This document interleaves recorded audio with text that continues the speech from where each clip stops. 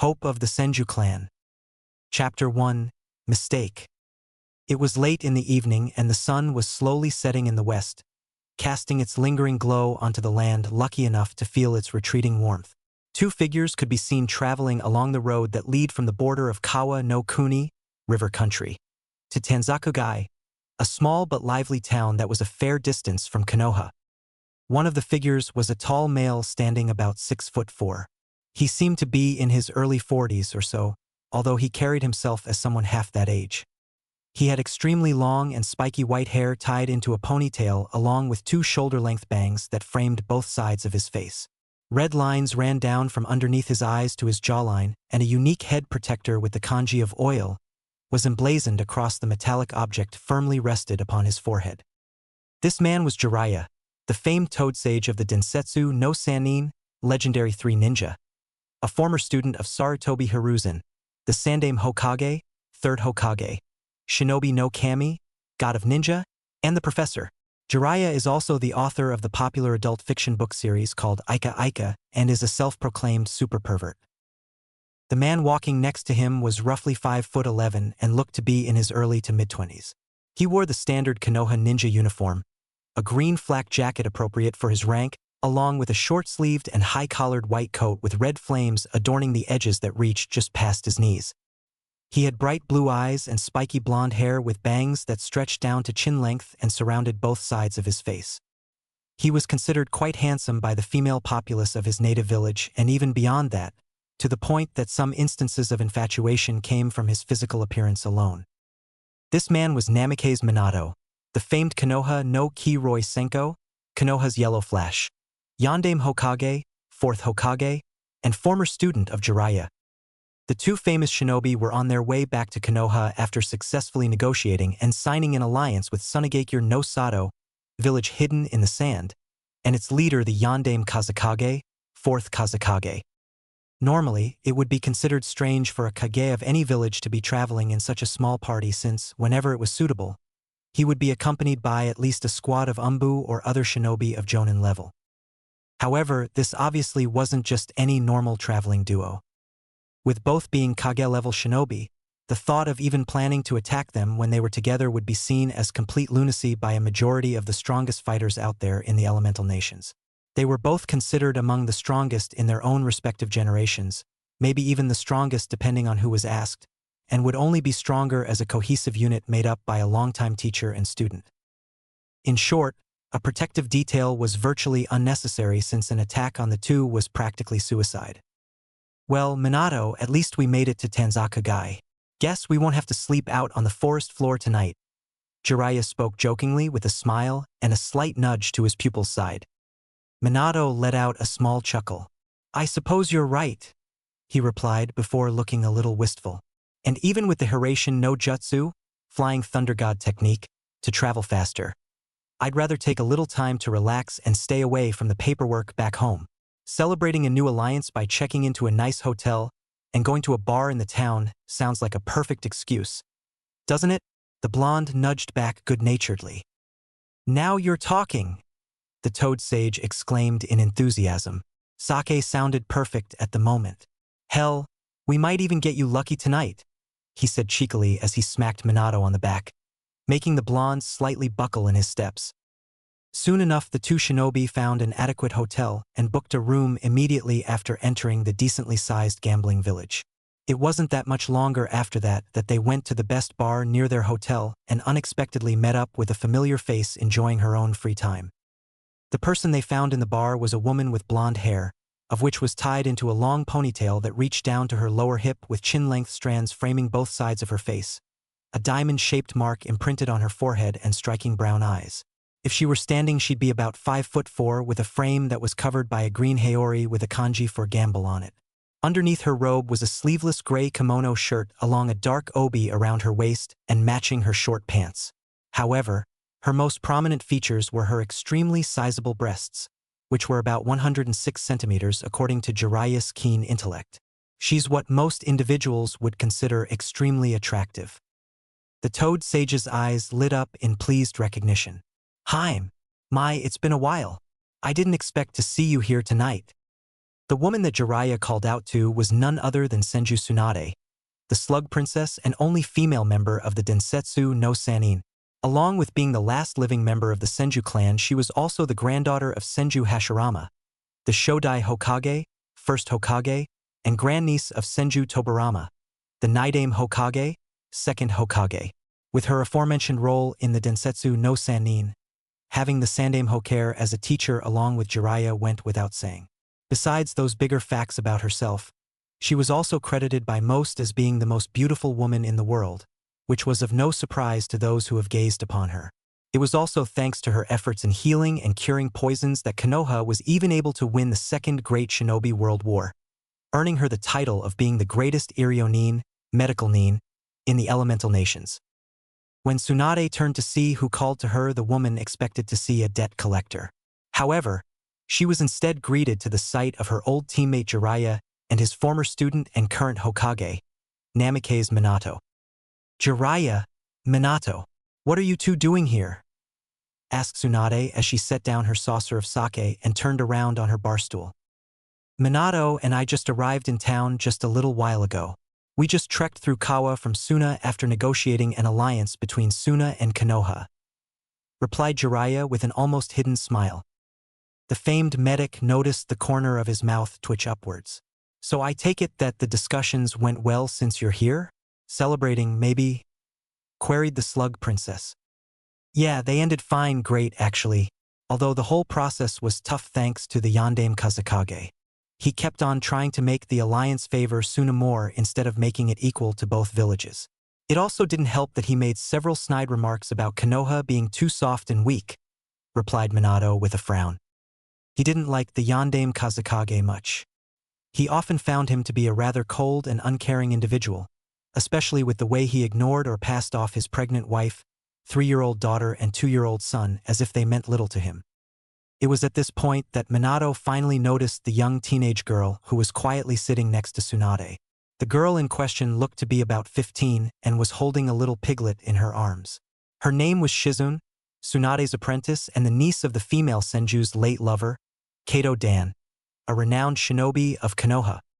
When Minato saw her, he greeted the raven-haired adolescent kindly, causing a slight red tint to appear on her cheeks. Quickly trying to shake it off, she then bowed and greeted him respectfully by referring to him as Hokage-sama. Minato merely brushed off the official reception and told her to call him Minato, not by his title since they weren't currently in Konoha and he wasn't in the mood to be too businesslike. This only caused Shizune to blush deeper at being able to call probably the strongest shinobi alive in such a familiar way. The two males then went to sit down next to their new company with Minato sitting in between both of the older shinobi. Once both were secured on their own barstools, Tsunade continued the conversation. "So, who's looking after the village while you're away? Please tell me you didn't leave the village in the care of those old fossils Koharu, Hamura, Danzo, or anyone else on the council?" she asked. She never did like those 3 power-hungry old farts, what with them acting like they knew better than everyone else no matter the situation, and would often try to usurp the authority of others, especially the Hokages if they didn't agree with his decision. While they couldn't officially do anything, they could definitely bring on the guilt and play on people's emotions to get the rest of the council to change their minds. Danzo was reputably exceptional at doing so. "Nah, we left Sensei in charge until we get back," said the white-haired male. Tsunade nodded absently while twirling her saucer. "So, Minato, how is life being Hokage?" she asked before taking a savory sip of her sake. The younger blonde clicked his tongue in an exasperated fashion. "Hard, especially with all the paperwork I have to do and all the meetings I have to attend with the council. It doesn't leave me any time for a social life either," replied Minato as he took a sip of his own freshly ordered alcohol. "What about that cute little redhead Umbu girl from Yuzushigakure? Village hidden by whirling tides. You were seeing? Kushina. Wasn't that her name?" Jiraiya inquired with his chin being held by a calloused hand. "It kind of didn't work out. I wanted to start a family with her, but 2 years ago she told me that she wanted to focus more on her career rather than having a relationship," Minato answered with a heavy sigh. "Sorry to hear that, brat," Jiraiya said regretfully. He personally thought they were doing well, but sometimes it just wasn't meant to be. Minato only brushed Jiraiya off, saying that it was okay and that he was over her anyway at this point. So, drawled a now slightly tipsy Tsunade. I guess that means that you're back on the market for all those eligible ladies out there who want to be the next Mrs. Namikaze, she finished with a smirk. I guess you could say that, and would you be among those ladies, Tsunadeheim? Asked Minato with a small and playful smirk as he took another sip of sake. Ha! You wish, brat, laughed Tsunade as she took another large sip of sake from her saucer before refilling it. Over the next 4 hours, the three talked about all kinds of various topics, switching back and forth from what came to mind in relation to Konoha and just about anything about the world in general. Not much of what was discussed would be remembered due to everyone's mental state being affected by the continuous alcohol intake, but they were enjoying themselves nonetheless. Of course, the young medical apprentice wasn't one to dabble in such activities for very long, mostly because it wasn't her thing and somebody had to be the rational and coherent one between her and Sensei. That's why Shizen had left 2.5 hours prior to take care of the piglet at her own shared hotel room before turning in for the night. As she left the bar's doors, she could only hope that the three would behave themselves since sticky situations weren't afraid to rear their ugly heads into the lives of eccentric shinobi, especially of those where alcohol was involved. Just past the 4-hour mark, Jiraiya had passed out drunk on the bar counter with drool leaking carelessly from the corner of his mouth. Tsunade and Minato continued to talk with one another, however, and easily ignored the snoring and drooling toad sage. As they talked, they continued to down more sake, becoming so intoxicated that the 2 Kage-level shinobi began to flirt with one another.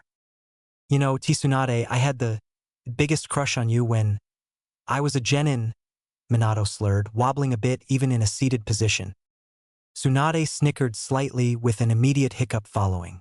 Well, I'm honored, Minato-kun, Tsunade replied in the same fashion.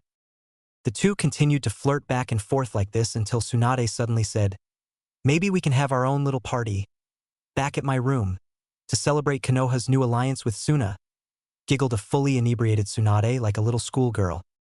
Lead the way, Heim, said the equally intoxicated Hokage.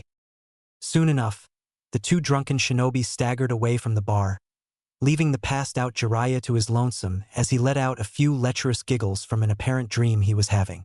He would later be promptly thrown out on the street soon after they left when the bartender decided to close up.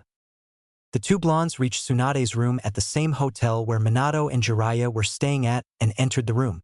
The instant the door was closed, they quickly and drunkenly began removing each other's clothing and proceeded to examine one another in a disorderly yet heated passion. For most of the night, moans, grunts and giggling could be heard coming from Tsunade's room, sounds that didn't quell until very late into the night. Next morning in Tsunade's room.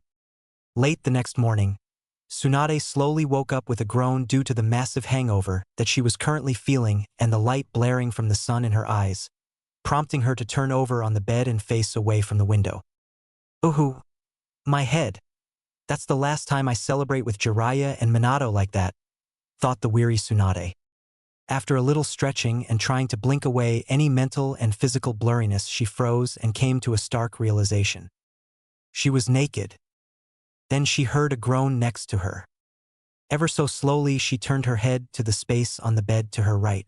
Trepidation quickly filled her gut more and more with every fraction of a second that went by in the process until her brown eyes gazed at the bare back of a man with spiky blonde hair. The reaction was instantaneous. H, screamed Tsunade as she jumped out of the bed and pulled the bed covers with her to cover her modesty. As soon as she pulled the blanket, the man next to her jerked over the side and fell off the bed, crashing onto the floor and causing him to groan again, this time in even more pain than his own previous and quickly interrupted hazy awakening. After a quick moment or so, the mystery man slowly sat up from the other side of the bed. Holding his head from the painful hangover he was sporting and from the large bump that was forming on his head after hitting the unforgiving bedroom floor. It was as the man's head peeked over the mattress that Tsunade realized who the man was. Minato? Tsunade shouted. Minato cringed at Tsunade's loud voice, easily increasing the throbbing pain in his head. It was when he gained his bearings and looked at Tsunade's shocked face that a confused look swept across his visage. Tsunade, what are you doing here in my room? He bluntly asked. Your room. This is my room, you idiot. I should be the one asking that, not you. Not to mention, why are you naked in my bed? Exclaimed Tsunade, and she pointed at him angrily with a shaking finger. Huh? Sounded Minato as he looked down at himself and saw that he was indeed naked as a jaybird. Upon realizing this, the young man's face turned bright red before he quickly grabbed a nearby pillow to hastily cover little Minato. What happened last night? The last thing I can remember is the two of us drinking and talking while Sensei was passed out. Minato groaned as he held his head from the lingering pain. The last thing I remember was, Tsunade drawled as she tried to remember what had exactly happened. When the memory hit her, their activities came back in a series of fast flashbacks, making the female Sannin suddenly turn bright red in embarrassment, just like her fellow blonde.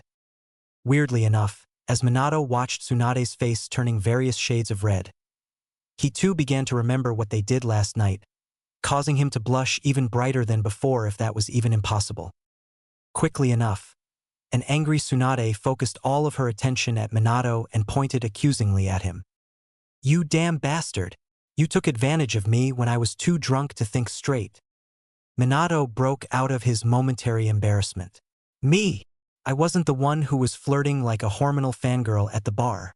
You were the one who started it all. Minato retorted defensively. Don't you dare try and blame me. You admitted it yourself that you had a thing for me since your genin days last night. That's why you decided to take advantage of me when I was vulnerable. Hey now, I wasn't the one who invited me into your room. It was all your idea to come here, so if there was anyone who was taken advantage of, it was me. You had your way with me like some doctor and patient roleplay in the bedsheets against my will. For the next 10 minutes, the two continued to try and place the blame on one another, but eventually they reluctantly agreed that it was both of their faults. It wasn't long at all that they then hurriedly got dressed and decided that they would keep what happened a secret between the two of them, especially from a certain super pervert they both knew. If Jiraiya ever found out, he would never let either of them live it down and would most likely become another installment in his next book. After a few minutes, Minato quickly left Tsunade's room and decided to head back to his own on a lower floor, hoping that Jiraiya hadn't woken up yet. That is, if his sensei made it back. Just as he was about to open the door, an all-too-familiar voice cried out to him. Hey, Minato! When Minato turned around, he saw his sensei coming towards him from the stairs leading to the ground floor of the hotel. Jiraiya continued. Glad to see that you're up. I figured you'd still be sleeping like a stone from all the fun last night. You were about to come look for me, weren't you? Jiraiya asked as he came up to the blonde. Yeah, that's right, sensei. Minato let out nervously while secretly and immensely glad that Jiraiya apparently didn't make it back to see that he was absent from their shared room. The Toad Sage's face then gained a skeptical and semi-serious impression. It seems that I was left passed out in the bar by myself. I was even thrown out on the street where I just so happened to wake up a little bit ago. Jiraiya narrowed his eyes at the young Hokage. So why didn't you bring me back to our room last night? Well, you see, the thing was, stuttered out a nervous Minato as he tried to come up with a believable excuse, and failing quite miserably at that if his facial expression alone was anything to go by. It was at this time that Jiraiya detected a certain scent coming from the young man's person. Minato, what's that smell coming from you? Jiraiya closed in uncomfortably close and began to sniff his clothes. Is that perfume? He asked curiously. Minato began to get even more nervous as he silently cursed himself for not showering. It was extremely easy to deduce that he must have gotten some of Tsunade's perfume on his clothing when they were becoming familiar with each other. He knew that if his sensei recognized the smell, he would quickly understand what happened last night, something that Minato was confident would end his time among the land of the living. To only affirm Minato's growing fears, a knowing and very perverted smirk appeared on the Toad Sage's face. Listen, sensei, I can explain, began Minato as he tried to dig up anything from his reliable intellect to get him out of this situation. What's there to explain? Jiraiya exclaimed with a surprising amount of gusto. You got lucky with some hot young lady from the bar last night, didn't you, brat? He asked with his smirk growing in confidence. Huh, was Minato's intelligent response, not expecting this sort of response from the older man. Well, maybe in hindsight it shouldn't be all too surprising. Come on, Minato. I can smell the perfume coming off your clothes. There's no need to hide your manly triumph. If you had just told me that from the start, I would have understood. So who is she? Was it that smoking hot barmaid that winked at you last night when she served us our drinks? Or was it one of those sexy young ladies at the nearby table who were eyeing you? Come on, you can tell me? Probed the massively grinning Jiraiya as he nudged his elbow into Minato's side proudly, wanting to hear all the details for his next book. Yeah, you're right, Sensei. I guess I can't hide anything from you. Minato responded after a moment before letting out a silent yet huge sigh of relief. Jiraiya was getting a little too close for comfort there. So are you going to tell me all about how it was, or who you were with? Jiraiya continued to nudge Minato even more, hoping to get as much details as possible and grinning like the pervert he proudly was. Deciding to change the subject quickly, Minato acted fast. Maybe later, Sensei. How about we get going? If we leave now, we can reach Konoha before nightfall. Minato took the initiative by heading towards the stairs where Jiraiya thankfully followed.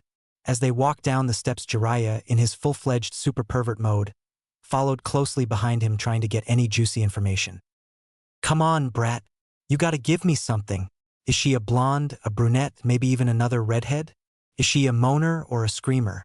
At least tell me if I know her. Come on, at least give me that. Jiraiya pleaded. Minato just ignored his sensei's wishes, all the while thinking, if only you knew, Sensei. If only you knew. 1 month later. Tsunade was lying down on a bed in a hotel that she and Shizen have been staying at for a while, with the latter using medical ninjutsu to run a medical scan on her master. The medical apprentice's hand was resting above Tsunade's navel and sending small pulses of chakra to examine any irregularities. She was doing this not only because her abilities were critically needed right now, but also because she was the only one that Tsunade trusted without question. After Shizen finished her scan on Tsunade, she confirmed what Tsunade believed when she realized that she missed her period. She was pregnant. Tsunade bolted up from her laying position and quickly started to put on her clothes back on. When I find that bastard, I'm going to kill him, revive him, and then kill him again. Tsunade angrily raged in her mind, her face obviously conveying the roaring emotions without even trying to hide them. Shizen, get ready to leave. We're heading for Konoha, Tsunade ordered heatedly. This of course shocked her apprentice, but it wasn't due to her master speaking in such a way at her. It was because she had said that they were going to Konoha, the very place Tsunade swore she would never step foot in again. But WWWI sensei? Stammered a shocked Shizen as she hurriedly tried to get her things in order. Because I'm going to kill the father of my child for knocking me up, Tsunade replied angrily while finally storming out of the room for her sporadic homecoming. Chapter 2 Reaction. It was a typical and peaceful day in Konoha. The sun was shining, the birds were singing, and there was a nice, cool, gentle breeze coming in from the west. At the main gate of this currently tranquil shinobi village were 2 Konoha Chunin who were happily relaxing in their assigned post. Taking advantage in the serenity surrounding them, they enjoyed it all by leaning back on the 2 rear legs of their chairs and rested their feet on the desk of the entrance booth. Ah, this is the life, isn't it? Said one of the Chunin, enjoying the huge lack of traffic going in or out of their village. Yeah, nothing to do but relax, enjoy the sun, and let life pass you by slowly, said the other with a content sigh. The first guard barely opened his eyes from their closed position to stare at a passing cloud. True, but I would still give a lot for something interesting to happen, he pondered. You know the old saying, be careful for what you wish for because you just might g-dash. The second started, but immediately stopped when he felt the ground shake beneath him and nearly fell from his chair. When he regained his bearings and opened his eyes, he saw something that made him pale and freeze with fear. Senju Tsunade was back in Konoha after so long, and she was stomping towards them like some wrathful giant.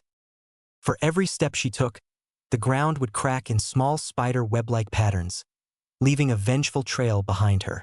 As she headed towards them, they could practically see a black aura emanate around her that spoke of slow, agonizing pain and death.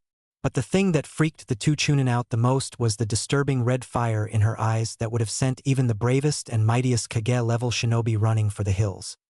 Scurrying behind Tsunade was a young teenage girl with short black hair who was carrying a small piglet in her arms.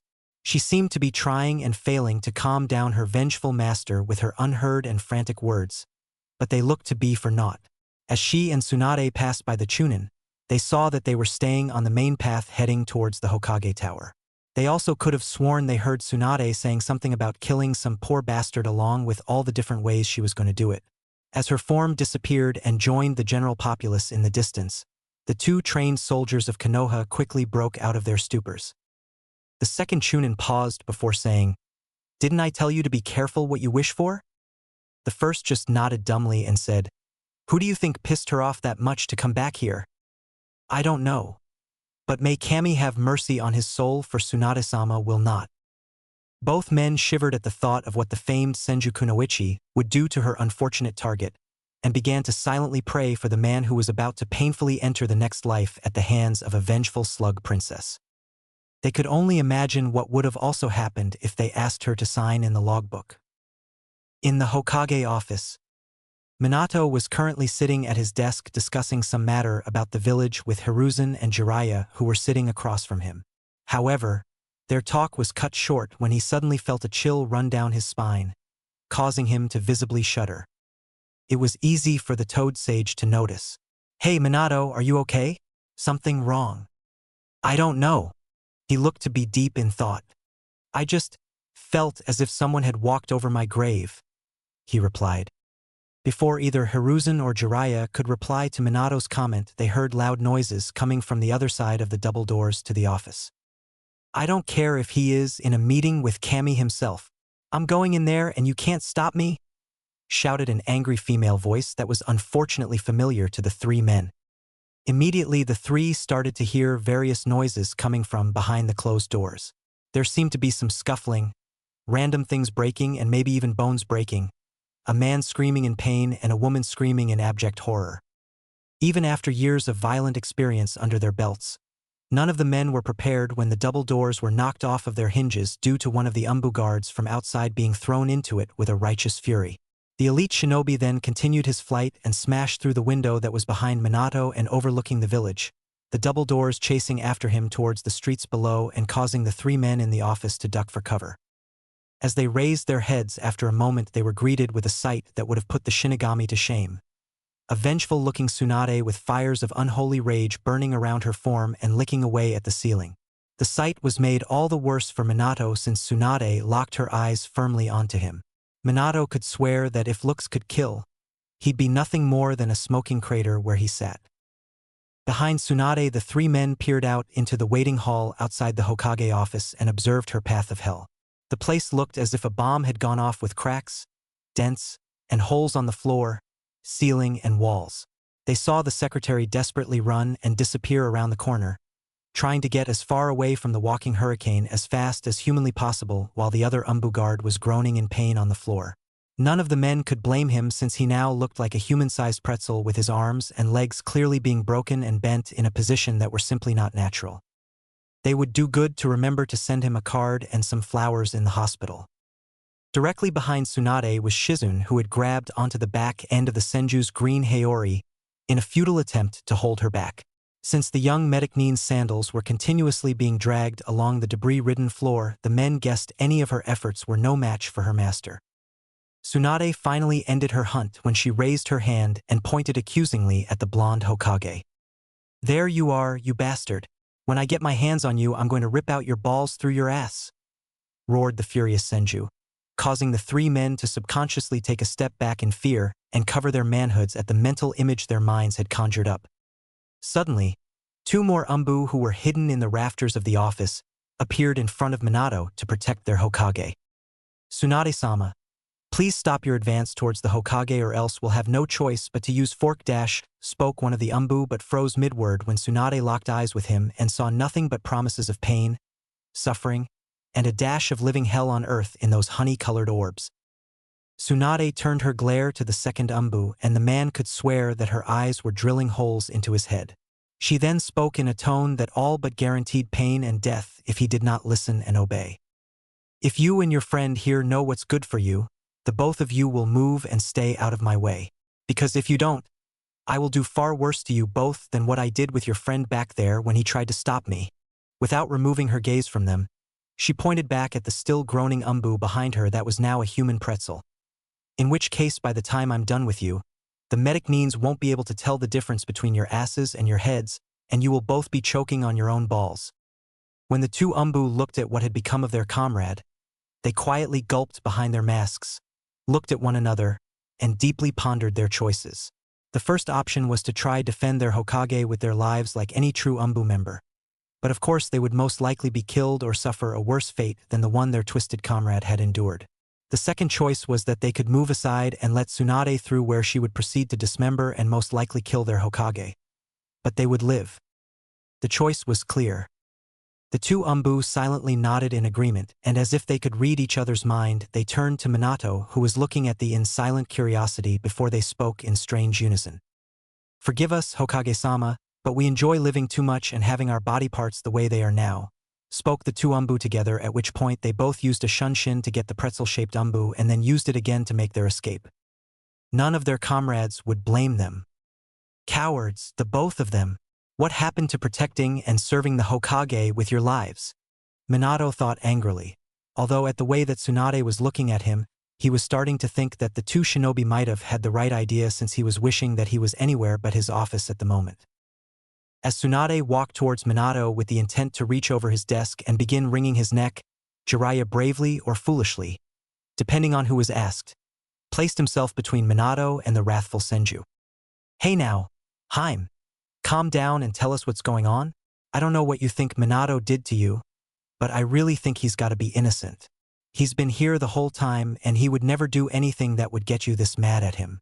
"I know him better than that," said the Toad Sage, really hoping he would be able to calm his angry teammate down. Although as he tried, he recalled only one other time ever seeing Tsunade this mad. The one time he ever peeked in on her when she was in the Konoha hot springs.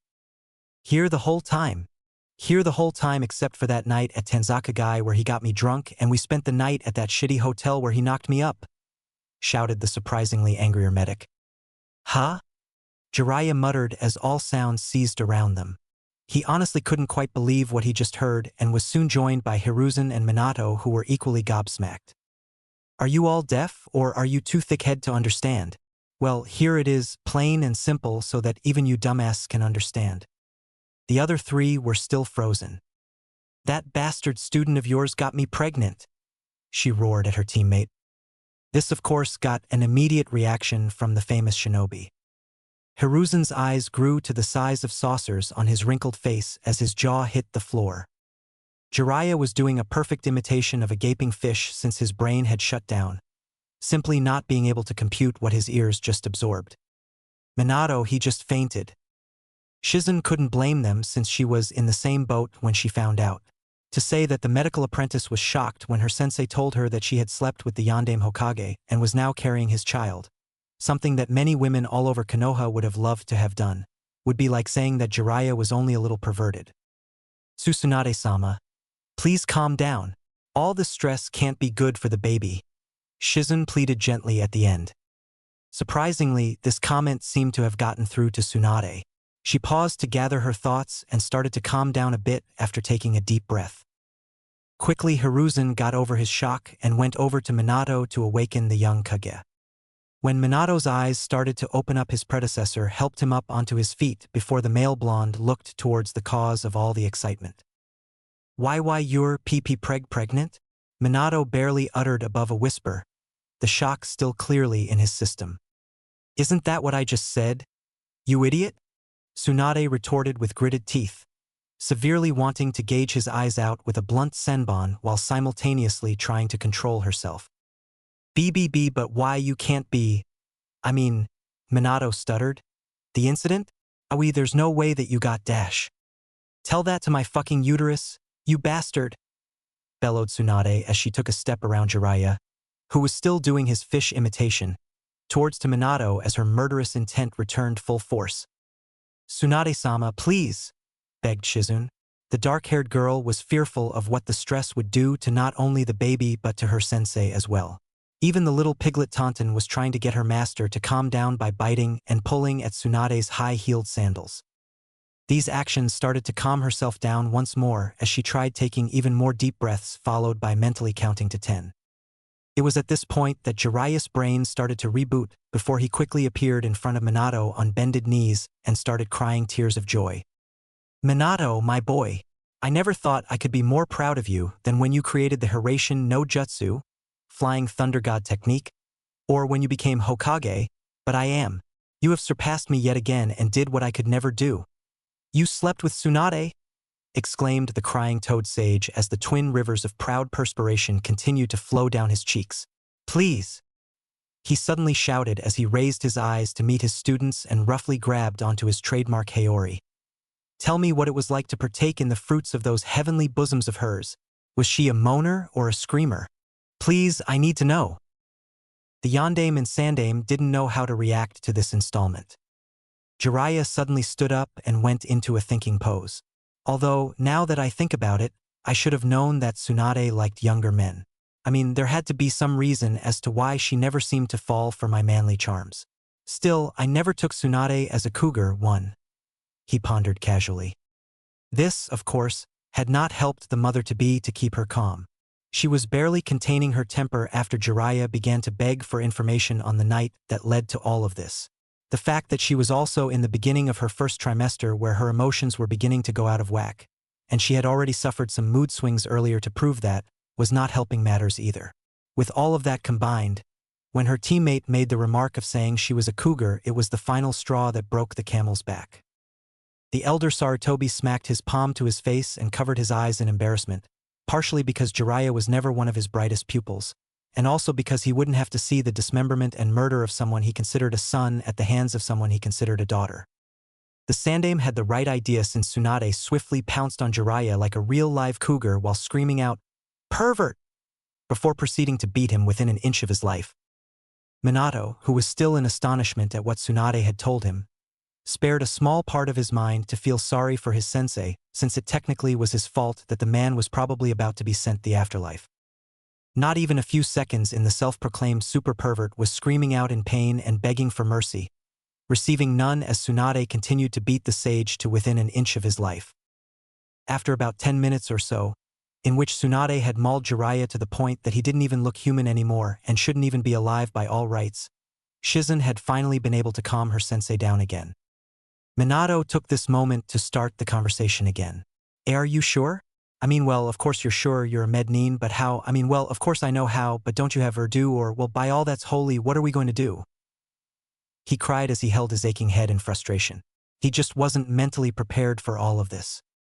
"You'd better not be thinking beyond. How are we going to explain this to the council or everyone else in the village? Because if you're thinking of me getting rid of it, Tsunade started as she felt her temper rising again. The growing need to neuter the blonde-haired man with a dull scalpel and no sedative beginning to run through mind. "No, I would never think of ever forcing you to get rid of it," Minato desperately stammered out. He had always wanted to start a family, even if this wasn't exactly how he planned to do it. Thankfully, Minato's quick response was able to soothe Tsunade's rising anger a little and sated her desire to castrate the younger man at the very least. "Well then, you better not be thinking, who's it going to live with? Because I'm not going to stay in this cursed village. I've already lost nearly everyone I ever cared about to it, and I'm not going to lose my child to it as well," she declared with perseverance. This led to Minato and Tsunade discussing, more like arguing, rather, about what they were going to do. Dealing with the prospect of a newborn was hard in general, but in this context it might as well been planning to survive the apocalypse. As Tsunade and Minato were conversing, Hiruzen watched them and couldn't help but grin. While this certainly threw a major wrench in the works of both Minato's and Tsunade's lives, it just might prove to be a really good thing for both of them. Since, with a child, Tsunade might finally come out of her depression that she had been spiraling down since the loss of her lover, Dan, and her little brother, Nawaki. The wizened former Hokage knew that when she was with Dan, they had often talked about having children, and Tsunade made it obvious she wanted nothing more. Of course, that dream had sadly died with him. Now it seemed that fate had decided to finally give his former student some measure of happiness by giving her the chance to reclaim that dream. Even though he knew that Tsunade would be disappointed that it was not Dan's child she was carrying, it still didn't change the fact that it was her child. She would never get rid of it and would love it all the same, he was sure of that. He also knew that with a child there was a good chance that Tsunade might return to Konoha as well, although it would not be right now, but given time she just might. From personal experience, the Sarutobi clean head understood that the power of love between a parent and its child could heal almost any emotional wound. There was also the chance that this child could help Minato out as well, since he had never gotten over the loss of his parents last year. They had been killed by IWA assassins who had somehow managed to sneak into the village. Their murder was retaliation for a major defeat that IWA had suffered at Minato's hands. Although Minato had killed those responsible, it still affected him greatly. What was not widely known was that he was secretly afraid to start a relationship with anyone. The doubt that was seeded into his mind from his loss gave him a small fear of not being able to protect those he loved. After the event, it had taken quite a while for Jiraiya to get Minato out of his depression. But the blonde had never been the same. His and Tsunade's future child might be exactly what he needed to heal any lingering wounds to his heart. Hiruzen grinned a bit more when he thought of the child and about how powerful it would be, considering the rich lineage that would flow its veins. Having its great-grandfather be the Shodame Hokage, great-granduncle the Nidame Hokage, mother the Slug Princess and strongest kunoichi alive, and father the legendary Konoha no Kiroi Senko, Konoha's Yellow Flash, and Yondame Hokage, the potential seemed limitless. With just both its parents being Kage-level shinobi alone, the child would be powerhouse, a monster in a good way, of course, a Hokage in the making that could very well surpass all the previous Hokages. The former Hokage then began to imagine holding an amazingly strong little warrior with godlike chakra control on his knees, and it made him smile all the more. As he thought about this, however, he also thought of something else that made him frown. Deciding to make himself known to the bickering duo, Hiruzen cleared his throat loudly so that they would take notice of him. "Now that I have your attention, I believe that there is a matter that you are forgetting that is of great importance to discuss." "What is it?" asked a still fuming Tsunade. "Your child, or, to be more precise, its life," the Sandame sternly announced. "Huh?" Both Minato and Tsunade sounded in unison. Hiruzen eyed them to make sure they were paying the utmost attention. "Tell me, Tsunade, does anyone else know that you are pregnant with Minato's child, or that you're pregnant at all? Other than you, Shizune, the pervert here, and this bastard? Then no," said Tsunade, pointing at Jiraiya and Minato respectively. "Good," he replied. "Good? Why is that good?" Tsunade asked with a cocked brow. "Your child's life would be in great danger otherwise is why. Something like this is extremely dangerous and will not remain a secret forever. From the moment it is born into this world, your child will have a target placed on it by other villages, organizations, and factions of shinobi inside and outside of Konoha." The words seemed to start piercing into everyone's brains, so he continued. "They will attempt to kidnap your child in the hopes of holding it hostage to force you to do what they want or to train it to fight for them. Other villages may just kidnap it and use it for breeding to rebuild the Senju clan in their territory, because even today your clan's power and prestige is still well known and respected all over the elemental nations. Many villages would love nothing more than to have that at their disposal. Those very villages and organizations may even decide to send assassins and have your child killed to prevent the very same thing from occurring here in Konoha. And let's not forget that both you and your clan still have many enemies out there that would like nothing more than to end the Senju bloodline once and for all, or would just like to hurt you by killing your child." He ended deathly serious. This of course made Tsunade go white in fear, not for herself but for her child. She hadn't really thought of the dangers her child would be in by her simply being its mother, and was only more focused on the here and now, with her raw emotions guiding her to this point. She instinctually wrapped both her arms around her abdomen protectively as more and more dangerous possibilities swam through her mind for her child's future. And when word gets out that Minato is the father, the child will be placed in even greater danger. Like with Tsunade, outside forces will do everything within their power to turn or eliminate him, just like your parents, Minato.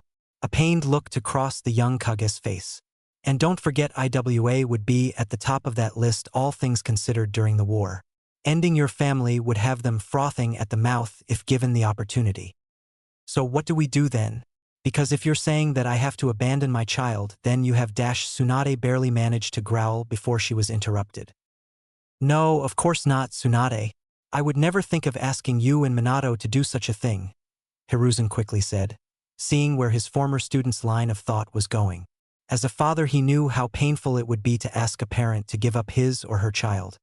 He himself would sooner rip off his own arm than give up any of his own children, and most certainly wouldn't ever ask someone else to do something that he couldn't. He also knew that if he did force her to give up the child, she would never forgive him. The heartbreak of losing her baby would also most likely send her into an even deeper depression, one that she would never recover from and would inevitably cause her to drink herself to death. He didn't like the thought of adding another mental scar to his surrogate daughter and everyone close to her, all because of some rash decision. Besides, he knew Tsunade would protect her child no matter what and from whoever tried to harm it. From past experience, they all knew that there was nothing in this world more dangerous than a mother protecting its child, especially if that mother happened to be Tsunade, and may Kami have mercy on whatever foolish soul that tried to do the child harm, since Tsunade definitely would not. What I mean, Tsunade, is that we have to be careful and plan out what we should do. That's all. If we don't, we could be putting your child in danger. That is all I'm suggesting, the old man said.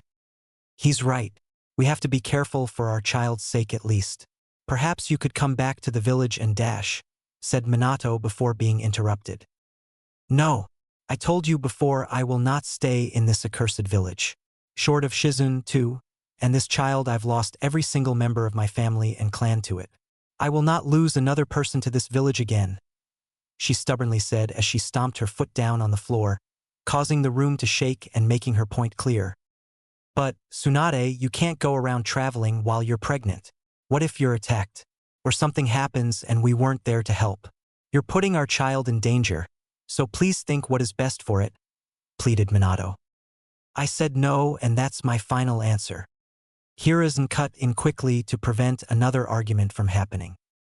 Perhaps there can be a compromise, he stated, causing both Minato and Tsunade to look at the former Hokage. Like what? Tsunade asked with narrowed eyes. For the past several years, the small nearby farming village of Mahara has sent several requests to us asking to send a medic or medical nin to their village. Their community has no real doctor to treat the injured and sick, and they usually have to travel here to get any help, or send someone to bring back medical aid depending on the situation. Now, if they had their own doctor to train someone there, then they could help themselves.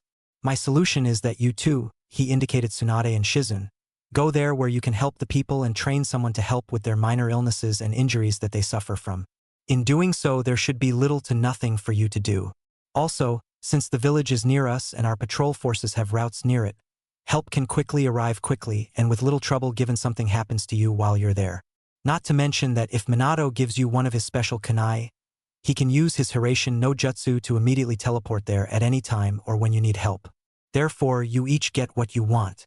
Tsunade doesn't need to stay in the village like she wants, but she is near enough so that help can arrive quickly if she needs it like Minato wants.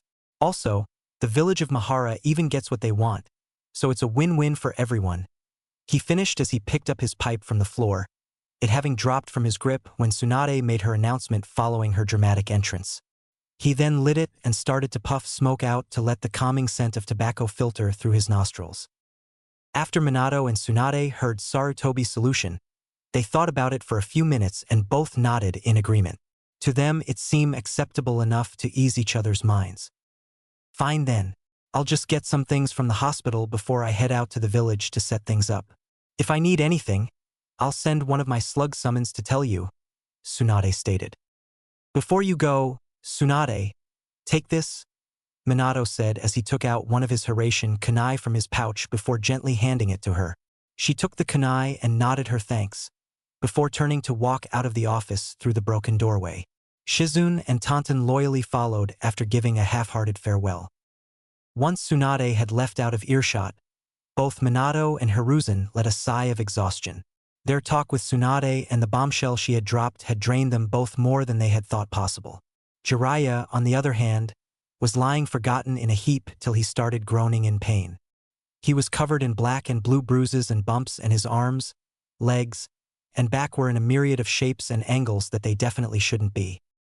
Both Minato and Hiruzen wondered how the super pervert was even alive after what happened to him, and if he had some kind of Kekkei Genkai bloodline limit that was the source of his ability to survive that kind of beating. Hell, with all of his past beatings over his numerous peeping sessions, this only supported the possibility. Minato, I think you should take him to the hospital where they can at least try to fix him, though we may have to ask Tsunade to do so if they can't. Hiruzen muttered as he blankly gazed down at Jiraiya's poor form. Yeah, although it's his own fault that he usually ends up like this. These kind of things would never happen to him if he could just control those perverted urges and thoughts of his, the blonde said exasperatedly. True, but if he didn't, then we wouldn't have those books of his to enjoy. Besides, I'm told that an artist must suffer for his art, and Jiraiya often refers himself as an artist with those novels of his. Hiruzen and Minato just smirked at each other before the latter used a shunshin to quickly take Jiraiya to the hospital. We certainly live in interesting times, don't we? The Sandaime thought with a slight chuckle as he looked out the window to overlook the beautiful village in its entirety. Chapter 3: Attack. For the next 9 months, Tsunade helped the people of Mahara. Most of her duties mainly dealt with small illnesses and injuries that locals got while farming, along with training a very eager and bright young village girl in the art of healing. The girl's name was Kara, who had a surprisingly good amount of knowledge in herbs. Even before Tsunade's guidance, she could easily tell what certain herbs were appropriate for specific ailments. During their stay, Tsunade and Shizen trained their new student in how to treat people in different ways while also expanding her herbal intellect. Kara was a quick study, and after a few months she was good enough to easily handle any of the small infirmities and physical damages that inflicted those around the village. Even so, Tsunade and Shizen offered a helping hand whenever they could and tried to train her up as much as possible. Between medical duties, Tsunade also found her temporary life in the village to be quite peaceful and relaxing. However, the big reminder of her reason being there started to lean its head in as time went on when she began to show signs of her pregnancy. Although when she did, she quickly used her genjutsu skills to hide her growing belly. It was only released in private, understandably so, to keep anyone outside her little circle from finding out. In the same duration, Hiruzen, Jiraiya, and Minato all visited Tsunade whenever they could. They randomly did it 1 or 2 at a time or all together by having Minato transport them through his Hiraishin no Jutsu, not just because of convenience but because it helped them stray away from any attention if they were careful. However, before this point they knew they had to deal with Tsunade's abrupt appearance in Konoha, since she definitely raised plenty of questions to say the least. This was solved by a relatively simple cover-up story that was pitched by Minato. The tale that would be spread throughout the public was that Tsunade charged into the village because of Jiraiya's latest installment in his Aika series. After finding out that her former teammate based a character on her recognizable likeness, a character that fell in love with a white-haired toad magician before indulging in plenty of nights together in a heavily perverse nature, she took matters into her own hands. Once her beating was delivered, along with her message to discontinue the character she inspired deep within his dented skull, she was satisfied. Thankfully, the ruse was accepted quickly enough because of the pervert's reputation, along with his extremely poor physical state that showed up through the hospital's front doors as he was dragged by the blonde Hokage to be treated in intensive care. To anyone that knew of Jiraiya enough, this wouldn't be the first time his less than innocent thoughts and actions got him a good beating from Tsunade, and it certainly wouldn't be the last. And that's not mentioning the various women of past and future years that have and will get in a good lick or two every now and then on the poor toad sage. Anyway, it was during those visits that the 3 gentlemen noticed that Tsunade had a sort of glow around her, one filled only with the happiness that came along the path of motherhood. Even with almost no contact at all with her over the years, it truly seemed that she was happier than she had been in a long time. This sort of change brought about even more surprise when she said she considered giving up drinking after her pregnancy. Of course, it would be very damaging to consume alcohol during these 9 important months, and being an experienced medic only cemented this fact. But to take the abstinence beyond that really showed the drastic changes she was experiencing. Sadly, when she wasn't happy, she and the others became victims of any mood swings that took over her mind. At any moment she'd be as happy as can be, angry as all hell, and sad to the point of spontaneously crying her eyes out. Fortunately, there seemed to be a constant pattern of Hiruzen and Shizen dealing with the sad Tsunade, while Minato and Jiraiya unfortunately always seemed stuck with the angry one. To the latter two's misfortune, her anger usually ended with them acquiring various physical injuries such as black eyes, concussions, and even fractured or outright broken noses and jaws. Jiraiya got the worst of it when his brain let him go a little too far once again during the Senju's first trimester. When it was obvious that Tsunade's already impressive assets began to enlarge due to milk production, the famous pervert just had to make an offhand comment about his blonde teammate not being able to stand correctly, let alone move. Normally, such a comment could be shaken off with some annoyance, but it was regrettably spoken when anger was Tsunade's main and sensitive mood at the time. The result, to Jiraiya's immense misfortune, was a near 2-month recovery period in intensive care, again. Around when Tsunade's second trimester came along, she had her apprentice run a very delicate scan to determine her baby's sex, apparently not wanting to keep the suspense hanging in the air. When Shizen completed the procedure, she happily revealed Tsunade was going to mother a son, causing the Senju to have another of her more frequent and genuine smiles and Minato to pause in his tracks before promptly fainting. A little while after the Hokage came to, Minato already had a name in mind for his future son. Naruto. The very same name of the main character in Jiraiya's lone, non-erotic novel, The Tale of the Utterly Gutsy Shinobi. It did take a little research on Tsunade's part to make sure her son's name came from something that wasn't perverted, but she agreed. Soon after, both Tsunade and Minato took it a step farther by naming Jiraiya and Shizune as Naruto's godparents. Even Hiruzen was welcomed to take on a grandfatherly role in the unborn child's life, most in part from being the closest thing to a father Tsunade had after losing hers during the First War. Needless to say, they were all greatly happy and honored and were looking forward to being important parts in Naruto's life. It was a few months later when the magical moment came and Tsunade's water broke before she went into labor. Thankfully, everyone was prepared and transported the Senju to a private room in Konoha's hospital, one expertly sealed off to everyone but the 5 that had been in cahoots in the last 9 months. With Shizune overseeing the delivery, everyone was excited beyond belief in their own way. Minato himself was believing more and more by the second that this would be the happiest day in his life. If only he knew how significant this day in history would become. "Ayaha!" screamed Tsunade as she was starting to push, fully clad in a hospital gown and a sheen of sweat coating her face. "Come on, Tsunade, you're doing fine," Minato said in soothing excitement as he stood next to the mother of his child. Tsunade gulped in more air to let out another agonizing scream. "Damn you, Minato! This is all your fault, you bastard!" she roared at the Hokage as she crushed his hands that held hers as a sign of support. The blonde male did his best to not grunt in pain, but he couldn't help himself from falling to his knees from the woman's deadly grip. "That's it, Tsunade-sama, you're nearly there. I'm starting to see the head," Shizune exclaimed. "Just hurry the hell up and get him out of me," Tsunade shouted back. "You're doing great, Tsunade. Just a little more and it'll be all over soon," encouraged Minato. "Oh, don't give me that. I wouldn't even be in this mess if it wasn't for you," screamed Tsunade. With a sporadic mind in the heat of the moment, she suddenly raised her free hand to strike the young Kage in the face. Before she could hit him, though, Minato quickly used the Kawarimi no Jutsu, substitution jutsu, to replace himself with the nearest thing to him, which, unfortunately for the target, was Jiraiya, who was quickly launched through the wall by Tsunade's punch. "Sorry, sensei, but better you than me," Minato thought sympathetically as he gazed at the Jiraiya-shaped hole in the wall. The legendary shinobi's legs were sticking out and dangling over the broken piece of the wall, and were the only parts of him visible from his laid position on his back.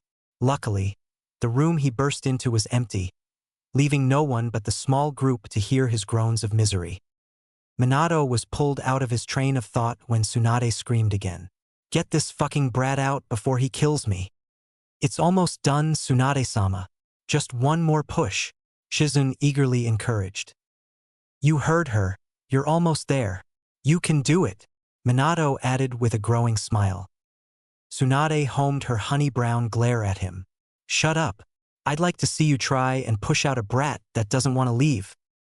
It was but another minute or so when Tsunade gave one final shout of exertion and the first cries from a baby silenced the room. Shizune wasn't stopped, and with a tender smile on her face she gently grabbed the newborn, cut the umbilical cord, cleaned and wrapped him up in a small blue blanket before handing him to a waiting Tsunade. Just as Shizune handed the baby to her master, she gently said, "Tsunade-sama, allow me to introduce you to your son, Senju Naruto." The tired but happy Tsunade gazed down at the still crying baby in her arms with glistening eyes. "Hello, little one," she cooed as she brushed her hands over the baby's bright blonde hair and round face, smiling with as much love as she could muster. Soon Naruto stopped crying as he looked to his mother to show his curious and bright sapphire eyes. After what seemed like an eternity of childish contemplation, he finally smiled back, making him look all the more adorable to everyone. Look, he has Minato's eyes, not to mention his hair and face. He's like a mini Minato, Jiraiya said with a chuckle, somehow miraculously getting over his injured state in order to see his godson. Yes, but it looks like he has Tsunade's nose, chin, and ears. His skin tone is even a lighter shade like Tsunade's, and his eyes are the same shape as hers, spoke Hiruzen as he came over to see his grandson in all but blood. He's beautiful, Tsunade-sama, gushed Shizune as she looked down at her new godson. She then wiggled her finger over Naruto's face, who was following it around with innocent eyes. He is, isn't he? Tsunade whispered more to herself. She couldn't keep the smile from her face as she took in every detail of her baby. In her mind, he was the most adorable thing she'd ever seen, and might as well have been the most beautiful and precious entity in the world. Don't you agree, Minato? She asked without looking away. Definitely, and when he gets older he'll be a killer with the ladies. Minato chuckled with a slight gleaming gaze. Hundreds will be chasing after him. Ha! Like any of those little hussies or tramps are good enough for my sweet little Naruto. I'm not gonna let any of them even attempt to sink their claws into him, huffed Tsunade, never breaking eye contact with Naruto as he smiled back and even gurgled a bit as if laughing. This of course caused a series of chuckles to come from the others at the image of Tsunade being an overprotective mother and chasing away all the girls away from Naruto in his teenage years. Tsunade-sama, if I may, I'd like to take Naruto to the maternity ward to make sure that he's in good health. I also want to give you a sedative that will make you sleep for a while so that your body can rest and recover from the strain, said Shizune professionally. Fine, but I don't want anyone but you touching my Naruto. Is that clear? Tsunade requested tiredly, the excitement finally getting to her mentally and physically. Of course, I wasn't going to let anyone go near him anyhow, the medical apprentice affirmed before proceeding to give Tsunade the sedative and taking Naruto into her possession. As she walked away, Tsunade was already drifting off to sleep while she started doing a little coddling herself to the newborn. Come on, little man. Come with your Auntie Shizune and let your mother rest, she affectionately said while walking out of the room with the men following suit. As they left the private room, Minato quickly sealed it with a special blood seal, one that would keep everyone except Shizune, Jiraiya, Hiruzen, and himself from entering.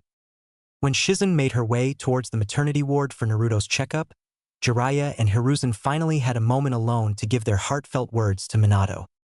Jiraiya good-naturedly patted his student on the back. Well now, Minato, my boy, I believe congrats are in order. You have a son. How does it feel to be a real father now? Good. It feels good, Minato replied with a proud smile that matched the rest of his happy expression. Hiruzen gripped the current Hokage's shoulder as he took a fresh puff from his now lit pipe. I'm truly happy for you, Minato. You'll make a fine father, no doubt about it. Though things may get rough between you and Tsunade with how you'll raise Naruto, I'm sure everything will turn out well between you. Thanks, Hiruzen. Hopefully everything will work out okay, Minato replied appreciatively. Well, now I think it's time to celebrate, Jiraiya jovially exclaimed. Minato, how about we head back to your place and break out that bottle of rare sake you got from Mitsu no Kuni, Land of Honey, that you were saving for a special occasion. I'm sure the birth of your son definitely fits under that category. Besides, we can't let that sweet and delectable sake go to waste. Now can we? I mean, come on. Anything from that country is some of the best stuff around, he ended cheekily. Minato chuckled while nodding. I guess I'll have to agree with you on that one, Sensei. Would you care to join us, Hiruzen? I'd be delighted, Minato, answered the Sandaime. Such a day was very deserving of a celebratory toast. But before the three men could leave, a young Umbu agent with a dog-shaped mask and spiky silver hair urgently appeared in front of them. Hokage-sama, we have just received reports that the Kyuubi has appeared nearby and is on its way here to the village. What? The Kyuubi? Minato shockingly retorted. Damn it, why now of all times? especially since Kushina-chan is away on a mission? Minato thought angrily. He turned his serious gaze squarely onto the Umbus. Dog, sound the call for all of our forces to get ready for an attack. Hiruzen, head to the tower and help organize them all from there. Jiraiya-sensei, I need you to help with the evacuation of the civilians. Get them to the shelters as quickly as possible. I'll help set up the frontline defenses outside the village. We absolutely can't have the Kyuubi reach the village or it will destroy everything, ordered Minato with the authority that showed why he was the Hokage. All the men responded, nodded in confirmation, and quickly went to follow their orders. It seems that Konoha is now facing its darkest hour. Let us hope that the will of fire will not be extinguished this night, thought Minato worriedly as he shined away and went out to set up the front line of defense for his village. 1 hour later at the front defense line. Only a few miles away from Konoha was the first line of defense where most of Konoha's shinobi were gathered and all were firm to protect their village with their lives. They were all quiet after given the proper orders and plans, their faces both displaying nervousness along with fierce determination as they waited for their target. They didn't have to wait long. From the horizon and quickly traveling in their direction was the Kyuubi no Yoko, the nine-tailed demon fox, the greatest and most fearful of all the Biju-tailed beasts, whose strength was rumored to be so great that a single swipe from just one of its 9 tails could raise tsunamis and flatten mountains. Despite the differences in power, the proud leaf shinobi were resolute in standing their respective ground, knowing that they were the ones that would prevent the annihilation of their village and their loved ones from being killed. When they finally made contact, they all fought the fox as best they could, firing off jutsus, weapons, and a myriad of other strategies, but it was all for naught. Their attacks just weren't effective enough, and whatever damage the monster sustained quickly healed without any problem. When it became obvious how their military might was faring against their opponent, they simply did all they could to slow it down, costing more and more of the lives of their comrades as time went on. After about 2 hours of fighting, the demon was nearing Konoha and could be clearly seen from the outer walls of the village. It was there at the top of the main gates that Jiraiya and Hiruzen were watching the battle with growing concern. They knew that if something wasn't done soon, then the fox would easily reach their home and wreak havoc upon it. As they watched the struggle continue, they were soon joined by the Umbu captain, who was previously commanding the front line, and was called back by Hiruzen to give a status update. The captain, who wore a tiger-shaped mask, awaited the Sandame's words as he kneeled. "Tiger, report," Hiruzen ordered sternly. The shinobi nodded. "Currently, over half of our main forces are either dead or wounded. We're constantly being pushed back further and further, and at the current rate our defense lines will be completely destroyed in about 40 minutes at the least or an hour at best." "Where's Minato? He was supposed to be out there leading them," Jiraiya stated. Ever since the battle started, he's been growing more anxious, especially with the huge lack of Gamabunta or any of the other great toad summons. "Hokage-sama was with us when we first clashed with the Kyuubi, but after about 20 minutes into the battle, he told me that he was leaving and left me in charge of our shinobi. His last order was for me to have them hold back the Kyuubi for as long as possible. When I asked where he was going, he informed me that he was returning to the village to prepare a jutsu that would stop the demon once and for all," answered Tiger. This of course confused both Jiraiya and Hiruzen. Neither could think of a jutsu that would be appropriate off the top of their heads. Yet, despite their confusion, the Sandame quickly decided to take charge of the situation. "Tiger, I want you to head back to the front lines to aid our forces in holding the Kyuubi back until the Yandame arrives," he ordered in a commanding tone of voice with a seemingly powerful aura exuding around him, one that Jiraiya had not seen from his sensei in many years. Nevertheless, it served as a quick reminder of why his sensei was known as the Shinobi no Kami, the god of shinobi. The Umbu captain quickly saluted the former Hokage, acknowledging his orders, and shined back to his previous commanding position among his comrades. After Tiger disappeared, Hiruzen turned to Jiraiya. "I want you to follow along with him and summon Gamabunta. Help everyone hold back the Kyuubi with the best of your ability, but be extremely careful.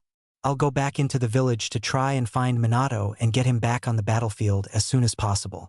Hopefully whatever plan he's cooking up is ready."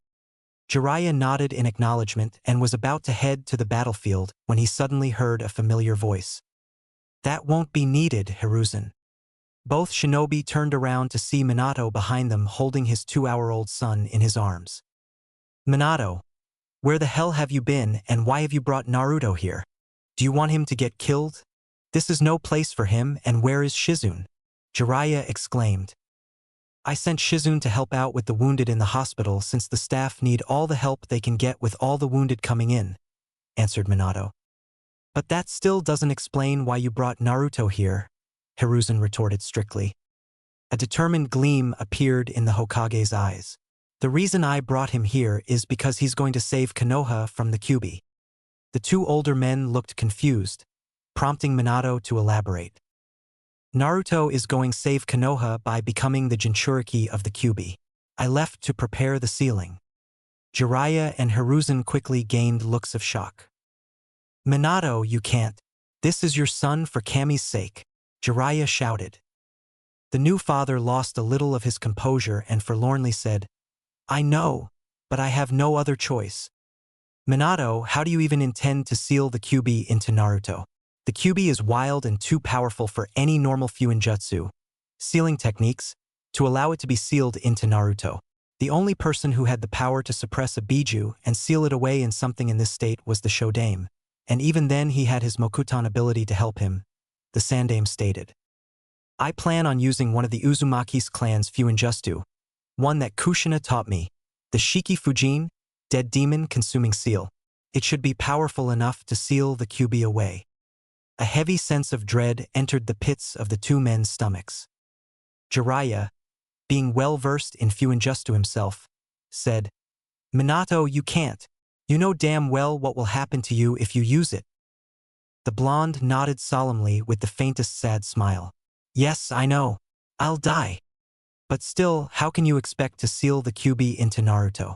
From what you told me, you seal the soul of the person into yourself where the Shinigami will consume both you and the other soul, stated the Sarutobi clan head. I will split the Kyuubi's churka in two where the yang half will be sealed within Naruto with the Hak no Fuinshiki, 8 trigram sealing style, while the in half will be sealed within me with the Shiki Fujin. This will make sure that the evil influence of the Kyuubi will not affect or corrupt Naruto as he grows up. But still, Minato, this is your son. You know what kind of lives Jinchurikis have. They're either turned into human weapons or treated like trash and complete outcasts. The fear people have of the demons sealed away is too great to quell.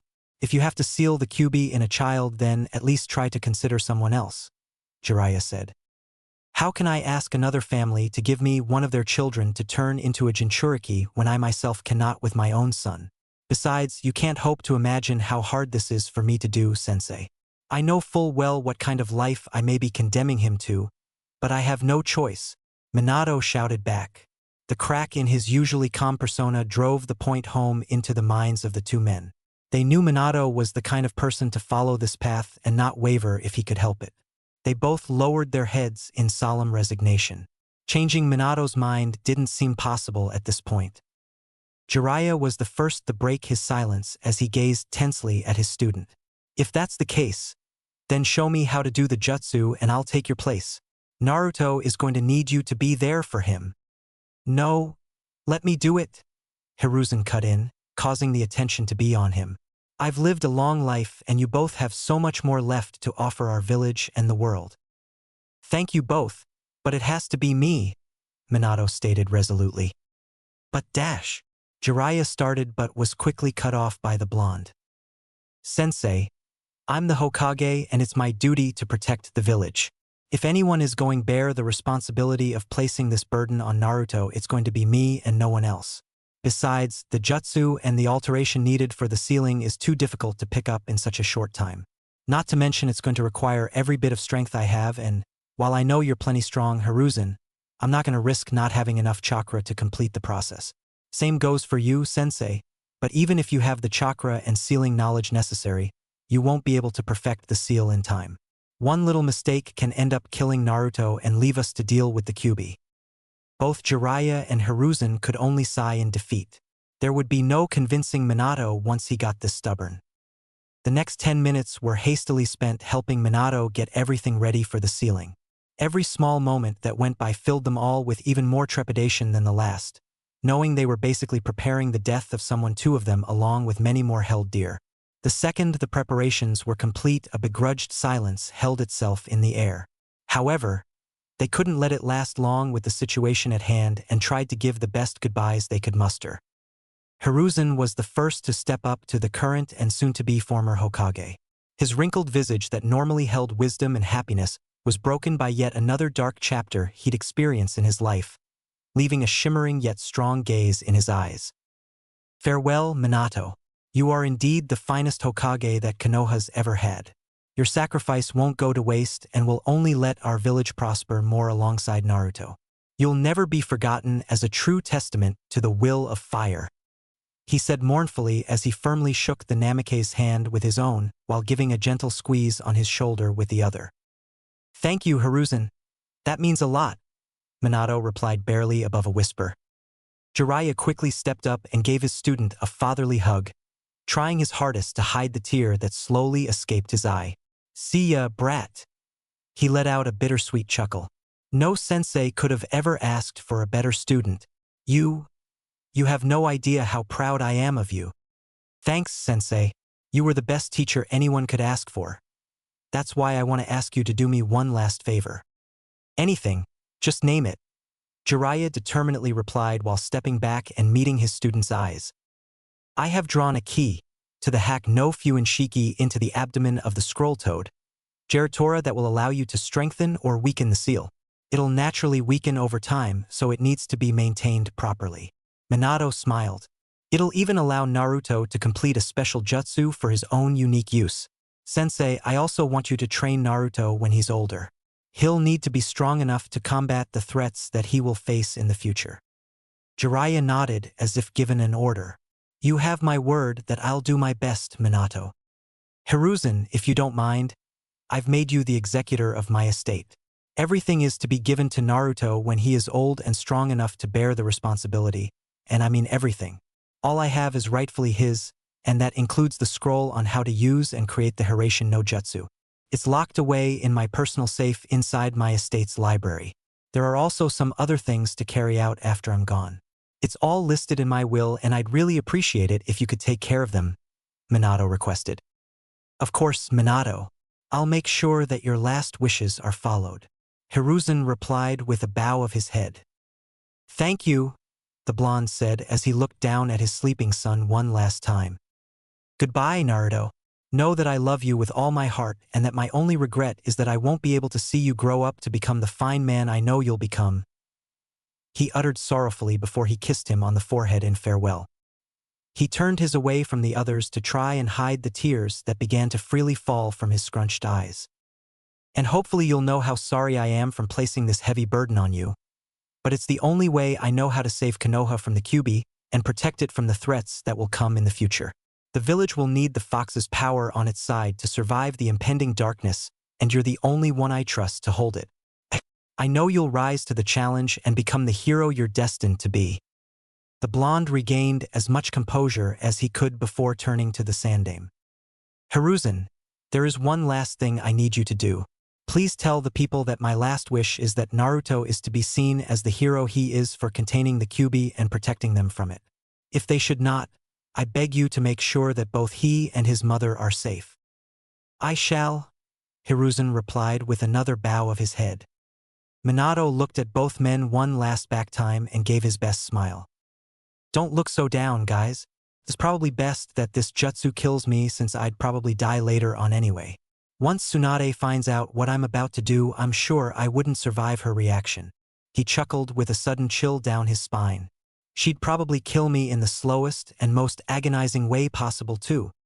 The other two couldn't help but let out a minor laugh, as reluctant as it sounded. They could only imagine what the Mednin would cook up once she awakened to hear the news. Sadly, whatever else that could be said was cut short as Minato quickly made his way towards the battlefield, leaving behind two sad yet proud gazes on his back. When he was near the front lines, he did a few hand seals and performed the Kuchios no Jutsu, summoning jutsu, making a giant cloud of smoke appear. It captured all attention, and when it cleared, everyone could see Minato standing on a toad that stood 100 meters high and wore a Yakuza gangster-like robe, along with a pipe in his mouth, a huge Dosu Yakuza sword, on his back and a large scar that went down his left eye. This toad was Gamabunta, the toad boss and the strongest of all the toad summons. "Minato, what's going on? Why did you summon me?" Gamabunta asked, his voice echoing around him for all to hear. "I summoned you to help me fight the Kyuubi," Minato replied seriously. The chief toad finally laid his eyes onto the gigantic fox that was fast approaching them. A deathly serious ambience overtook his being. "Minato, you can't expect me to fully defeat the Kyuubi. I may be strong, but the fox is stronger." "Yes, I know. That's why I plan to seal the Kyuubi into my son, Naruto, with a special jutsu, although in doing so it will kill me." The admission both shocked and saddened the mighty toad. Over the years he and Minato had bonded just like Jiraiya before him and held a special place in the hearts of all the toads. "Are you sure that there is no other way to stop it?" he asked feebly. He had a strong inkling that he already knew the answer. "I'm afraid not," said Minato sadly as he kneeled and pat the toad on the head. "Very well. If this is going to be our last battle together, then let's make it one for the history books." Gamabunta grunted and exhaled slowly. "And know that I'll miss you, brat. I and everyone else at Mount Myaboku will always be proud to have had you as our summoner and partner." "And I was proud to be able to summon you," Minato replied. Both man and toad then turned their focus on their opponent, fully intent on stopping its warpath. Minato quickly ordered the shinobi below to fall back to the village. They quickly did so after a moment's hesitation and prepped themselves to watch as their Hokage and his summon did battle with the Kyuubi. For several minutes after their first charge, Gamabunta dodged the fierce strikes of the fox's tails before going on the offensive. "Suetun, Teppadama no Jutsu, Water Style, Liquid Bullet Jutsu," he cried out ferociously. The giant shot of water launched towards the fox after its latest attempted attack. The jutsu struck head-on but did little more than soaking the beast's fur. The Kyuubi then countered by launching its tails at Gamabunta once again. Gamabunta went about dodging them one after another and even draw his dosu to deflect some of the mighty appendages. After the struggle persisted for a bit, Gamabunta managed to find an opening and launched a powerful slashing strike.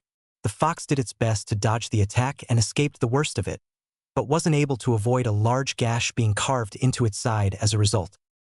"Ha! Take that, you nine-tailed freak!"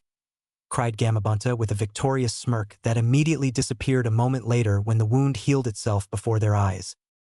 The fox then responded with opening its large mouth and began to gather chakra from its body and the surrounding air.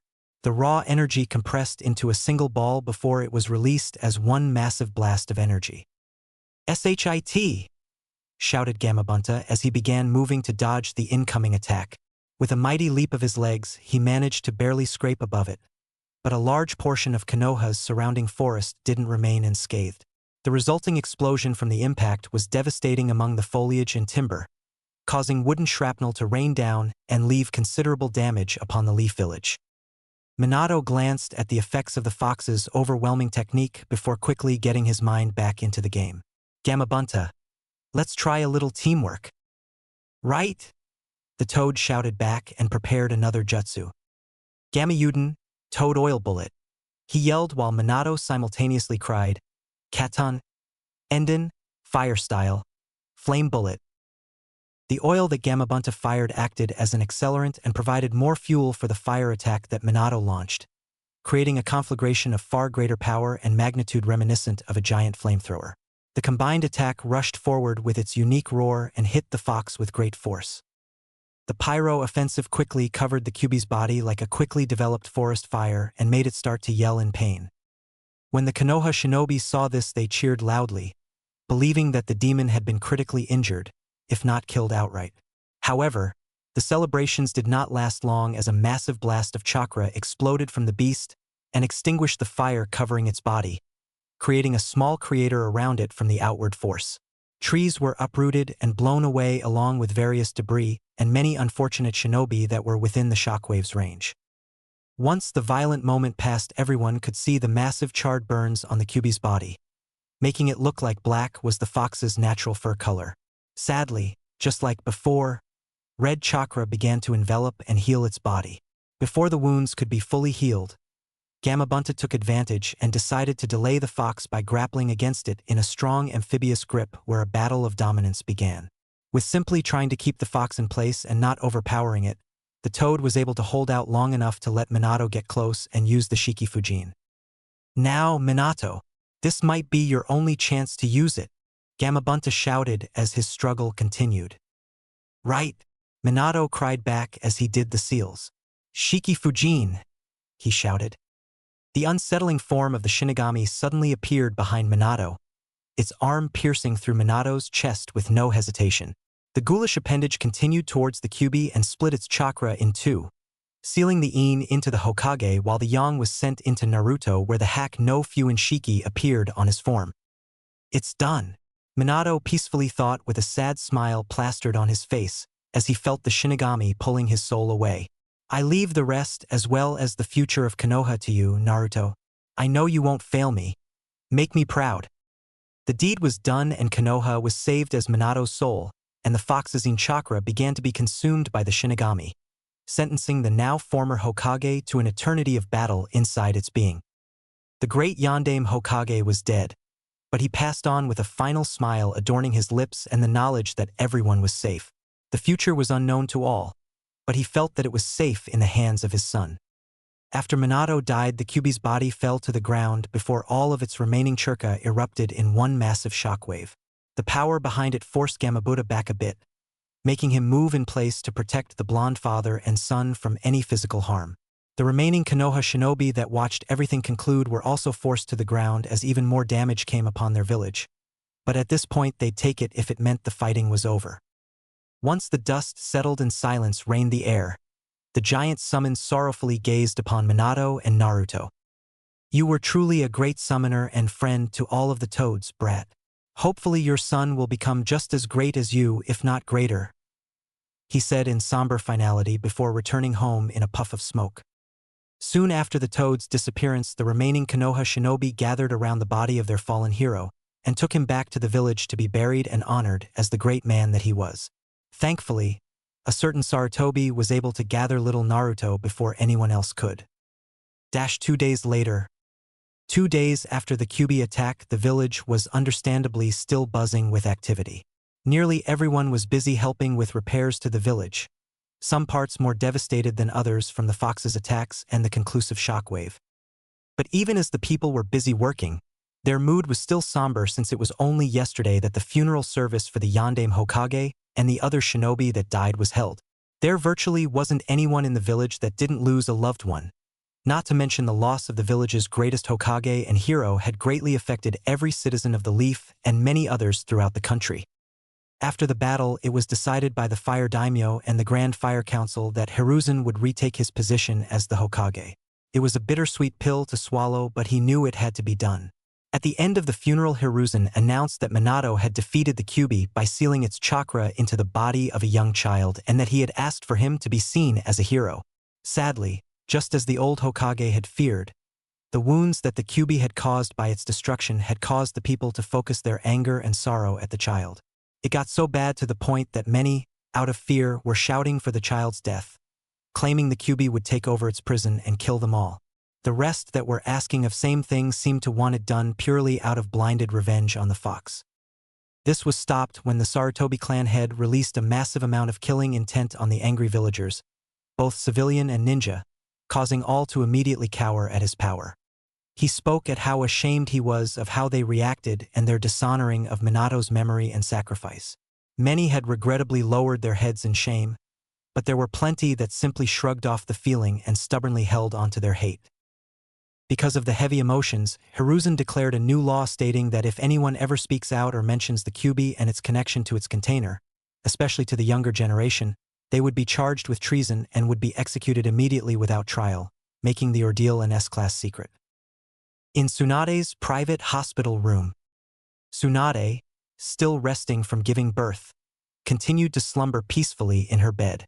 She would have been awake at this point, especially given recent events, but Shizen decided to administer more sedatives to deal with the added stress that encumbered her to be safe. Hiruzen was at her side, quietly waiting since she was due to awaken any minute. Took a while, but her eyes eventually started to slowly open. Even with the drowsiness she was no doubt feeling, she suddenly gained a second wind and was alert as can be when she caught the form of her sensei. "Sensei, what are you doing here? Where's Shizun? Where's Naruto-chan? Where my baby?" said Swanda, alarmed as she looked around. "Tsunade, please relax. You need to rest. Both Shizun and Naruto are fine," he said calmly, a mood she matched after a moment or two to gather her bearings. "Now, Tsunade, there is something I need to tell you. It seems that the birth caused a lot more stress to you than we had thought, and you have been asleep for 2 days. Also, sadly, when you were put to sleep we came under attack by the Kyuubi." A jolt of shock ran through her body, but he continued before she could give a response. "But thankfully we were able to survive the attack and defeat it." She was surprised even further. It was truly hard to fathom how the Kyuubi was defeated since its power was legendary. No one short of her grandfather could evenly fight the fox, and even then he had his Mokutan abilities to aid him. The only exception was one kunoichi named Uzumaki Kushina, who possessed a special chakra that allowed her to suppress the chakra of the tailed beasts and used it in conjunction with her chakra chain technique to restrain the creatures. Of course, more questions were raised in her mind since Kushina wasn't even around the village to properly deal with the threat. Hiruzen was able to guess her train of thought from the look of contemplation on her face and spoke. "We were able to defeat the Kyuubi thanks to Minato. He used a special jutsu he created that allowed him to rip the Kyuubi's soul out of its body and seal it into a child. That child, I am sad to tell you, was Naruto." At the very moment that he uttered the last syllable, the room quickly became flooded with a massive amount of killing intent. Hiruzen buckled a bit and even felt his breath escape him, despite the many years of such intent being felt by him over the years. That bastard. I'll kill him. I'll make him wish he was never born. I'll rip him apart till there's nothing but little chunks of left. How dare he do that, my child?" she roared as she started to get out of her bed. An aura of absolute fury surrounded her being, the likes of which could make any deity cower in fear. "Tsunade, please calm down. There are still things that you don't know yet and need to understand," Hiruzen pleaded as he blocked her warpath out the door and grabbed a hold of her arm. "I understand everything perfectly. That bastard sealed one of those monsters into my baby and turned him into a Jinchuriki, and you know damn well how they're treated. When I find that bastard, I'll dash." "Tsunade, Minato's dead," Hiruzen interrupted. She paused where she stood. What?" Hiruzen sighed sadly. "Minato is dead. The jutsu that he used to seal the Kyuubi into Naruto cost him his life," he answered. He went on to explain how the Shiki-Fujin worked. When he finished explaining what happened in the battle, Tsunade took a moment to think and just growled in frustration. Her current fury was clouding her mind with the wishes to end the bastard herself, but she resigned to curse his soul to hell later. Right now she needed to be with her son. "Sensei, where's Naruto-chan now?" she asked calmly yet worryingly. "Don't worry. I have Shizun and Jiraiya watching him at the Namikaze estate. Can you take me to him?" It was more a statement than question. "Of course." After they stopped talking, Tsunade quickly got out of her hospital gown and got dressed into her normal attire. The two of them then left the room and snuck through the village, making sure that no one saw that the Senju was there. It didn't take long for them to reach the large mansion that had belonged to the Namikaze family since the founding of the village. The mansion was built behind the Hokage monument and was hidden from view by the tree line in front of it. It had a large open garden in the front of it and a swimming pool in the back. The mansion itself was a large marble 4-story building with hundreds of windows and a double-door entrance that the walkway from the gate lead to. Just from taking a look at its stature, it could be seen to fit dozens of people easily. The Namikaze family had the home built when the village was first founded. The family wasn't a special shinobi clan and were in fact simple merchants who had come when Konoha was built and did well for themselves with the opportunities they were given. They ended up being the wealthiest merchant family in the village due to owning over 51% of the businesses amongst the population and controlled most of the trading infrastructure. Minato was the first member of the family to become a shinobi, and despite him choosing the militaristic profession, he was also skilled in running businesses thanks to training from his parents. It was because of this training that the blonde was able to keep the business tradition running smoothly after his parents were killed. Yet, regardless of owning everything built from his family over the years, he hadn't lived on the magnificent property in a long time. He much preferred to have his own independence after he was promoted to Chunin. That choice was hammered down even more so after the passing of his parents. The memory of their murder would have been a constant and dark reminder in the home, no matter how much he renovated and cleaned the spot where they met their end. Even sealing off the room and ignoring it wouldn't have been enough. That didn't mean he forgot his place of kin, though. He still took the time to use the library when it was needed and even constructed a room to store all of the scrolls that held the techniques he gathered or created over the course of his career. When they entered the mansion Tsunade, and the Sandaime went into the main living room where Jiraiya and Shizune were taking care of Naruto. When the new mother saw her child with Shizune, she quickly raced over to him and desperately scooped him up. She held and squeezed him with all of the love she could project, as if he would disappear from the slightest loosening of her grip. "My baby! Thank the stars that you're okay!" she happily cried before she looked down and examined the 3 whisker marks on both sides of his cheek. "Is this result of the sealing?" Tsunade asked Jiraiya. "Yes it is, but don't worry about it. He won't be sprouting any fox ears or a tail if that's what you're wondering. It's normal to see a trait like that in Jinchuriki since it's sort of a way to show their connection to a specific biju. And don't worry about the Kyuubi harming him in any way. Minato placed the hack no Fuin Shiki on him, and there aren't many seals stronger than that." Jiraiya would have continued in his praise of Minato's skill as a seal master but stopped when Tsunade started to growl at him. The praise was just a quick reminder of what happened to her son. Jiraiya wasn't surprised that Tsunade felt this way. Despite his good intentions, Minato had placed a very heavy burden on their son, and he doubted Tsunade would ever forgive Minato for what he did. "So what happens now?" Shizune timidly asked from the side. "It's simple, we're leaving. I'm not going to stay here and let my son become the village outcast simply because of what that bastard did him.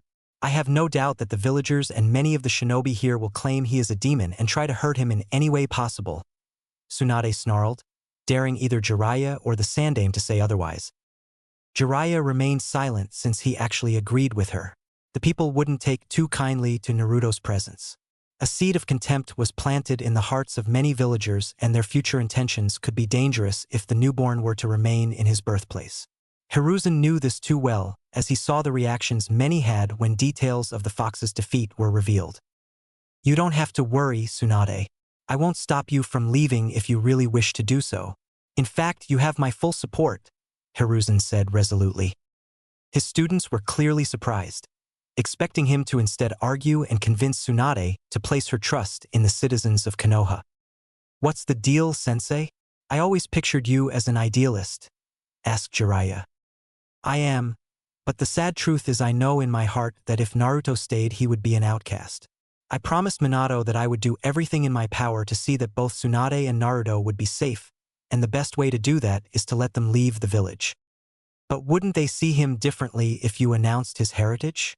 I'm sure they wouldn't think of him as a demon or hate him if they knew that he was Tsunade-sama and the Yandaime's son. Other than Tsunade-sama, he is now the last Senju alive and the son of Konoha's hero," Shizune stated. Hiruzen straightened up.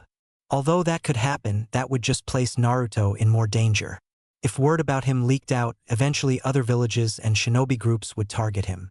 With his lineage and containing the most powerful of the Biju, all kinds of enemies would stop at nothing to capture or kill him at every chance they get.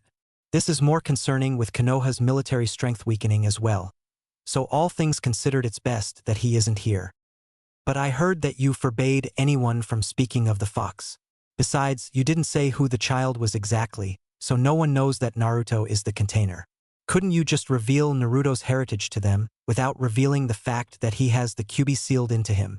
Shizune inquired. "That wouldn't work.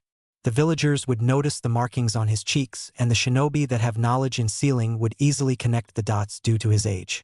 Word would spread and we'd have to deal with the consequences, and that's just within the village. Outside forces beyond our walls and country would be a given." Shizune looked a little confused, but Jiraiya and Tsunade understood his words quite well. For the young Kunoichi's sake, Hiruzen explained further. "It's simple. If the people of Konoha knew that Naruto was Minato and Tsunade's son, they would treat him like royalty and spoil him rotten. He would become a spoiled and arrogant child that would believe that just because he is the heir of a prestigious clan, he'd be handed power and strength on a silver platter and not value hard work, determination, and training. He might even look down on others and believe he is their better by default. There'd even be several factions in Konoha that would seek to use his future power and influence. Hiruzen let out an annoyed scoff. The most notable would be Danzo. Jiraiya's face grew serious and Tsunade even felt a small snarl coming along at the back of her throat from the mere mention of the old war hawk. He has already requested to give him custody of the child containing the Kyuubi so that he can train him to become a shinobi. I'm certain under his care Naruto would become an emotionless boy who would answer only to Danzo himself, especially if he knew who his parents are and the political and business impact that he'd carry. Take everything regarding Naruto into account and Danzo could potentially have all of Konoha under his control as a potential Hokage. I know that you all see this as a disastrous scenario. Shizen couldn't help but mentally shudder at the thought of her godson helping the old warmonger position himself into such power. His reputation wasn't the best, and from what her master told her, the further away he was from Naruto the better. Like I'd ever let that one-eyed bastard even touch a hair on my Naruto-chan. I'll rip out his remaining eye and arm myself if he even thinks about it. Tsunade carefully and angrily muttered back, hoping to not wake up Naruto. That is why it's best that you both leave the village for now. It'd be best if you keep a low profile. We can't risk any suspicion before we're able to properly handle it, Hiruzen responded. Tsunade simply nodded before she spoke. Is there anything else, sensei? I'd like to get out of here as soon as I can. Yes, there is something I like to say. Now, as Jiraiya already knows, before Minato died, he left me as executor to the Namikaze estate, in which he has named Naruto as heir to the Namikaze family fortune as well as everything that he owned. Won't the council try and seize it for themselves since they don't think Minato-sama has an heir? Shizen asked. They've already tried, but I overruled them. Even if they don't know Naruto will inherit everything when he's older, I still have absolute say over what happens to Minato's possessions. Speaking of which, who'll manage the businesses that belong to the Namikazes, since I doubt you will? Tsunade asked Hiruzen. They'll be handled by Seiwa Genji. He helped Minato's father manage them and continued to overlook them when he died, and Minato inherited it all. He was a good and loyal friend to the family, so we don't have to worry. Everything will continue to run correctly, but he'll be left in the dark about Naruto in case there's a chance he might let his identity slip or someone trying to force information out of him. I believe you should also know that Minato has requested in his will that I have all your debts paid off through the Namikaze fortune. Tsunade and Shizen felt shock overtake them. And before you try and refuse, you don't need to worry about negatively affecting Naruto's inheritance. Even as high as your debts are, they won't make that big of a dent in the family fortune. Minato also set up a trust fund for Naruto which will be paid monthly to you and should be enough to allow you three to live simple but comfortable lives even if you travel around, which seems like what you'll be doing. Hiruzen ended. After a few moments, Tsunade and Shizen got over their shock, and as much as the Senju hated to admit, she was grateful for Minato getting rid of all her debts and taking care of them all. However, she would never truly forgive him for turning their son into a sacrifice regardless of how noble or selfless his reasons were. Well, if that's all, sensei, I think that once Shizen and I get everything we need to take care of Naruto, we'll leave tonight, Tsunade said, all while gently rocking her son. There is one last thing I would like to say, Tsunade, Hiruzen started, causing Tsunade to raise an eyebrow. I know that you have good reasons to keep Naruto away from Konoha, but I would like you to consider allowing him to become a shinobi of Konoha when he's old enough. Tsunade looked ready to argue. Before you speak against it, you have to remember that the blood of some of the greatest shinobi in the world, including yourself, runs through Naruto's veins. Following the path of a shinobi is instilled in him, and I highly doubt that you could stop him even if you tried to. Naruto has the potential to become as great a shinobi as your grandfather, great uncle, and his father, maybe even greater, and he'll need the support of Konoha behind him to help him with whatever enemies he will face. He'll need to be here to claim and protect his fortune and other heirlooms like the Hiratian scroll anyway, so building a connection would be ideal for everyone. At the very least, he'll be able to make sure his property doesn't fall into the wrong hands. Tsunade frowned, but she had to admit he had a point. After a few minutes of carefully thinking, Tsunade spoke. I won't make any promises of his future in Konoha, but I'll think about it. We will definitely be back to claim his inheritance, though, so a decision will be made by then. That's all I ask, Hiruzen replied with a smile. I think I'll head out as well, Sensei. It's best that I travel and reconnect with my spy network. We have to keep an ear out for anyone that might catch wind of anything related to Naruto or Heim. It'd be smart to look for any threats in the future too, Jiraiya said. Hiruzen offered them all a smile. Very well. I wish you both the best of luck. Don't worry, we'll keep you posted on how we're doing, Tsunade assured. 3 hours later, when the night sky had fully loomed over Konoha, Jiraiya, Tsunade, Shizune and Naruto snuck out of the village with none being the wiser. As they left, the Sandaime was looking out the window of his office and at the star-filled night heavens. I look forward to the day of your return, Naruto, for I have no doubt we'll be seeing great things coming from you just like your mother, father, and your ancestors, he thought with a slight smile. He then turned to look at the pictures of his predecessors, all of them sharing the same blood as the whiskered blonde. After a few minutes of silent staring and thinking, Hiruzen decided to head home and finally get some rest. Chapter 4. Breastfeed. Ba, ba, ba, ba, ba, babbled baby Naruto as he finished eating his mashed banana with his fingers and got about half of it around his face and on his bib. Good boy Naruto-chan, you ate all you bananas.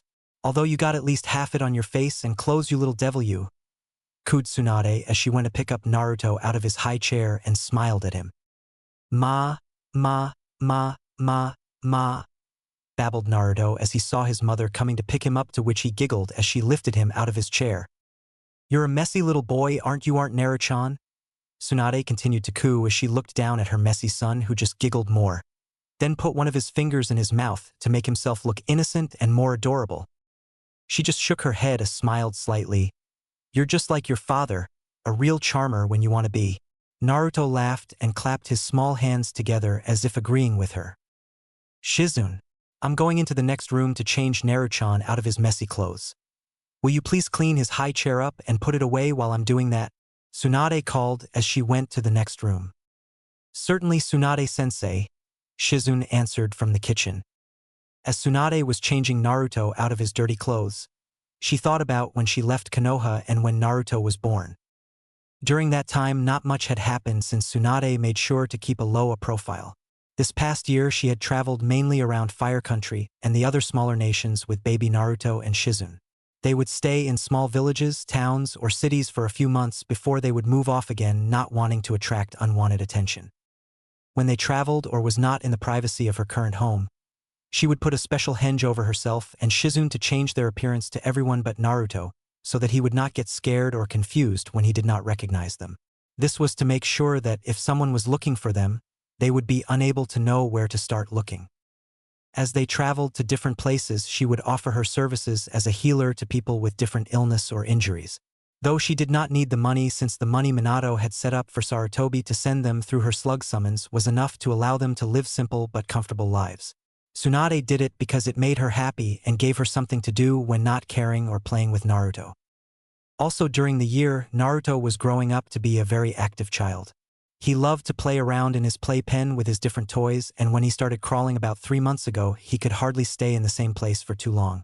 He would also grab anything he could get his hands on and that he could put in his mouth.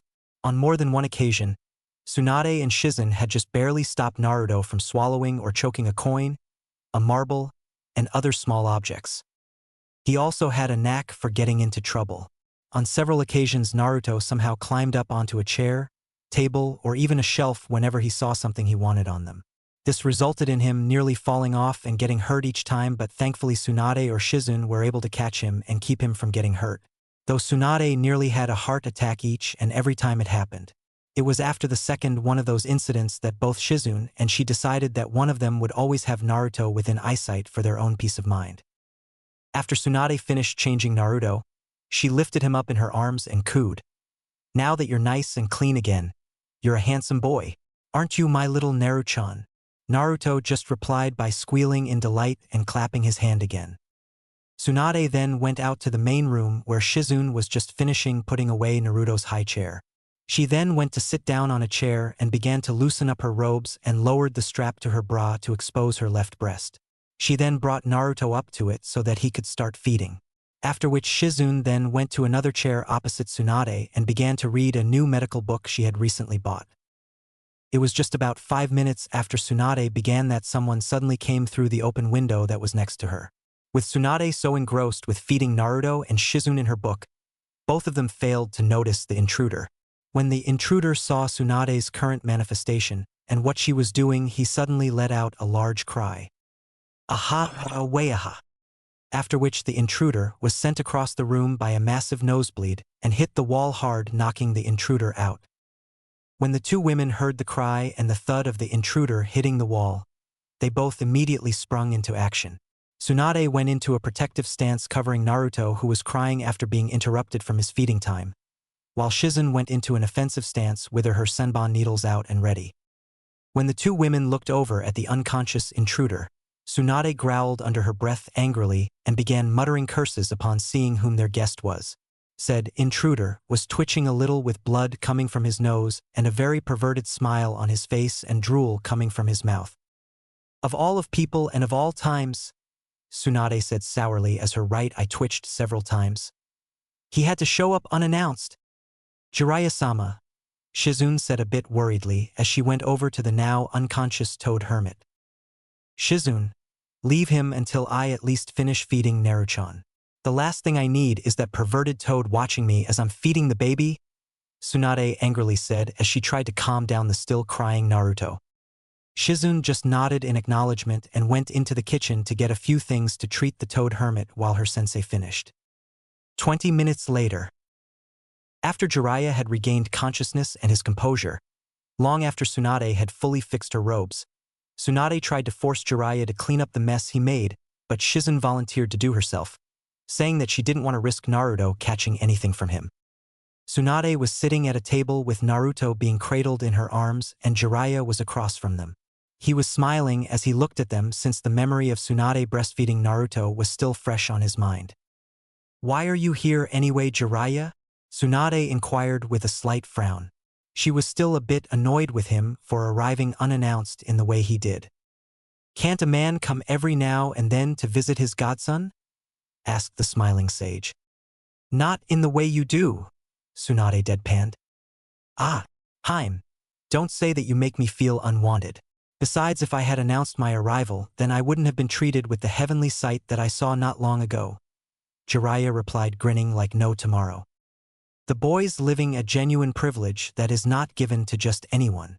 I envy his good fortune." Tsunade frowned and snarled at Jiraiya, not missing the perverted meanings behind his statements, while Shizune looked at the older man in disgust. "If I wasn't holding Naruto right now, you would be halfway flying to Suna right now," Tsunade said through narrowed eyes. Jiraiya just chuckled nervously and decided to change the subject as to why he was really here. "All right, Heim, all joking aside, you're right, there is a reason why I'm here," Jiraiya spoke, all humor leaving his face. Immediately Shizune and Tsunade straightened up and began to listen intently to what Jiraiya had to say. "As you both know, I left the village to reconnect with my spy network to keep an ear open for any news about anything that may concern you or the Gaki here," Jiraiya said while motioning to Naruto. Both of them nodded since they knew this, although Tsunade did frown at Naruto being called a Gaki but decided to let it slide for now. Currently, the other villages are watching Konoha closely to see how badly the military strength was hit during the Kyuubi attack and the loss of Minato. Thankfully, Sensei's been able to keep the other villages in the dark about how badly Konoha was hurt, so as far as the other villages are concerned, Konoha is still strong. Plus, Konoha's alliance with Suna is also another thing to make the other villages hesitant to try anything.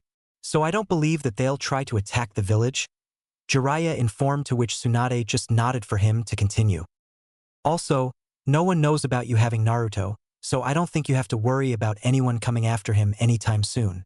But you should still lay low like you've been doing since we don't want any trouble, especially at this point in time," to which Tsunade was in complete agreement. "Another thing I learned just last month. Some new group is coming out. They're keeping below the radar so to not attract attention and are highly secretive. From what my informants tell me, they'll be big trouble in a couple of years." "What do you mean by that?" asked Tsunade. "The group is currently made up of 6 missing nin and not your run-of-the-mill missing nin. These guys are all S-class missing nin, replied Jiraiya. This shocked both the women present. S-class missing nin was the highest types of ninjas there were, except for few others who was credited with being given a double S-class rank, those being Tsunade's grandfather Senju Hashirama, Sarutobi Hiruzen, Hashirama's arch-rival and nemesis Uchiha Madara, and Naruto's father, Namikaze Minato. It made Tsunade especially worried since shinobi of that caliber rarely ever try to work together since they usually end up fighting or killing one another. The only way for any of them to willing work together would be if they were being led by someone stronger than any of them. Tsunade was worried because anyone that was able to get 5 other S-class missing nin working together would have to be incredibly powerful. Do you know who the members are? Tsunade asked. I known one member, but that's it. The rest I don't since like I said, the group is highly secretive, responded Jiraiya. Who is the member that you know of? Our old teammate, Orochimaru. Tsunade frowned upon hearing this. Although she was not there when Orochimaru's treasonous acts were revealed by Sarutobi, she had heard about them not long after. Although she had severed her ties with Konoha, his betrayal still hurt her. He was still her friend at one point. I'm surprised he would be willing to work with others again considering he usually prefers to work alone, spoke Tsunade. My guess is it was a matter of convenience. They most likely protected him and helped him elude the Oinin and us. But knowing Orochimaru, he'll most likely betray them like he did us when it suits him best. Tsunade just nodded her head in agreement. So what exactly do they call themselves? Surely their group goes by some kind of name, and what exactly do they want since S-class missing nins wouldn't really work together without some kind of reason? Shizun asked. They call themselves the Akatsuki, and you can recognize them by what they wear. They all dress in the similar outfit. Each member wears dark cloaks with red clouds with a red interior, a chin-high collar, and wear a conical straw hat with small spike-like balls hanging down to cover their faces. As for their plans, I don't really know for certain, but from what my sources tell me, they're going after Jinchuriki. To be more precise, they're after the Bijuu inside the Jinchuriki, Jiraiya answered, shocking both women and causing Tsunade to hold on to Naruto tightly. Are you certain, Jiraiya? Asked a worried Tsunade, to which the sage just nodded. My advice, Tsunade, is that if you ever see anyone who matches the Akatsuki description, get out and run as far away as you can. Although you could possibly take on and beat one of them, but these guys travel in pairs. When you see one, the other is not far behind, and not even you could take on 2 S-class nin by yourself and protect Shizun and Naruto simultaneously. Tsunade could not help but reluctantly agree with what Jiraiya had said. Do you know what they want the Bijuu for? No, I don't, but whatever it is, I bet it not good, but despite this there is some good news, since they have no idea about who the Jinchuriki of the Kyuubi is. Sensei's keeping a tight lip on it all. They know for sure that the Kyuubi is sealed into a child, but they don't know which one, and not counting Sensei, we're the only ones that know that Naruto is Jinchuriki of the Kyuubi. As long as that is kept a secret, they shouldn't come after him. This of course gave Tsunade some relief, but the nagging fear in the pit of her stomach was still there. Also, from what I have gathered, they won't make any real move against any of the other Jinchuriki for a while, since they are still trying to recruit more members for their group and funds for financing the operations, whatever they are. It'd be a few years before they make any real move against anyone, and it means we still have time to prepare Naruto. Which got a look from Tsunade that said he better not be talking about what she thought he was thinking of. Now, Tsunade, don't give me that look. I know you don't want to hear this, but you have to sense it for Naruto's good as well as everyone else's. The Akatsuki members are no amateurs. They will eventually figure or find out that Naruto is the Jinchuriki of the Kyuubi, and when they do, they will come after him. So when Naruto is old enough, we will have to train Naruto to be a shinobi. At this point, Tsunade was about to interrupt, telling him no, but before she could, Jiraiya cut her off and continued. Tsunade, like Sensei said, Naruto has the blood of some of the strongest shinobi to ever exist running through his veins, with you being among them as well. I doubt you could stop him from becoming one, and the stronger he becomes, the better his and our chances are against the Akatsuki when they do finally come. Also, Naruto will have to learn sooner or later that because of whom he is, who he related to, and what he is, he will always have to watch his back. There will always be those who will want to either use or destroy him because of what he may one day become, said Jiraiya with finality. After Jiraiya finished speaking, Tsunade remained quiet and just looked down at her son, who had finally stopped squirming and was falling asleep in her arms. As she did, she found herself silently cursing Minato for the 1000th time for turning her son into a Jinchuriki. After several minutes of just looking down at her sleeping son, Tsunade finally looked back up at Jiraiya. When she did, Jiraiya saw a look of determination in her eyes that he had not seen in many years. If that's the case, then so be it. When he is old enough, we will both train him. If any of these Akatsuki bastards try and take my son from me, they will have to go through me first, and they will find out firsthand why I am a Sannin, said Tsunade with a fire of determination in her eyes. Jiraiya saw this and just smiled and nodded. He could see that the love she had for Naruto and her maternal instincts to protect her child had reignited Tsunade's fighting spirit, one that he thought had long been extinguished. Shizen herself also made a silent vow as well to help with Naruto's training. Although she was not as strong or knowledgeable as either Jiraiya or Tsunade, she would help to protect her godson in whatever way she could. That night, Tsunade was sleeping peacefully in her room. All was serene until Naruto started crying in his crib. Tsunade woke up to this and got up off her futon. Going over to Naruto, Tsunade picked him up and held him, resting his head on her shoulders while gently rocking him in her arms. Naruto soon calmed down and quieted, much to Tsunade's delight. After another minute, Tsunade said thoughtfully, "I bet you're hungry, my little Naruto-chan." Tsunade sat down on her futon with Naruto and prepared to breastfeed him. Just as she was about to open her night kimono, the door to her room opened, revealing Shizen cradling something in her arms. "I'm sorry, Tsunade-sensei," Shizen said. "I came in earlier to change Naruto's diaper when you were sleeping, and I was just bringing him back now. I didn't want to wake you." Tsunade then saw that Shizen was cradling a fully awake Naruto in her arms. When the slug Sannin saw that, she knew that something was definitely wrong with this scene. "Wait a minute," Tsunade exclaimed. "If that's Naruto, then who am I dash?" Looking down at her arms, Tsunade saw that she was cradling a wooden log in her arms. While cradling the log, she turned and saw Naruto, quietly attempting to crawl and sneak away from her towards the opened window. As Naruto was making his way towards the window, he then felt an extreme bloodlust approaching and coming from behind him, as well as the sickening cracking of knuckles that became infamous whenever Tsunade was about to dish out a lot of pain. As he fearfully and slowly turned his head, he thought of one word that he thought might have saved him with puppy dog eyes and the sucking of his right thumb: "Mama." Sadly, it did not work, and Tsunade sent him soaring out the open window, where she quickly followed after him. The same small figure came crashing hard into the ground, forming a crater in it. The figure transformed back into his real self and was in much pain. He felt several of his bones break and was sore all over. "Oh," Jiraiya mourned. "So close, damn that Shizen. I was just a few seconds away from paradise, and I was really looking forward to having some of that good stuff she treats Naruto to." But before Jiraiya could finish what he was saying, he suddenly felt a dark shadow hovering over him, as well as a familiar bloodlust and killer intent on him again. He slowly and fearfully turned around and was again faced with Tsunade, who had a sadistically sweet smile on her face again. "You didn't think you'd get off that easy, did you?" Tsunade asked rhetorically as she hovered over him. As she came closer to him, Jiraiya could only whisper one word: "Mercy." But sadly for the Toad Hermit, there would be none. For about 10 minutes, terrifying screams of pain and abject misery could be heard by all who were still awake. Several miles away, a young couple who were quietly looking up at the full moon and a bright star in the night, when suddenly the women pointed up at a small object was soaring through the air. "Look, it's a shooting star, let's make a wish." "I don't think that a shooting star, sweetheart," said the man. "Then what is it?" asked the women.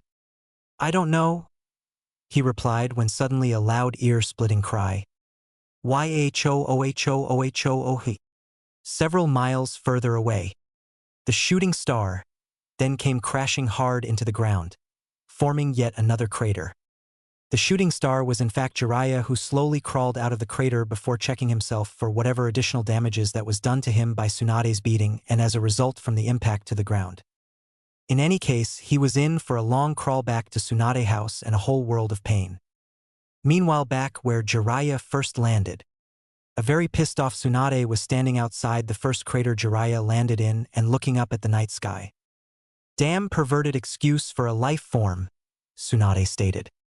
"I just might kill him if he pulls that stunt again." After which she then went back to the house to kiss her son goodnight before going to bed again. 1 month later. A month after Jiraiya came to give to his news on the Akatsuki and his failed attempt to be breastfed by Tsunade, things settled down again. The house even had one new occupant, said occupant being Jiraiya. He had decided to stay for a little while to spend some time with his godson and get to know him a little. In which case, he acted as part-time babysitter whenever Tsunade and Shizune were out helping to treat the villagers. Both women agreed to allow Jiraiya to babysit on the condition that he not try and corrupt Naruto into becoming a pervert like him under the threat of castration and disembowelment with dull kunai and bare hands. It was after a long day from healing a large number of people who had traveled from the outer parts of the village to get Tsunade to treat their various ailments that when she and Shizune came back to the house to find Jiraiya watching Naruto. The baby was playing with 3 small summoned toads that Jiraiya had summoned for Naruto to play with, which Naruto loved doing since he would waddle after the toads as they hop around the room with him trying to catch them. When Naruto saw his mother and Shizune, he squealed happy and waddled over to his mother to hug her, and as he went over to her he said "Mama," which surprised them since they did not expect Naruto to speak this way for few or more months, since he had shown no real signs of trying to speak other than babbling. Tsunade then picked up Naruto and asked, "What did you say, Naru-chan?" "Mama," repeated the blonde baby. This caused her to hug and cry in joy for her son at speaking his first real word. "What a smart boy you are, Naru-chan. You only started walking a few weeks ago, and now you're starting to talk." "Naruto, can you say Hakubo, auntie? Can you?" asked Shizune as she gained Naruto attention. "Nei-chan, Nei-chan," Naruto said. "I doubt you'd get any better than that, Shizune," Tsunade chuckled. "Oh well, I guess being his Nei-chan isn't so bad," replied Shizune as she grabbed little Naruto's nose and wiggled it a little, which made him laugh. "Hey Naruto, do you know who I am? Do you?" asked an excited Jiraiya when he came up to Naruto to find out what he'd call him. "Pervert, pervert," replied Naruto as he pointed at Jiraiya, causing the sage to face fault and Shizune to giggle loudly, while Tsunade smiled and laughed even harder. "That's my little boy, such a smart boy just like his Ka-chan," laughed Tsunade as she turned around to go into the kitchen with Naruto. "I resent that remark. I'm not a pervert," cried Jiraiya as he stood up. "Then what are you?" asked Tsunade, turning around slightly. "I'm a super pervert," grinned Jiraiya, after which an annoyed Tsunade elbowed him in the face and sent him flying to the other end of the room, resulting in him hitting the wall. "Damn pervert," muttered Tsunade as she went to the kitchen with Naruto and Shizune following closely behind. 1 month later. Currently Jiraiya was in Tsunade's house watching over Naruto again. Tsunade and Shizune had gone out to a small farm several miles out of the village to help the daughter of the farmer who was severely ill and in need of treatment. As he was watching Naruto, he was also trying to come up with new ideas for his latest book, but unfortunately he was having a severe case of writer's block. After a while, he decided to take a walk around the village, since he thought that the fresh air and exercise would do him good and re-energize his writer's imagination. As he walked around the streets of the town carrying Naruto, many young girls and women came over to him when they saw him carrying him. They started to surround them, commenting on how cute he was and adorable his whisker marks made him. Soon enough, Jiraiya quickly realized that Naruto was a babe magnet and began cursing himself for not thinking of the sooner. After the women that had surrounded him and Naruto left, Jiraiya quickly ran to the village hot springs entrance, where he knew that most women came out at this time to go home for the night, and quickly put his plan into action. When Jiraiya saw a group of women coming out of the hot springs, he quickly acted as though he was about to enter himself.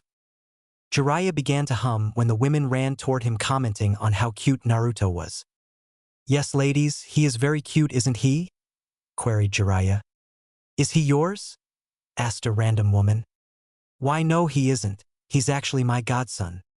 The women then began to swoon over Naruto, commenting how adorable he was with his whisker marks, or how beautiful his eyes were, and asking more questions about him to Jiraiya, who was far too busy looking at their breasts to answer any of their questions.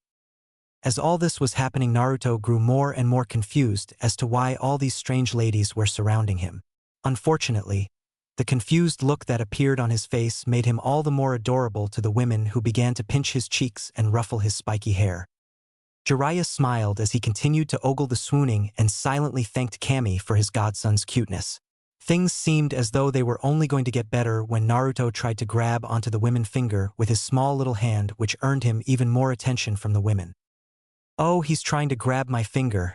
He's so adorable, isn't he?" said a brunette woman. Naruto, who was still a little confused at where he was, but when he looked up to see his godfather smiling back at him, he immediately giggled and decided to enjoy all the attention and began to bounce up and down in his godfather's arms, which only made the women attract to him even more. Jiraiya couldn't believe that Naruto could get him this much action and made a mental note to hint to Tsunade that he could watch him whenever she needed him to. Jiraiya began to think about how he could milk this even further when he suddenly remembered the time when Naruto wouldn't stop crying when he first babysat for Tsunade, and he summoned a toad which he almost squeezed into oblivion. Jiraiya smirked and patted himself on the back for his brilliant thinking, and then quickly summoned a small toad and ordered the toad to hop into Naruto's view. While Naruto was hopping up and down in Jiraiya's grasp, the toad jumped onto Jiraiya's shoulder. Naruto immediately stopped bouncing when he saw the toad and began to reach for it. The women awed at Naruto's actions and became even more infatuated with the young boy when he was able to get a hold of the toad and begin hugging it for dear life. Unfortunately, as Jiraiya was busy trying to make his move on the young village women, Tsunade and Shizune were entering the village after finishing with helping to treat the daughter of the farmer. They then decided to head for the hot spring to relax a little before returning home, since they believed that they deserved a little downtime after helping the young girl. When they were nearing the hot spring entrance, they saw a large group of women surrounding a tall white-haired man with a small blonde-haired boy in his arms who was squeezing a poor toad to near death. Tsunade quickly realized that the blonde boy was her son and the tall white-haired man was Jiraiya. She then quickly realized that Jiraiya must have been using her son to attract women, when she realized this one thing was on her mind. Kill Jiraiya, slow and painfully. As Jiraiya was about to make a move on the women, he suddenly felt a sense of dread wash over him and realized that his teammate must be somewhere nearby. Jiraiya's fears were confirmed when he turned around and saw Tsunade stomping right towards him with a very angry Shizune right behind her. She too knew what Jiraiya was doing with her nephew / little brother / godson, and for once she would not try and calm Tsunade down. She would actually help her kill Jiraiya. "Hi Saya-1, what's up?" asked a very nervous Jiraiya. "Oh, not much. I was just coming back from helping that young farm girl who got ill and decided to come here to relax a little, and then I saw you and Naruto here. I was just wondering why you were here when I thought you'd be at home," said Tsunade all too sweetly for Jiraiya taste.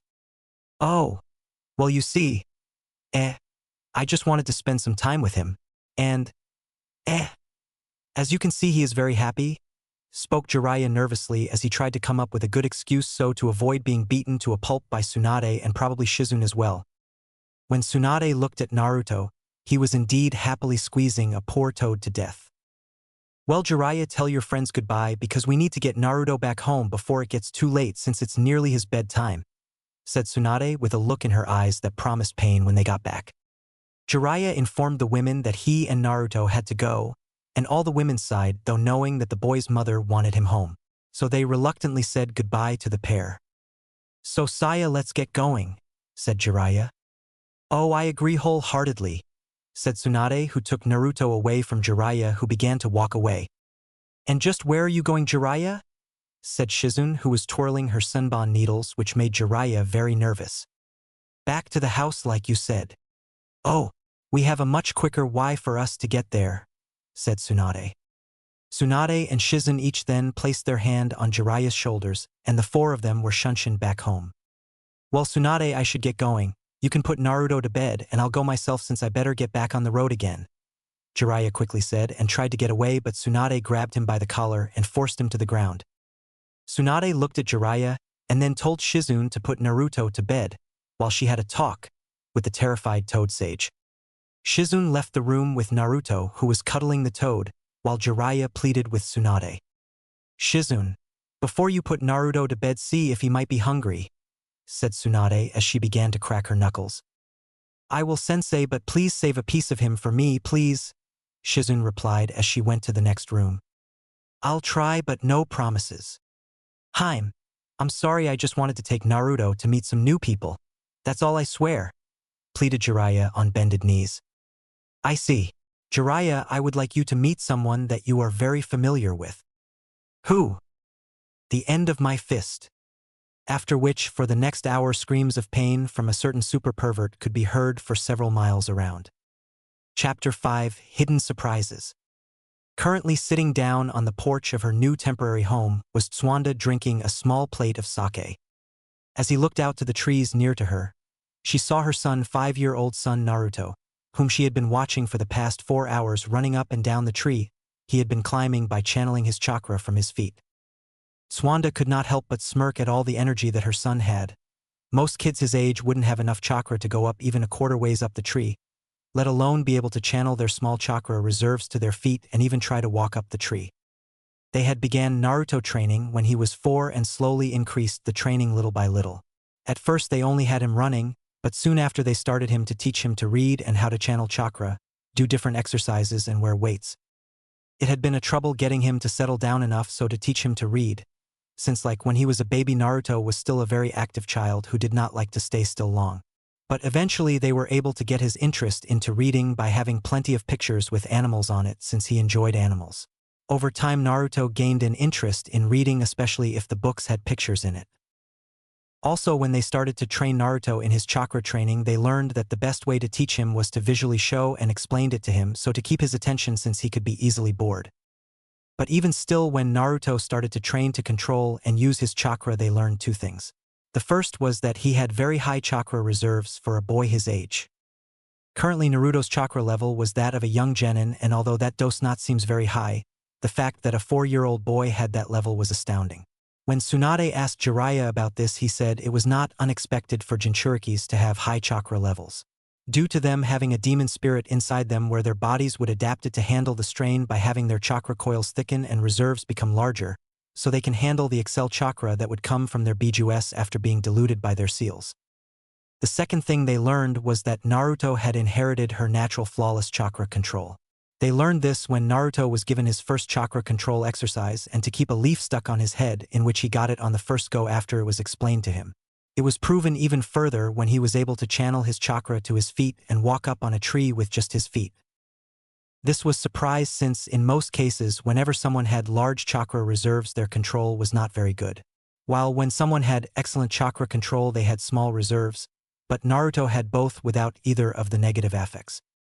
When Tsunade and Jiraiya learned this, it pushed away any remaining doubt about Naruto being a highly skilled ninja one day. The reason why Naruto was doing the exercise now was to help increase his stamina, not that it needed much improving since Naruto proved to be a stamina monster, and in the increase of his chakra reserves while at the same time keeping his control high as well. Okay, Naruto, that enough for today. Why don't you take a break for today, since you don't want to overexert yourself by training too much, said Tsunade as she saw her son was getting tired. But Kachan, pant. I can pant. Still, pant. Keep going, pant, said the clearly tired Bai. Tsunade just smiled at her little boy, trying to act tough. I know that, Naruto, but why don't you and me go into town and have an ice pop, since it's such a warm day and as a reward for working so hard? At this, little Naruto smiled and jumped up and yelled happily at having a treat, after which he and his mother went downtown. Not long after, Naruto and Tsunade were walking through town, each licking an ice pop.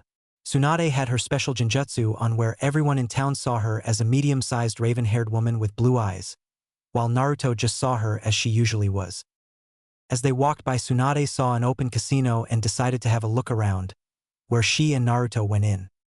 Although Tsunade had swore not to gamble away their money like she used to before she had Naruto, she did do a small bit of gambling by doing the slots and only spending a small amount. As they walked around the slot area, Tsunade saw a quarter on the ground and picked it up. She then decided that one go at the slots wouldn't hurt. Just when she was about to put in the coin, Naruto suddenly spoke up. Kachan, what are you doing? I'm just playing a game that grown-ups play for fun, replied Tsunade, since it was kind of true. Can I play?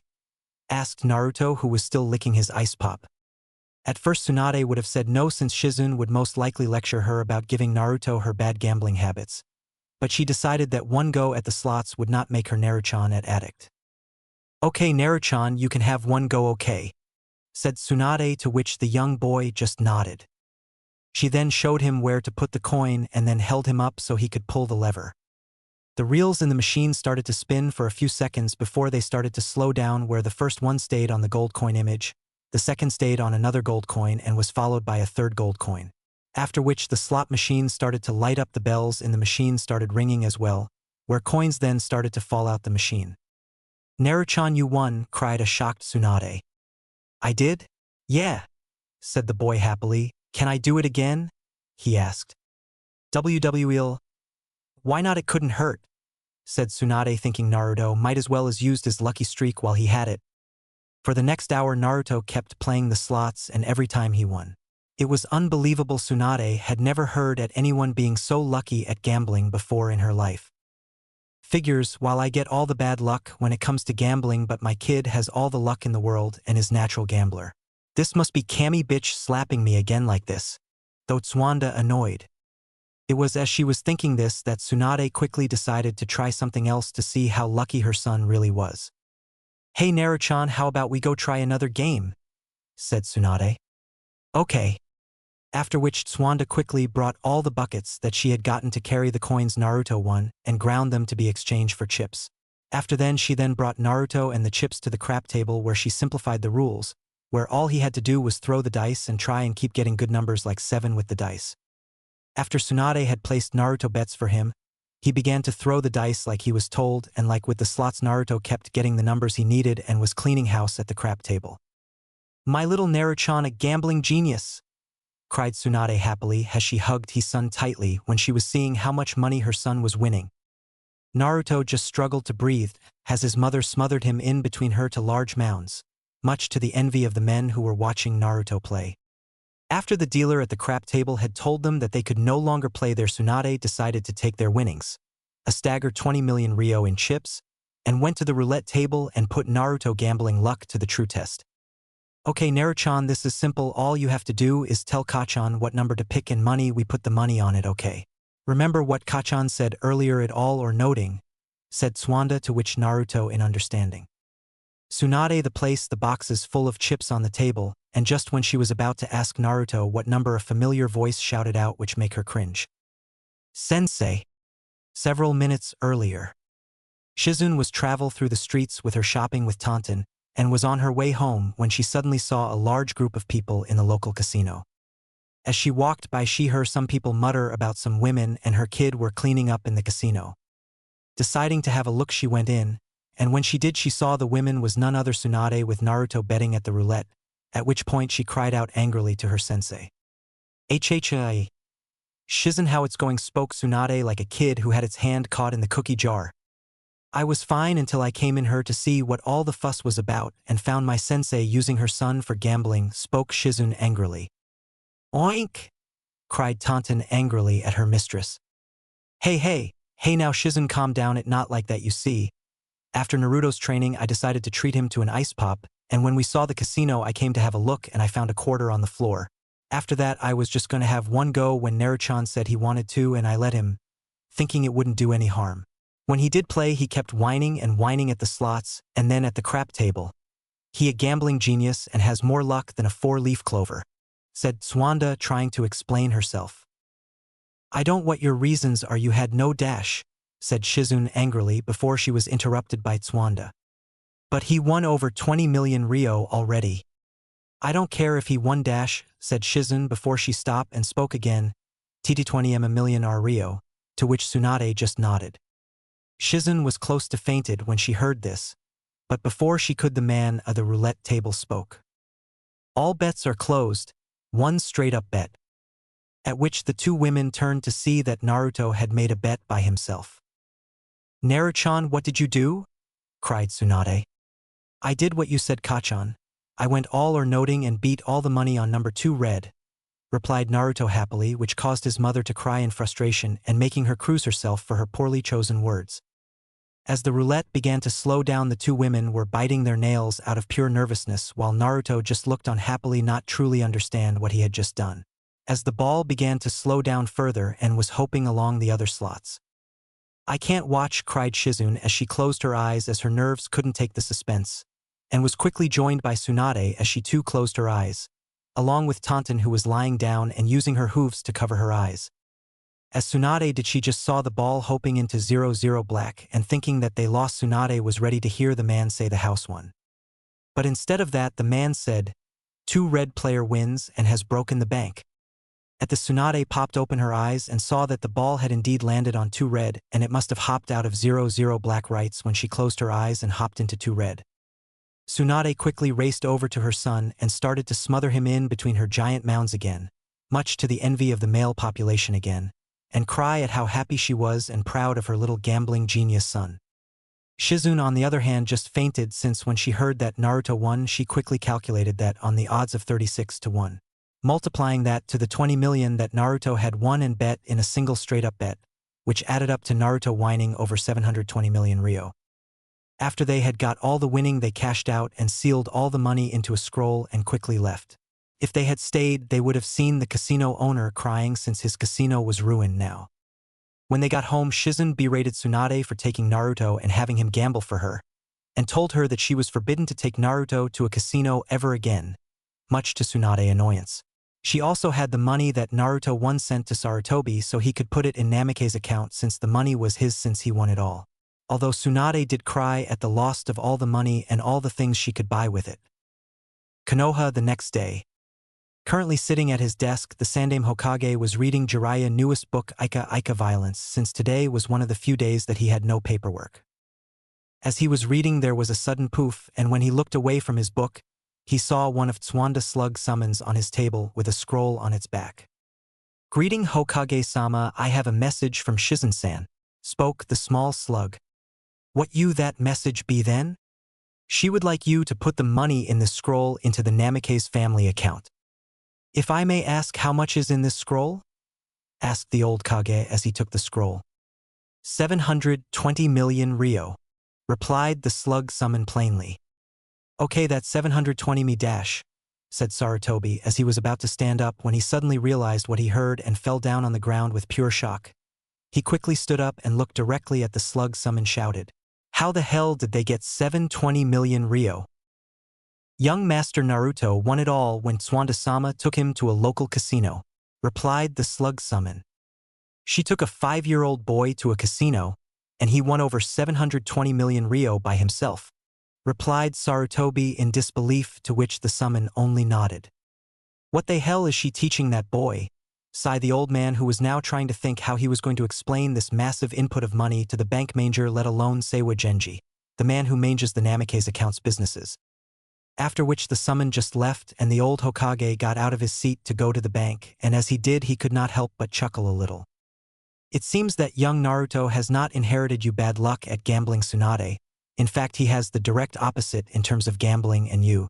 I look forward to what other surprises young Naruto will have for us when he comes to Konoha, though." Sarutobi. 1 month later. Currently, Tsunade was sitting in the living room reading a medical book in her new house, since they had to move out of the last town they were in, due to the fact that a 5-year-old kid winning 720 million ryo kind of draws attention to you. As Tsuwanda read the book, she could not but sigh, since today was her birthday and the only one who remembered it was Shizune, who got her this book. Although she was grateful for the book and that Shizune remembered her birthday, she was still a bit down since Shizune was the only one who remembered. Hence it would have been nice for someone else to remember and get her something like a nice bottle of sake, chocolates or flowers even. Just as Tsuwanda was about to continue to read her book, she suddenly heard a shout. "Kachan! Kachan, where are you?" cried Naruto. "I'm in here, Naruchan, what wrong?" answered Tsunade. When Tsunade answered, Naruto quickly ran across the corner to enter the living. When Tsuwanda saw Naruto, she also saw him carrying a small Prunus serralata bonsai tree in a small flower pot. "Here, Kachan, happy birthday," said Naruto, holding the small bonsai tree to his mother. At first, when Tsunade saw the small tree, she did not know what to say, but she soon got over her surprise and took the bonsai tree from her son and looked at it. The small tree had smooth bark with pink and with cherry blossom flowers surrounding its small branches. All in all, it was a very beautifully tree. Tsunade then began to get teary-eyed and quickly put down the bonsai tree and then grabbed Naruto into a smothering hug, to which the poor boy could barely breathe. Thank you, Naruto, this is the best gift I've ever gotten, said Tsunade as she hugged her son tightly, who despite being nearly crushed to death by his mother smiled and making his mother happy.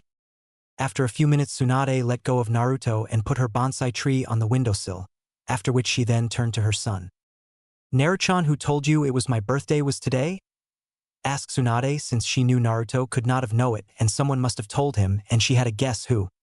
Shizune-chan told me last week, answered Naruto confirming what Tsunade guessed. And did she give you to the tree to me as a present? Asked Tsunade, since she suspected that this was Shizune's way of cheering her up a bit. But to her surprise Naruto shook his head. No, I got it myself, answered Naruto.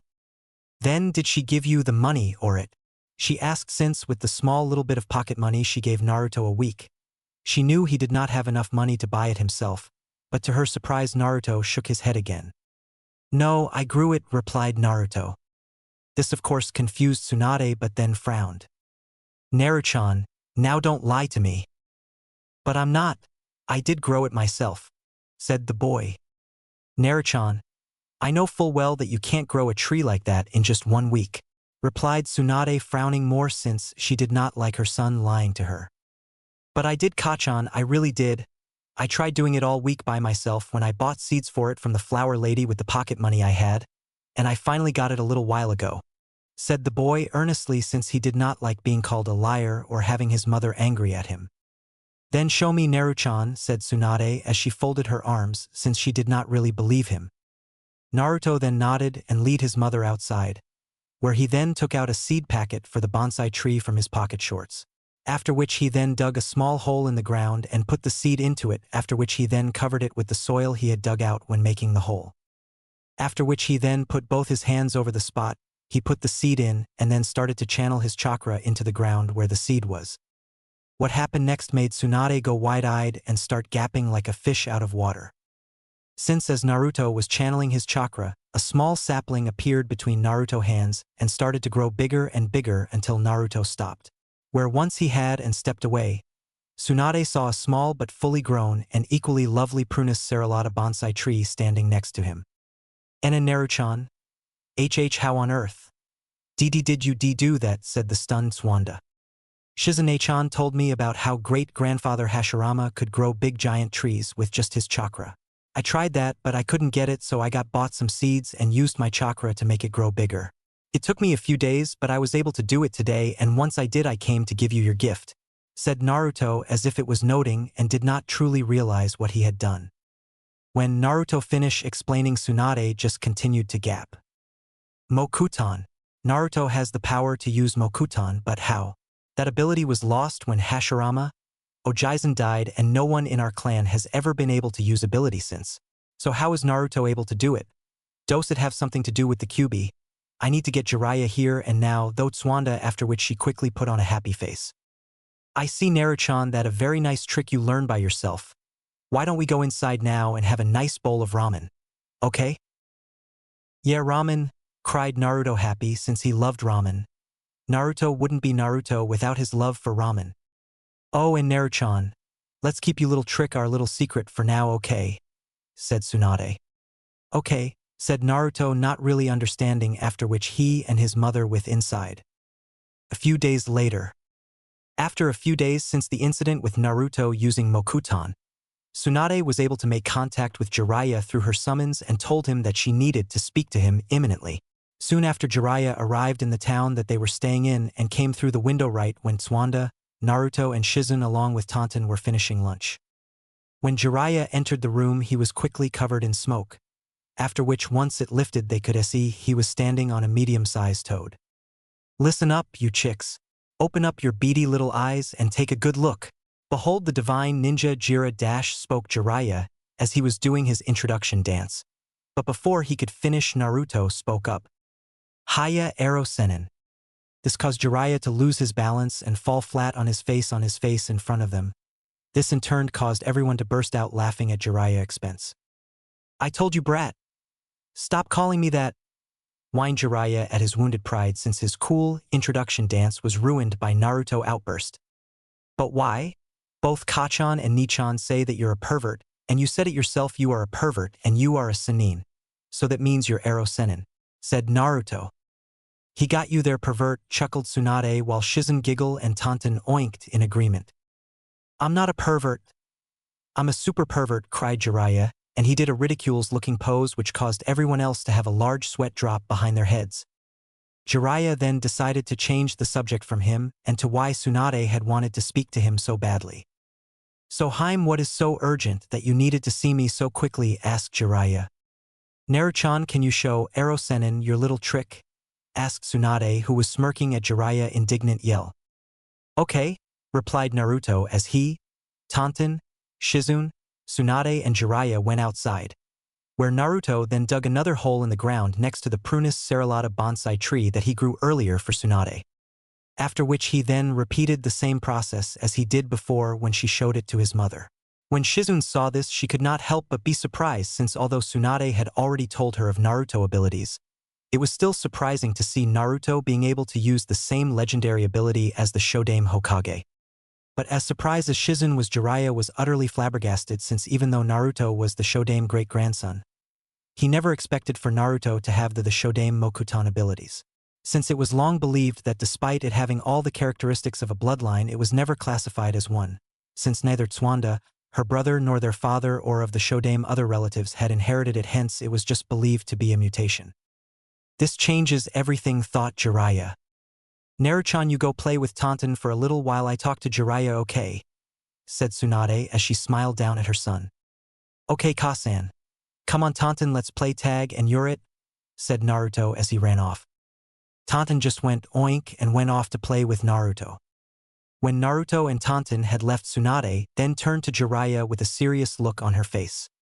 You can see why I wanted to talk to you immediately, said Tsunade and turned to face Jiraiya, who had an equally serious face and just nodded on what Tsunade had said, since he was in deep thought.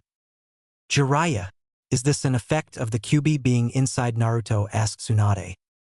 No, I don't believe so, since although there has never been a Jinchuriki for the Kyuubi before, I'm still certain that isn't a side effect of Naruto having the Kyuubi inside of him, since it doesn't match the abilities that the Kyuubi is known to have. Although Jinchurikis are each given special abilities by their Bijus. For example, the Ichibi no Shikaku Jinchurikis always have the ability to control and manipulate sand. But in Naruto's case, no, since the Kyuubi abilities have no connection to nature or Mokutan but your clandos. Hence I believe Naruto has just reawakened the Mokutan ability. But how is that possible? Mokutan is a mutation that only appeared in my grandfather, it isn't a bloodline, replied Tsunade. Well, it seems that we were wrong, since it's the only answer as to why Naruto has it, spoke Jiraiya. Then why is it that my grandfather was the only person to be able to have it? Why didn't my father, Nawaki, myself inherit it from him, or any of the other members of my clan have the ability to use Mokutan as well? Asked Tsunade. The only reason I can think of is something that I read a while back when I was training in Myobokuzen, during which I came across an ancient record written by a sage long back when the great shinobi clans were only being founded. In the scroll it spoke how when the bloodlines were first showing up, it said that the bloodlines were unstable and many of the children of bloodline holders did not receive their parents' bloodline. It was not until a few generations more after the first bloodline holders of each bloodline did the bloodlines finally stabilize so that the other generations of the clans would have them.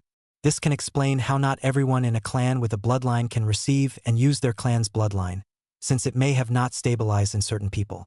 The Uchiha clan is a prime example of this, since only a quarter of its members can use the Sharingan, since it was only the ancestors of that part of the clan whose bloodline finally stabilized enough for it to be passed down to them. Spoke Jiraiya and continued.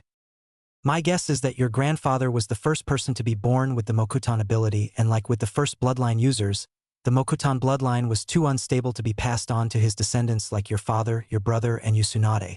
But it seems that the Mokutan ability has finally stabilized with Naruto, hence why he's the one to have it. Finished Jiraiya.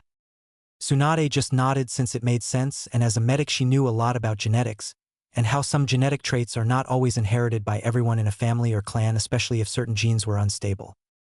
I'm also afraid that now with Mokutan, Naruto is in even greater danger than he was before, spoke Jiraiya again, which Tsunade frowned and nodded in agreement, while Shizun just looked confused and decided to ask why. But Jiraiya-sama, why is Naruto now in more danger with Mokutan?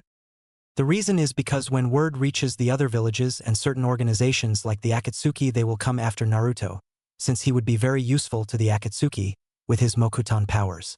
Especially if he is properly trained in it, he could help the Akatsuki greatly by subduing the other Jinchurikis, by using his Mokuton powers to suppress their Bijuu-S powers, making them easier for the Akatsuki to capture them. Not to mention other villages would want him to use him as a weapon to use against other Jinchurikis, since the power of the Shodan Mokuton is well known by all, where it could match even the Sharingan in terms of powers and certain special abilities. They would want it even more if I'm right about the Mokuton finally stabilizing and becoming an official bloodline where Naruto could pass it on to his future children. In which case they would use him as a breeder to make entire clan of Mokuton users, where they would have an entire clan with the power to suppress Bijuu-S and controls them. Something that many villages would stop at noting to have, and if they could not have it, they would have Naruto killed to keep others from having that kind of power. It would be even worse if they found out that Naruto was also the Jinchuriki for the Kyuubi, the strongest of all the Bijuu-S. Because if you combine the power of a Jinchuriki that contains the strongest of Bijuu-S inside him, with the power of Mokuton which can suppress Bijuu-S powers and control them, you get a force that could be virtually unstoppable. In which every village in the elemental continent would be after Naruto and wouldn't stop until either they kidnap him and gain control of him or kill him and keep him from becoming a major threat to them. The Akatsuki would even pounce on him with everything they had, since Naruto could very well ruin whatever plans they have with the Bijuu-S. Spoke Jiraiya. Shizen paled at the thought of her godson/little brother/nephew being in now greater danger than before. Suanda just frowned deeper and nodded in agreement, since she had come to the same conclusion as Jiraiya had when it came to Naruto's new ability when she waited for Jiraiya to arrive. "So what do we do now?" asked Shizen. "We have to increase and speed up Naruto's training more than ever now, since in a couple of years Naruto will need to be as strong as he can be to fight off enemies that will be coming after him sooner or later," said Jiraiya. "Should we inform the Sandaime Hokage about Naruto having Mokuton?" said Shizen. "No, we keep him in the dark about it, since the fewer people know about this the better. Since there might be a chance that someone like Danzo could intercept the message or somehow learn about it if we tell Sensei. Beside, when Naruto does eventually reveal that he has Mokuton to the village, Sensei will have the excuse of not knowing, and he wouldn't have to deal with Danzo or his supporters on the council, trying to usurp his position over how he didn't inform them about Naruto abilities," said Jiraiya. "Do we really have to reveal Naruto abilities to village? Jiraiya, can't we just keep it secret?" asked Suanda. "We have no choice, Heim. Naruto will need to learn properly control and master his Mokuton abilities if he's going to stand a chance in the future. We can help him as best as we can, but still he won't be able to fully master or control his Mokuton abilities unless he gets proper training in it," answered Jiraiya. "But how can he get training there? Naruto is the only Mokuton user in the entire world," said Tsunade. "I'm afraid that's where you're wrong, Heim. There is one other," answered Jiraiya with a slight sigh. "What? Jiraiya, you're not making any sense. Other than Naruto, my grandfather was the only other user to be able to use Mokuton, and he did," replied Suanda.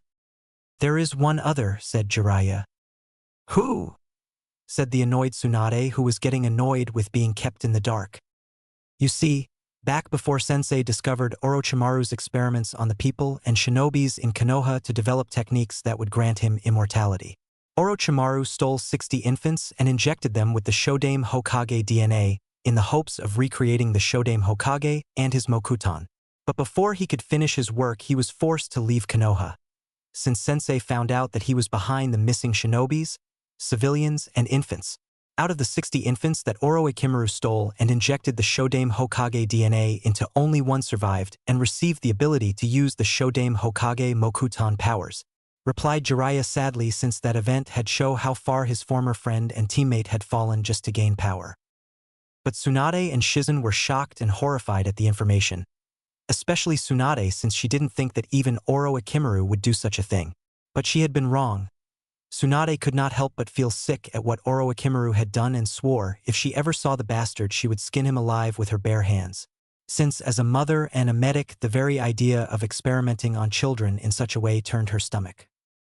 "Jiraiya, why the hell wasn't I told about this?"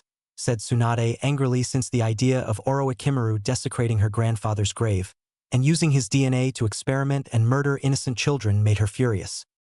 "I'm sorry, Tsunade, but you had left the village long ago and the whole event was classified top secret," I only know because Sensei told since he knew I was trying to track down Orochimaru, and he believed that I needed to know exactly what Orochimaru had done in the village. And who exactly is the child that survived Orochimaru experiments and gained my grandfather's Mokutan abilities? Asked Suanda. The kid's name is Tenzo. He's 20 now and proven himself to be quite a ninja since he graduated out of the academy at age 6 and made Chunin a few months later. He's even one of Konoha's top ANBU and is one of Sensei's most trusted operatives, replied Jiraiya. And how skilled is he in using Mokutan? Asked Tsunade, although she was impressed with Tenzo's skill if what Jiraiya said was true. According to Sensei, he completely mastered the Mokutan jutsus that he learned from your grandfather's scrolls in the Senju clan library, although cannot use the Mokutan techniques to its full potential. Hence his full power pales in comparison to that of your grandfather. But despite that, he can help Naruto greatly in training in how to use it, and possibly Naruto will be able to surpass him and use Mokutan to the same level as your grandfather could. Which it would be very likely since he is a pure-blooded Senju and the directed descendant of the Shodame Hokage. Hence why he would be so valuable to certain people. Finished Jiraiya. After Jiraiya's explanation, Tsunade just sighed, although she did not like the fact that her sensei went and took scrolls belonging to her grandfather from her clan's secret library. She understood why he did it and knew he would not abuse that privilege and return the scrolls back to the library. She then looked over at her son as he played with Taunton without a care in the world. She wanted nothing more than for Naruto to have a long, peaceful and quiet life where he could grow up happy, as well as have a family one day when he was older and live with them happily without having to worry about enemies attacking them or going through the hardship that he would as a shinobi. But Tsunade knew that would never happen, and now with his Mokutan powers his life now just got a whole lot harder now.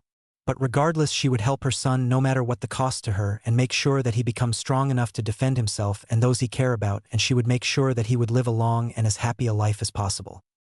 I hope I can count on your help when training Jiraiya because he's going to need all the help he can get, said Suanda. Of course I do whatever I can, since I swore to Minato that I would train the boy when the time came, answered Jiraiya. I will help too, Suanda-sensei, and even though I might not be as much help to him as you both, but I will help Naruto in any way I can, spoke Shizen. Thank you, Shizen, I knew I could count on you, said Tsunade. So when should we start? Asked Jiraiya. We start tomorrow. We'll let him have today off, since he's not going to have much time to be a kid for a while, and he might as well enjoy it when he can, said Tsunade, to which both Jiraiya and Shizen nodded and watched Naruto play with Taunton along with Tsunade. 2 months later. Ever since Naruto revealed to Tsunade and Jiraiya that he had inherited his great-grandfather Mokutan ability, Naruto was trained even harder than he was before. Tsunade helped him with his chakra control exercises. Not that he needed much help since he had inherited her natural flawless chakra control, where he was now walking on water and was balancing small tin objects like a dull kunai on the tips of his fingers. She also helped Naruto with his physical training, where she increased his weight little by little and had him do lots of running and different exercises. Tsunade also planned to help Naruto with his fighting skills, where when he was a bit older she would put him through her special dodge training, much to Jiraiya and Shizen worry. Shizen helped Naruto how to aim and throw senbons, shurikens, and kunais, as well as help him improve on his reading and writing. She was also planning on helping Naruto to study medical books when he go a little older so to understand them better, since Tsuanda wanted to train Naruto to be a medic, so that if he was ever hurt he could heal himself, since he had the control needed to make a medic, and with the prober training, and if they start early enough where they get Naruto settled in to become a medic, he would make a fine medic. Jiraiya was now just planning on helping Naruto to train by helping him to learn jutsus, where he planned to teach him just the basics like Henges, transformation technique, Shunshin no Jutsu, body flicker technique, Korimi no Jutsu, body replacement technique, and Bunshin no Jutsu, clone technique. After Naruto had finished mastering them and be able to use them in the right types of combinations, he then planned to teach Naruto a few more slightly more powerful jutsus when he got older. He did it this way since Jiraiya knew it did not matter how many different highly powerful jutsu a person have. If they did not know how to use them correctly, then they were useless. Also, he knew that if a person completely masters the basics and knows how to use them correctly, then they would nearly unstoppable. Jiraiya also planned that when Naruto got a little older he would teach him Fuinjutsu, and with any luck the kid would be like his old man and be a genius at it. It was at this time now that Jiraiya had arrived on Naruto's 6th birthday to see Naruto and start to train him in jutsus. But when he arrived, he found out that Naruto wasn't training today, instead he had the day off, and was celebrating his birthday with Shizune, Taunton, and his mother. When Jiraiya arrived at the house, he found Tsunade and Shizune together at the house cleaning up after their little celebration of Naruto's birthday. When he asked where Naruto was, they told him that he was out in the backyard playing with Taunton again, with his new toy kuni and ninja mask that he got from Shizune and his new ninja teddy that he got from Tsunade. When Jiraiya went out, he saw Naruto was playing ninja with Taunton, where he was chasing Taunton around with his ninja mask on and carrying him toy kunai and ninja teddy with him. "Hey brat, happy birthday!" cried Jiraiya, getting Naruto attention. When Naruto heard him, he turned to see Jiraiya weaving and smiling at him.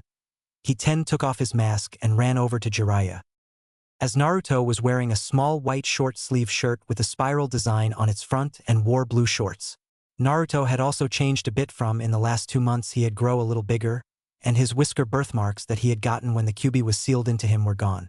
Jiraiya theorized that when Naruto's awakened his Mokuton bloodline, his bloodline negated the physical affects that the Kyuubi had on his body, since the Mokuton power did suppress Biju chakra.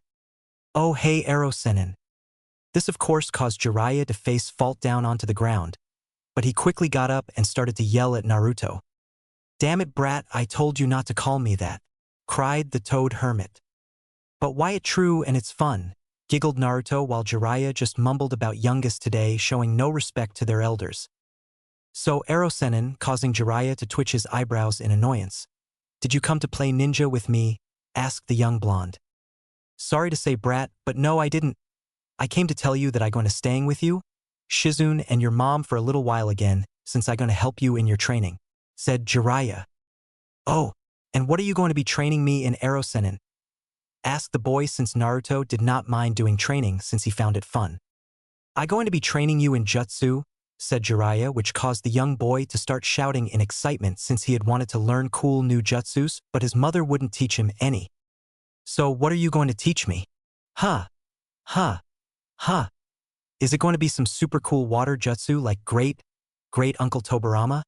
Or a jutsu that will let grow big gigantic trees like Great-Grandfather Hashirama?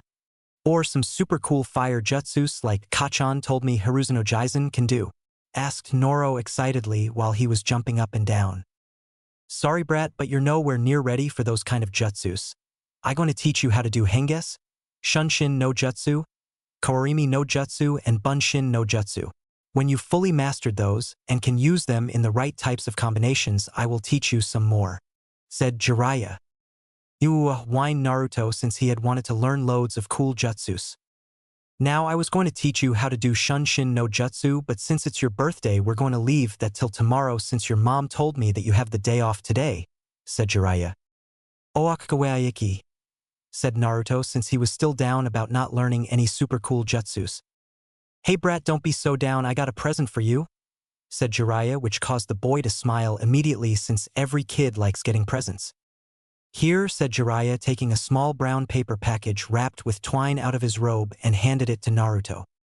"Thanks Ero-senin," said the boy, taking the package, and ignored the grumbling from Jiraiya about youngest today. "Now enjoy brat. I see you later. I have to met some who helping me with my research for my next book," said Jiraiya as he giggled perversely. "Research? What that, and can I come?" asked Naruto, since he did not understand and though it might be fun. "Sorry brat, you can't grow up stuff, maybe next time when you're older," said Jiraiya quickly, since even he had morals when it comes to taking little kids with him on his research. Besides, he knew that if did something like that, Tsunade would beat him within an inch of his life and have her slug summon Katsuyu melt off his balls with her acid. "Okay," replied Naruto as we went off to open his present, while Jiraiya shunshined away. 10 minutes later in town. Jiraiya was in a small alley near the town local hot spring waiting for the person he had arranged to meet her. Soon enough, a young short brown-haired man with brown eyes and wearing a white shirt and trousers came out of the entrance of the hot spring and quickly ran over to the small alleyway that Jiraiya was waiting in. "So did you get them?" asked Jiraiya eagerly. "Yeah, I got them, but I nearly caught a few times when I was taking the photos," said the man, holding up over 3 dozen photos of different young girls and women in the hot spring, wearing nothing but towels or nothing at all. The young man who took the photos was a towel boy who worked in the hot springs collecting the towels of the women after they had finished in the hot springs and gotten dressed. Jiraiya had met the boy when he was in the town on his way to Tswanda House and quickly learned that the young man was a fan of his books, and he also learned that he worked in the local hot springs. So naturally Jiraiya made a deal with the young man where in return for a little payoff, the boy would take photos of all the different young and attractive ladies who went into the hot spring for Jiraiya. Jiraiya quickly grabbed the photos and started to look through them. He then began to grin perversely and developed a large nosebleed and began to drool a little. The young man coughed loudly to get Jiraiya's attention away from the photos and onto him. "I believe, Jiraiya-sama, you owe me something, since I held up my end of the deal," spoke the young man. "You're right, I do," said Jiraiya as he then quickly took out another small brown paper package wrapped with twine and handed it to the young man, who took it eagerly and began to quickly rip open the package. "Pleasure doing business with you," said Jiraiya as he began to walk away and look back at the photos, thinking about all the different types of inspiration these photos would give him. But before he could fully walk away, he was stopped by a sudden cry from the young man. "Is this some kind of joke?" cried the young man angrily. "What are you talking about?" asked Jiraiya as he turned back to the man. "I mean, this isn't weight we agreed upon," said the man holding up a book to Jiraiya's face. The book read, "The Tale of the Utterly Gutsy Shinobi." "Wait a minute, this is the book I gave Naruto for his birthday, but if this is it then that means the book I gave Naruto was, wait dear sweet Kami no," thought Jiraiya in his mind as he realized what he had done and quickly snatched the book from the man and ran with a speed that would make Guy look slow even without his weights. All the while ignoring the angry cries of the young man about noting giving him what they had agreed upon. Several minutes later at Tswanda home. As this was happening, Tsunade was sitting down and was about to get ready for a nice nap, while Shizune was finishing cleaning up in the kitchen and Tonton was lying down next to the chair she was sitting on. But before she could fully settle down, she suddenly heard a cry. "Kachan, Kachan, where are you, Kachan?" After which Naruto then came into the living room carrying a book in his hand. "What's wrong, Naruchan?" asked Tsunade. "Ero-sennin gave me this book for my birthday, but I can't read it very well since there are lots of words on it that I can't understand, and the pictures are full of people doing funny things together," said the boy. "Well, come over here, Naruchan, and I read you the story," said Tsunade as Naruto went over to her and sat on her lap, while she began to read the page that Naruto had left opened for her to read. Katara began to dress the wounds that Shin had after his fight with the Dark Warrior Ashi. As she dressed his wound, Shin suddenly turned around and caressed her face gently with his large hand. As he did, Katara then began to caress his chest gently with her small gentle hand. As they began to feel one another body, Shin then suddenly grabbed hold of her chin and kissed her deeply, pouring in all the passion he could muster and felt for her from the moment he first set eyes on her. At first Katara was caught by surprise by Shin's kiss, but she quickly got over it and began to kiss Shin with just as much passion as he was and began to pour all her heart and emotions that she had into the kiss. As the kiss deepened, Shin began to explore Katara's body with his hands, where he then began to loosen her sash that was around her waist, after which he began to remove the upper portion of her kimono to reveal her. It was there that Tsunade stopped reading the book to her son and read it silently to herself of a minute or so, where she then realized what just she was about to read to her innocent baby. Tsunade then quickly skipped to a few pages ahead to where the pictures for the book were, and saw that what they were showing, she quickly covered her son's eyes so he could not see the images of the detail various adult images. "Kachan, what wrong? Why aren't you reading the story? What's happening? And why won't you let me see the picture?" asked the boy as Hess squirmed in his mother's arm and tried to get her hands off from covering his eyes, but Tsunade would not allow it. Tsunade then quickly turned to the cover of the book to see exactly what Jiraiya had given her son for his birthday, and what she had been reading to him, although she had an idea what it was. When she turned the book, she read the cover, Aika Aika Paradise. Limited colored pictured edition, with author autograph, exactly what she had thought. That damn perverted excuse for a life form. I warned him what would happen to him if he tried to corrupt my Naruchan and turn him into a pervert like him. When I get my hand on him, not even an entire army of medics will be able to heal him once I done with him, though Tsunade furiously as she thought all the different ways he could torture and kill a certain toad pervert she knew and thought about which would be the slowest and most painful way to torture and kill him. All the while as Tsunade was thinking of this, Naruto had finally gotten out of his mother hold and got her hands off his eyes, He tried to see the pictures in the book again but could not since his mother had closed the book. He then tried to get his mother attention but she was too caught up in the different ways she would torture and kill Jiraiya to pay attention to him. And as if the heavens themselves were answering Tsunade praised Jiraiya suddenly appeared in the living. Naruto, where are you? I gave you the wrong bow dash, spoke Jiraiya panic-like, but stopped when he saw Naruto sitting on his mother's lap with her holding the book. It was then that Jiraiya knew he was too late and that he was dead man. When Jiraiya appeared, Tsunade slowly turned around to face Jiraiya, with a look in her eyes that was so frightening that it would have made the devil himself shit himself. The point was proven since Jiraiya nearly did so himself.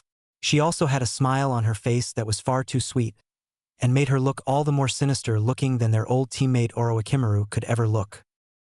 Well Jiraiya, what a coincidence, I was just thinking about you, said Tsunade all too sweetly, which made Jiraiya shiver in fear and wanted to run as far away as possible, but couldn't since he was frozen with pure terror. All the while as this was happening, Naruto had gotten off his mother's lap when she stood up and was now watching what was happening since he did not really understand what was going on. Is there something wrong, Ero-sennin? Did you met the friend you said you were going to met for your research? Asked Naruto. Well, I don't know what you're taking about Naruto, said Jiraiya nervously, since he didn't want to get into any more trouble with Tsunade that he was in now. You know Ero-sennin, that friend that you said would help you for your research for your book? You even said that you'd take me with you next time, said Naruto, who had he noticed he would have seen the dark flames that were now sprouting from his mother's eyes, and Jiraiya about ready to wet himself, who was also silently cursing Naruto for opening his big mouth. It was after this revelation that Tsunade knew that her son was far too young to see the horrors that she was about to unleash upon Jiraiya, and decided to call Shizune in to take Naruto away for a while. Is there something wrong, Tsunade-sensei? Asked Shizune as she came out of the kitchen to see a petrified Jiraiya who was sweating profoundly, and a sinister-looking Tsunade with an all-too-sweet smile on her face. Oh, noting Shizune, I was just wondering if you could take Naruto out to town for a little while, while I have a little chat with Jiraiya here about his choices in gifts to Naruto here, replied Tsunade sweetly. When Tsunade had finished speak, Shizune just had a confused look over her face, since she did not understand what Tsunade was talking about. But as soon as Tsunade held up the Ika book to Shizune, she realized what she meant. After which Shizune turned to glare angrily at Jiraiya for trying to turn her godson/little brother/nephew into a pervert. After glaring at the petrified Jiraiya for a minute or so, Shizune then turned and kneeled down to Naruto, who was still watching this in confusion. Naruto, how about you and I going downtown and have some ramen at the restaurant in town? At this, Naruto face immediately lit up with excitement at having his favorite food, since his mom told him he could only have ramen once a week, since she said it was good for him and that if he ate noting but that then it would stunt his growth. Yeah, ramen, cried Naruto happily, and was about to go with Shizune when he stopped and turned to Jiraiya and his mother. Ero-sennin, Kachan, aren't you coming with us? Asked the boy. Jiraiya, deciding that this was his best and only chance of escape, quickly came out of his petrified state. Sure thing, Naruto, and the ramen will be on me, spoke Jiraiya quickly and tired to run off to town so to avoid Tsunade beating. But before he could run away, Tsunade caught Jiraiya by the collar and kept him in place even despite the fact that he kept trying to run. But Tsunade's grip was iron tight and she just slammed Jiraiya down onto the floor hard. You go ahead, Naruto. Jiraiya and I are going to play a little game called Operation, said Swanda with a sadistic smile on her face that would have scared even Orochimaru. Oh, okay, Kachan. Come on, Tonton, you can come too, said Naruto as he went off with Shizune, with Tonton getting up and crying oink, and following after Naruto and Shizune. And oh, wait, Naruto, take me with you too, screamed the pervert as his fingernails scratching up the floor as Tsunade dragged him into the next room and then throwing him into the corner of the room. After which the toad hermit began to pray for the heavens to take him now into their sweet embrace. But sadly they weren't listening right now and were just going to sit back and enjoy the show.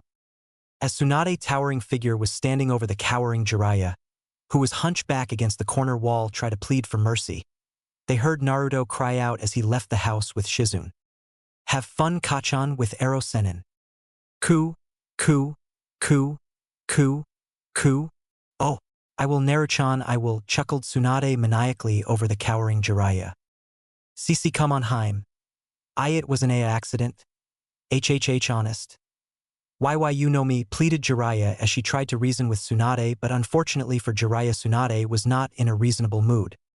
Oh, I know you, Jiraiya, all too well, and it would be just like you to try and corrupt my sweet innocent little Naruto and become a pervert like you, said Tsunade, and she towered over Jiraiya like she was the Shinigami itself. Soon enough for miles around, people could hear the terrified screams of Jiraiya, as well as screams of pain as he screamed to the heavens. A few hours later, Naruto, Tonton and Shizune would return from town and find Tsuwanda sitting down enjoying a drink of sake and what looked like some kind of deformed human. That was in a heap across from Tsunade, who barely even looked human anymore, and by the way, it continued to groan in pain. It gave the impression that its very existence right now was full of noting but consistent pain and suffering. It was later on that they learned that the deformed creature was Jiraiya after Tsuwanda had finished with him. All in all, it was just another day with Tsunade's family. Chapter 6. Making Friends. 2 years after Naruto had revealed his Mokutan abilities, Tsunade, Tonton, Shizune, and Naruto were now staying in a small village in Oni no Kuni, Demon Country. The village was a quiet and small village that was positioned in a small valley with a large forest north of it. A medium-sized river that flowed gently down out of the valley south of it, and with crops and fields west of the village where the farmers grew their food for the village. The place had been a perfect spot for the group, since it was quiet and out of the way of most places, and the village had no real medic. Many of their old and young were suffering for a small disease that affected people with a low immune system, which resulted in them being bedridden and unable to eat properly for several weeks. But thankfully, when Tsunade arrived, the problem was resolved in a matter of a few days. As the people in the village were busy doing their daily activities, they suddenly heard loud explosions and could see large dust clouds coming from the other edges of the forest north of the village. Normally, if the villagers saw this, they would have been concerned about it and believed that they were under some kind of attack. But they had grown used to seeing such thing after the first few weeks of the arrival of Tsunade, Tonton, Shizune, and Naruto, although they did not know that it was Tsunade since she still had her Genjutsu henge over her and Shizune, and they went by different names. Since this had come to be a common occurrence to outside the village at this time, they had learned that at this time Tsunade would train her son Naruto in her special training exercise at this time. With Tsuwanda and Naruto. Dodge, shouted Tsuwanda as she threw a massive dodge ball at Naruto, who barely dodged it. Naruto had grown a good bit over the time. He was still quite skinny, but despite that he was quite strong for his age, thanks to his training, and had lots of energy. Naruto wore an short-sleeve green shirt, with black short pants and brown sandals. This type of training had been a common thing to be seen going on between Naruto and Tsunade in the past few months. Since when she first saw that Naruto had inherited her natural flawless chakra control, she hoped that with this training Naruto would gain her superhuman strength. Naturally, when Jiraiya and Shizune first heard Tsunade saying that she was now going to have Naruto go through her special training, they became very concerned for Naruto's safety and well-being. But fortunately, Naruto had two things going for him. One was that thanks to his high stamina and all the running around that he did when he was younger had given him excellent reflexes and good speed for a kid his age, so that he could dodge the balls quickly without getting hit and not get tired from doing it for several hours. The other was the only real side effect that he got from having the Kyuubi inside of him. The Kyuubi had given him a quick healing factor, where Naruto could recover from chakra exhaustion very quickly, and most wounds he would have would heal within minutes if not a few hours, depending on how serious the wound was. This had helped Naruto greatly since it allowed him to survive Tsunade's training with little effect, especially when it came to taijutsu training with his mother. Since when Tsunade did taijutsu training with Naruto, she used her full power on Naruto, where he mainly dodge and try and counterattack at the same time, while wearing specially designed gravity weight seals that Jiraiya given him to wear most of the time. Needless to say, Naruto usually returned home with broken bones of a lot of bruises, but regardless of them, the training was working, since Naruto's speed was increasing dramatically and his taijutsu style was improved as well. Tsunade even stated at the way he was going Naruto would soon have a firm grasp of her superhuman strength, even though it would still be a couple of more years before he could ever be able to use it to the same level as she could. For several hours Tsunade threw and threw hundreds of dodge balls at her son, where the dodge balls would often explode by the sheer power of the thrown, when it hit the ground or a tree. After a while of this, Naruto was starting to get tired of always dodging and decided to strike back.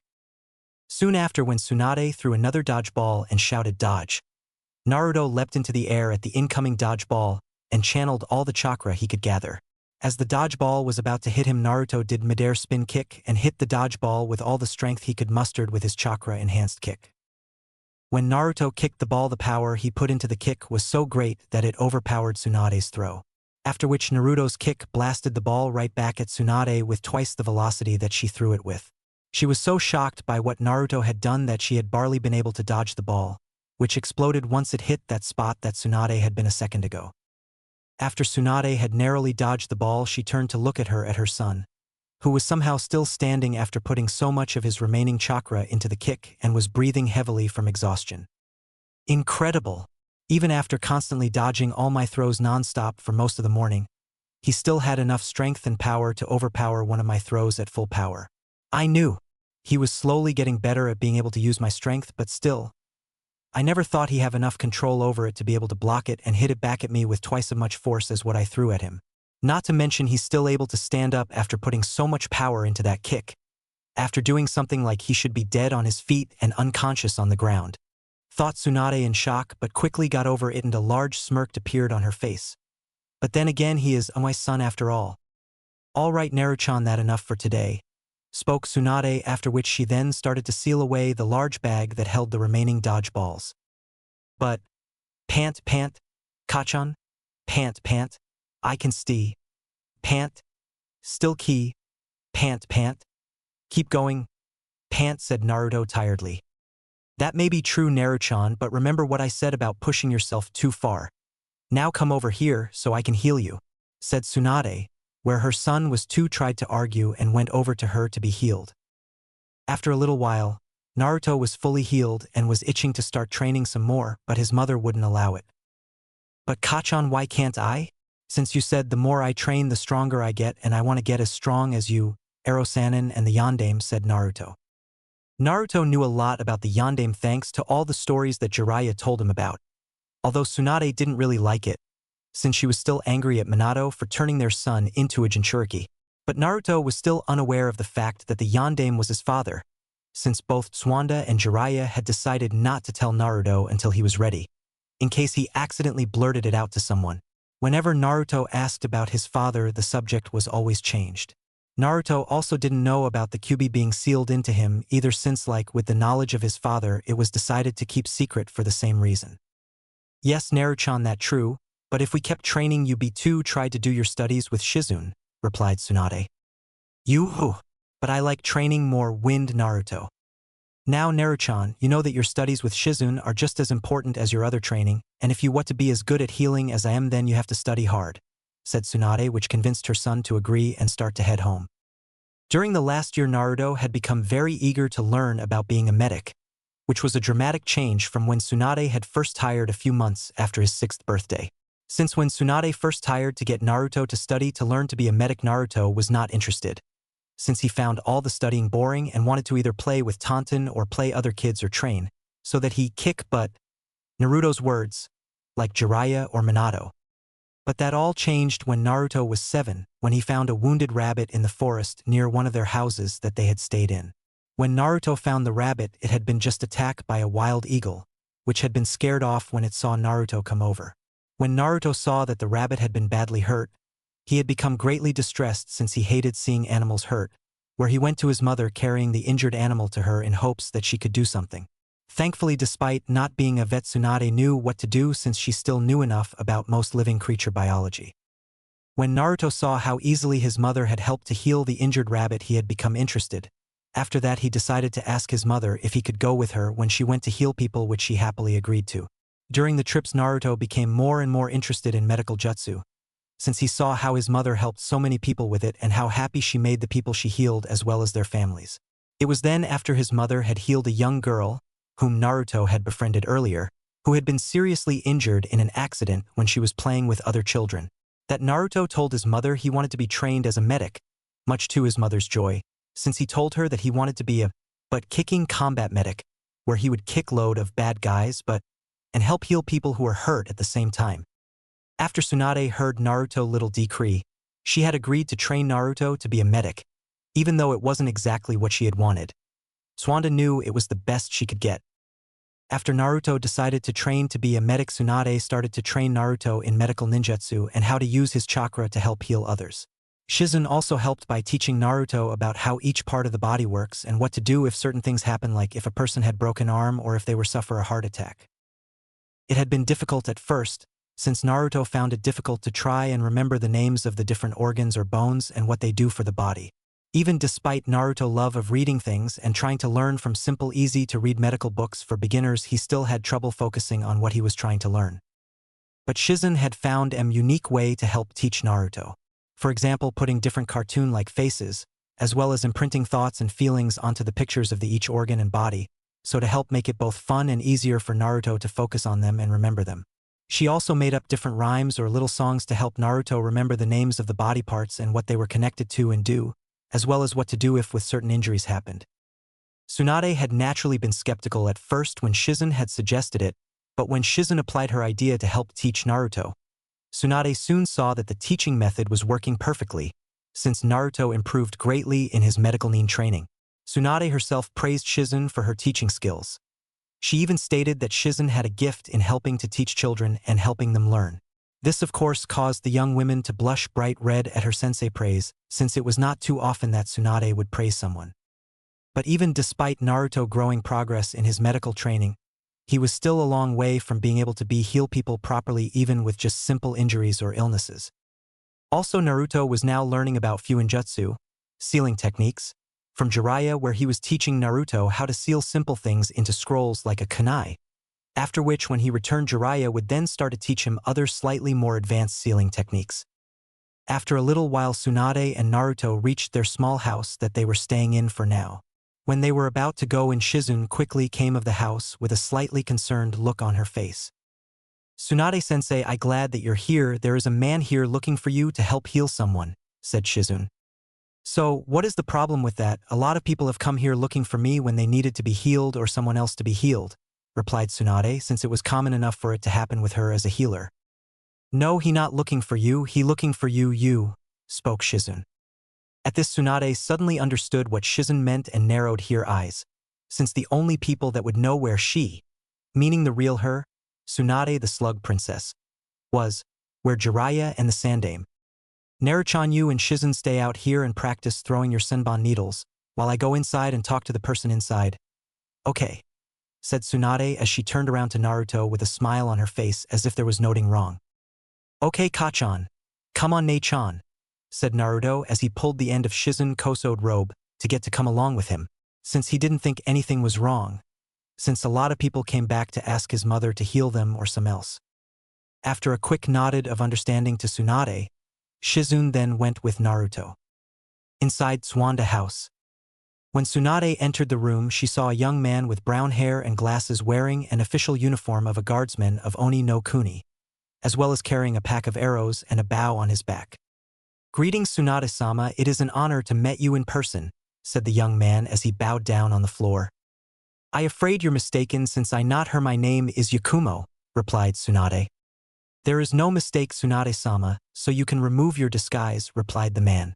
Tsunade narrowed her eyes, after which she then changed her form, from a short red-haired woman with blue eyes, to her usual form. "So who are you and how did you know where I was staying and that I was in disguise?" asked Tsuwanda, as she was on guard in case the man was some sort of assassin or kidnapper. "My name is Tatuho and I am one of the personal bodyguards of the High Priestess Lady Miroku, ruler and protector of Oni no Kuni," spoke the man named Tatuho. "The High Priestess?" asked Tsunade in surprise. "Hi, and she is in great need of your help, Tsunade-sama," said Tatuho, and he bowed down to her again. "Lady Miroku is gravely ill, due to an assassination attempt on her life by an assassin from a rival country who had hoped to kill her to disrupt the leader of our country. Fortunately, Lady Miroku was able to foresee the attack and warn us about it, where we were able to capture him, but unfortunately the assassin had a backup plan and had poisoned her food. The best doctors in our land have tried to help her, but all have failed. She had even recently went into a coma due to the poison. You are our only hope she has of surviving. Please, Tsunade-sama, I beg you save Lady Miroku," said Tatuho, still keeping his head on the ground. "Before I say anything, I want you to answer a question for me," spoke Tsunade without showing any emotion. "How did you find out that I was here and that I was in disguise?" asked Tsunade, since she needed to know who they knew she was here. Before Lady Moroku went into her coma, she had one last vision, where she saw you in disguise in this village with your student and a young blonde boy who she believed was your son, spoke Tatuho.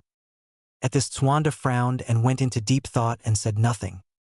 After several minutes of silence, Tsunade spoke up again. Very well, I will help heal the High Priestess, but on one condition. Name it Tsunade-sama and it will be done, I swear it, spoke Tatuho as he stood up. Before I tell you, I want to know, other than yourself and the High Priestess, does anyone else know about the vision that she had about my son and me? Asked Tsunade. No, Lady Moroku only told me of her vision about you and your son, replied Tatuho. Good, then my condition is simple, that both you and the High Priestess swear not to reveal the fact that I have a son to anyone until the day it is officially known to other countries. Since I have many enemies out in the world that would come after my son just to get to me, and until the day he is either strong enough to defend himself or has enough protection, no one can know that he even exists. Is that clear? Said Tsunade forcefully, since she would allow no harm to come to her son. Of course, Tsunade-sama, I understand perfectly, and I swear no one will learn the existence of your son from me, and I'm certain Lady Moroku will agree as well, replied Tatuho. Good, because should you or the High Priestess ever break your oath and leak the information about my son to others, and it puts him in danger, I swear there will be no place on this earth that you can hide from me. Is that clear? Threatened Tsunade in a deadly tone as she flooded the room with her killing intent, making Tatuho freeze in fear and cause a cold sweat to run down his back. Ha-hi. Tsunade-sama, you understand P perfectly, said Tatuho fearfully, as he had never been so scared in his entire life. Good. Then we will leave in 1 hour, spoke Tsuwanda as she stood up to go and talk to Shizun. When Tsunade left, Tatuho slouched down and let out a large sigh as the killing intent died out. Truly, there is nothing more dangerous in this world than a mother protecting its child. Though Tatuho, as he shivered slightly in fear as the memory of Tsunade killing intent was still fresh in his mind. 3 days later. After about 3 days of traveling, Tsunade and the group soon arrived at the estate for the High Priestess of the Demon Country. When they arrived at the main gate, Tsunade had her special genjutsu activated on both her and Shizun so to make sure that no one would know it was her. The excuse as to why she was here was based sort on the truth, where Tatuho had told the guards that she was a healer from a far-off village that was said to be highly skilled in poisons and could help the High Priestess. When Tsunade entered the room, she had Tatuho dismiss all the servants and other healers in the room so that she could begin her work without being bothered. When all the servants and the other healers were gone, Tsunade cancelled the henge over her and Shizun and began to diagnose the High Priestess. After a few minutes, Tsunade finished her diagnoses on High Priestess and turned to Tatuho, who remained in the room. I'm afraid that the toxin that the High Priestess has been poisoned with was a highly toxic and highly dangerous one, that even some of the most skilled healers would have difficulty treating, spoke Tsunade. What exactly is the poison, Tsunade-sama, and what does it do? Asked Tatuho. The poison came from a very rare and highly toxic mushroom called the black spotted mushroom. It can be made into a powder, gas, or liquid form, where it can be breathed in, injected, or digested through food. Once the poison is in the body, it destroys the cells, causing the body and the organs to fail and slowly killing the person over time. The effects typically include a nagging cough and other undetectable but common symptoms. It is very hard to detect and even harder to cure, said Tsunade grimly. See, can you treat it, Tsunade-sama? Asked Tatuho worriedly. Yes, I can, by extracting the poison from her body, but it will be difficult, replied Tsunade. Whatever you need, Tsunade-sama, please tell me, and I shall get it, spoke Tatuho. I need you to get several large bowls of hot water and bring them here, ordered Tsunade as she was going into her healer mode, where she got Shizun and Naruto to help her get everything needed to help the High Priestess. Soon enough, Tatuho had servants bring over 24 bowls of hot water to the door, where he then brought them into the room. Tsunade then had him and Shizun help restrain the High Priestess when she extracted the poison from the High Priestess' body.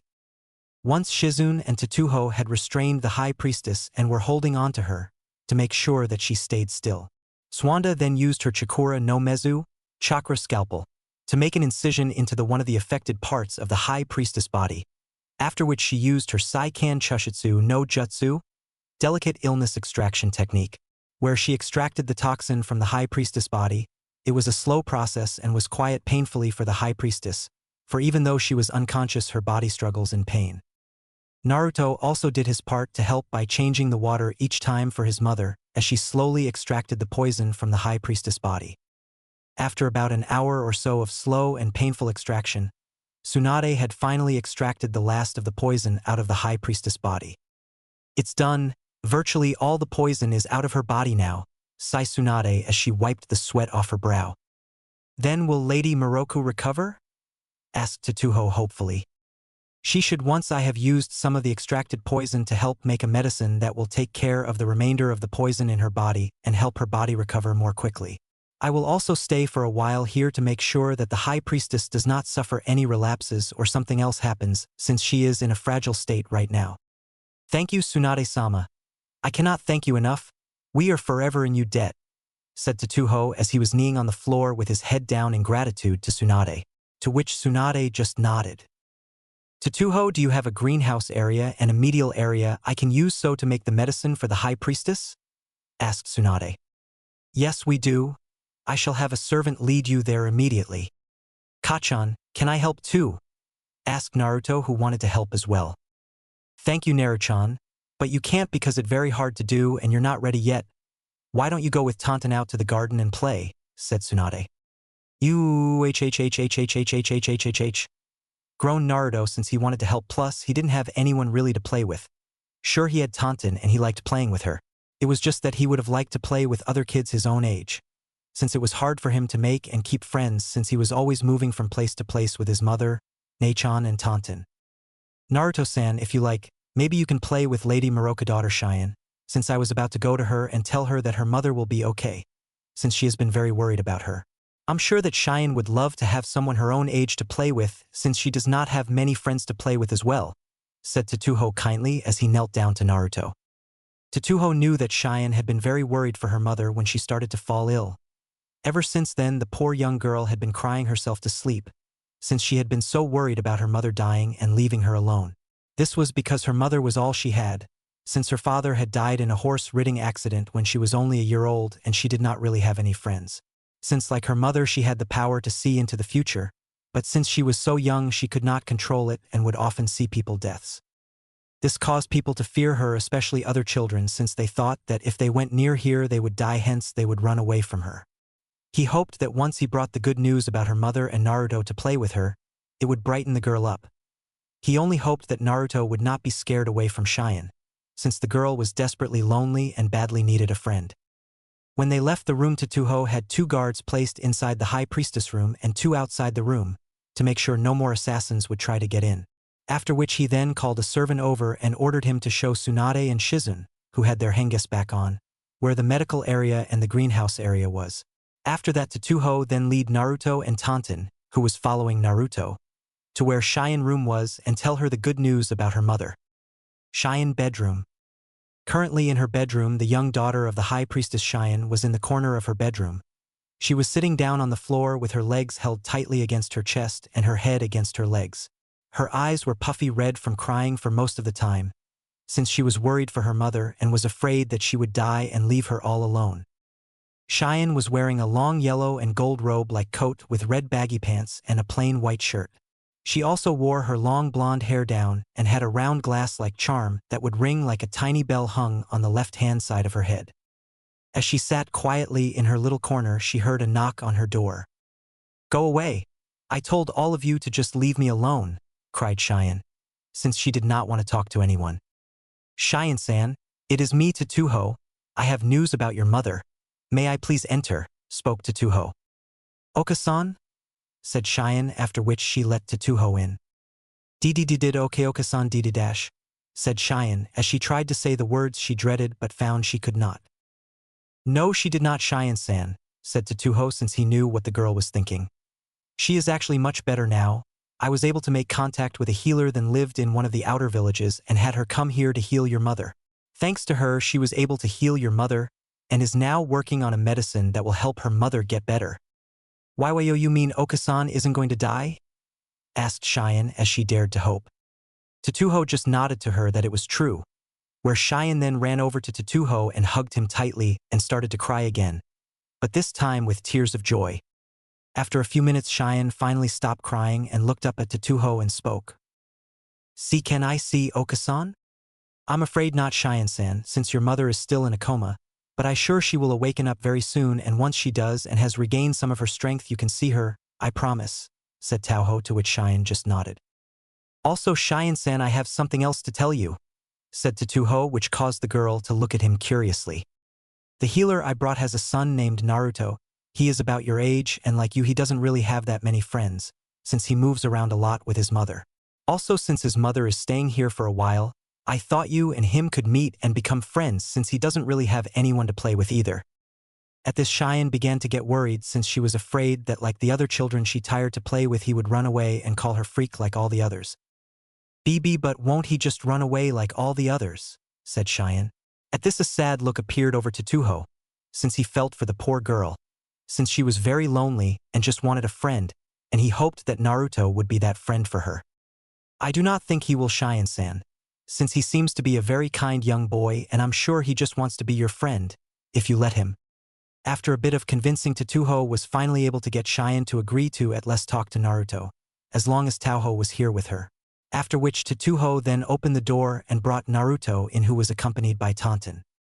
"Hi," greeted Naruto when he saw Cheyenne, who was hiding behind Taoho shyly. When Naruto greeted her, Cheyenne did not speak, and she just hid behind Tatuho for fear of being rejected by Naruto like all the other children she had tired to befriend. Seeing at how nervous and shy Cheyenne was, Naruto decided to go over to her, where he went around Tatuho so that he could face her. "Hello Cheyenne, my name is Naruto, would you like to play with me? Since there aren't really any other kids around and since my Kachan is going to be here for a little while, it'd be nice that I had someone else to play with," said Naruto. At first Cheyenne said noting, but after a few minutes Cheyenne suddenly spoke. "Do? Why yo you? Are really? Wanna play with me?" "Yeah. You're not afraid of me?"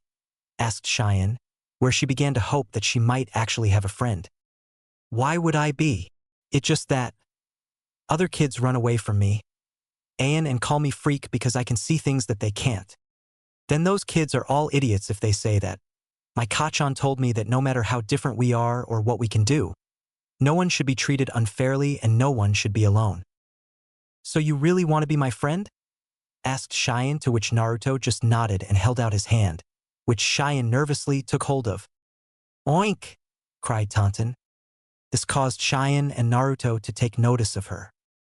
"Oh, sorry Tonton, I forgot to introduce you. Cheyenne, this is Tonton, my family pet Big, and my friend," introduced Naruto. "Hello Tonton," said Cheyenne, as she kneeled down and started to pet Tonton on the head and scratched behind her ear, which the small Big enjoyed very much. "Hey, do you want and go play tag with Tonton and me?" asked Naruto. "Sure," said Cheyenne, after which Naruto then grabbed a hold of Cheyenne, where they and Tonton ran off outside. As the two children and the pig ran off, Tatuho could not help but smile, since it was the first time that he saw Cheyenne smile in a very long time. He was also happy to see that she finally had a friend that was not scared of her.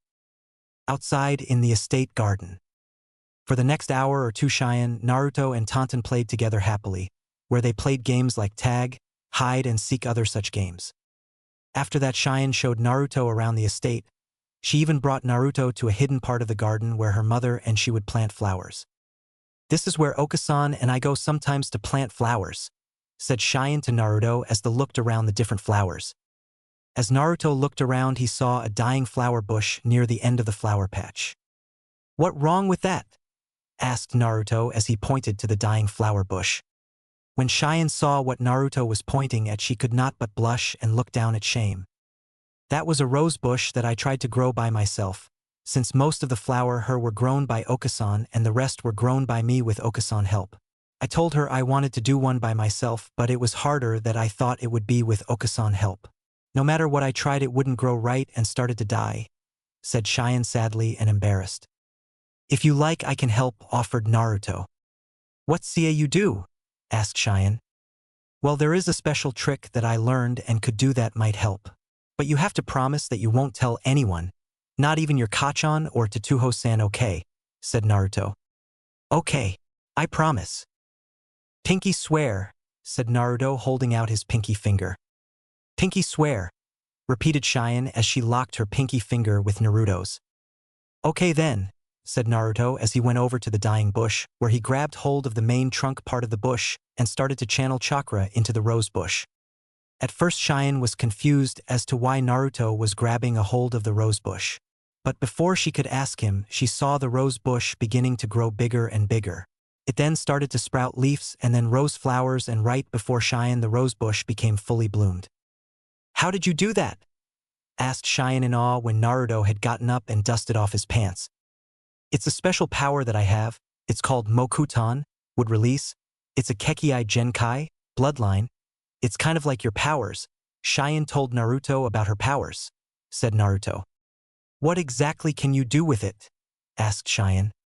Well, like you saw, I can make trees and plants grow. My great-grandfather had the same ability. Although he could only grow trees, I can also help grow plants. My great-grandfather could do loads of cool things with it, where he could make trees or entire forests wherever he wanted. He could even make wooden mansions or houses out of nowhere. He also created my Kachan home village Konoha and the massive forest that surrounds it in a single day, said Naruto with a bit of pride for how powerful his great-grandfather was, while Cheyenne was just in awe. Also, from what Kakan told me, he was also able to use his power in the same kind of way your power works, spoke Naruto, which got a confused look Cheyenne. My great-grandfather was able to use Mokuton to help suppress and control demons and seal them away. Can you do that? Asked Cheyenne in surprise, which Naruto answered by shaking his head. No, or at least not yet, since I'm nowhere near what my great-grandfather can do, since I can't grow big giant tree out of nowhere like he could. The best I can do is being able to grow trees and flowers out of seeds that I buy and grown them in the different ways and shapes I want them to. According to Kachan, I got a long way to go before I ever get to my great-grandfather's level, since I have to learn it by myself for now. Can't your Okasan help you to get better at being able to do it? Asked Cheyenne. She can't, since she can't do it. I'm the only one in my family that can do it, since my great-grandfather was the only person who could do it in my clan, said Naruto. What about you, Otosan, father? Couldn't he help? Asked Cheyenne, but instantly regretted it when a sad look came across Naruto's face. I don't have a token, another less formal way to say father, or at least not now. He died just when I was born, from what Kachan told me. She doesn't talk about it much, since every time I ask she gets this angry look on her face and changes the subject, sighed Naruto. Sorry, said Cheyenne sadly. It's okay. I never knew him and I probably find out about him later on, so there's no problem, said Naruto as he put on a happy face. So are there any other things you can do? Asked Cheyenne, so to change the subject. Yeah, there are some other things I can do, but I can't say, since I could get in a lot of trouble with Kachan if I did. Hell, I get in a lot already if she found out I told you about me being able to do Mokuton. Why's that? Asked Cheyenne. Kachan told me that there are a lot of bad people out there that would like to take me away because of me being able to do Mokuton. This is because I'm the first one to be able to do it since my great-grandfather. If those people found out, they come after me and take me away from my family. They would then make me use my powers to do a lot of bad things for them, since thanks to my great-grandfather power, he was able to become one of the strongest ninjas around, and since I have the same power, those bad people would think I could be just as powerful as he was, hence they would want me under their control. That is why I have to keep my powers secret from everyone until I'm strong enough.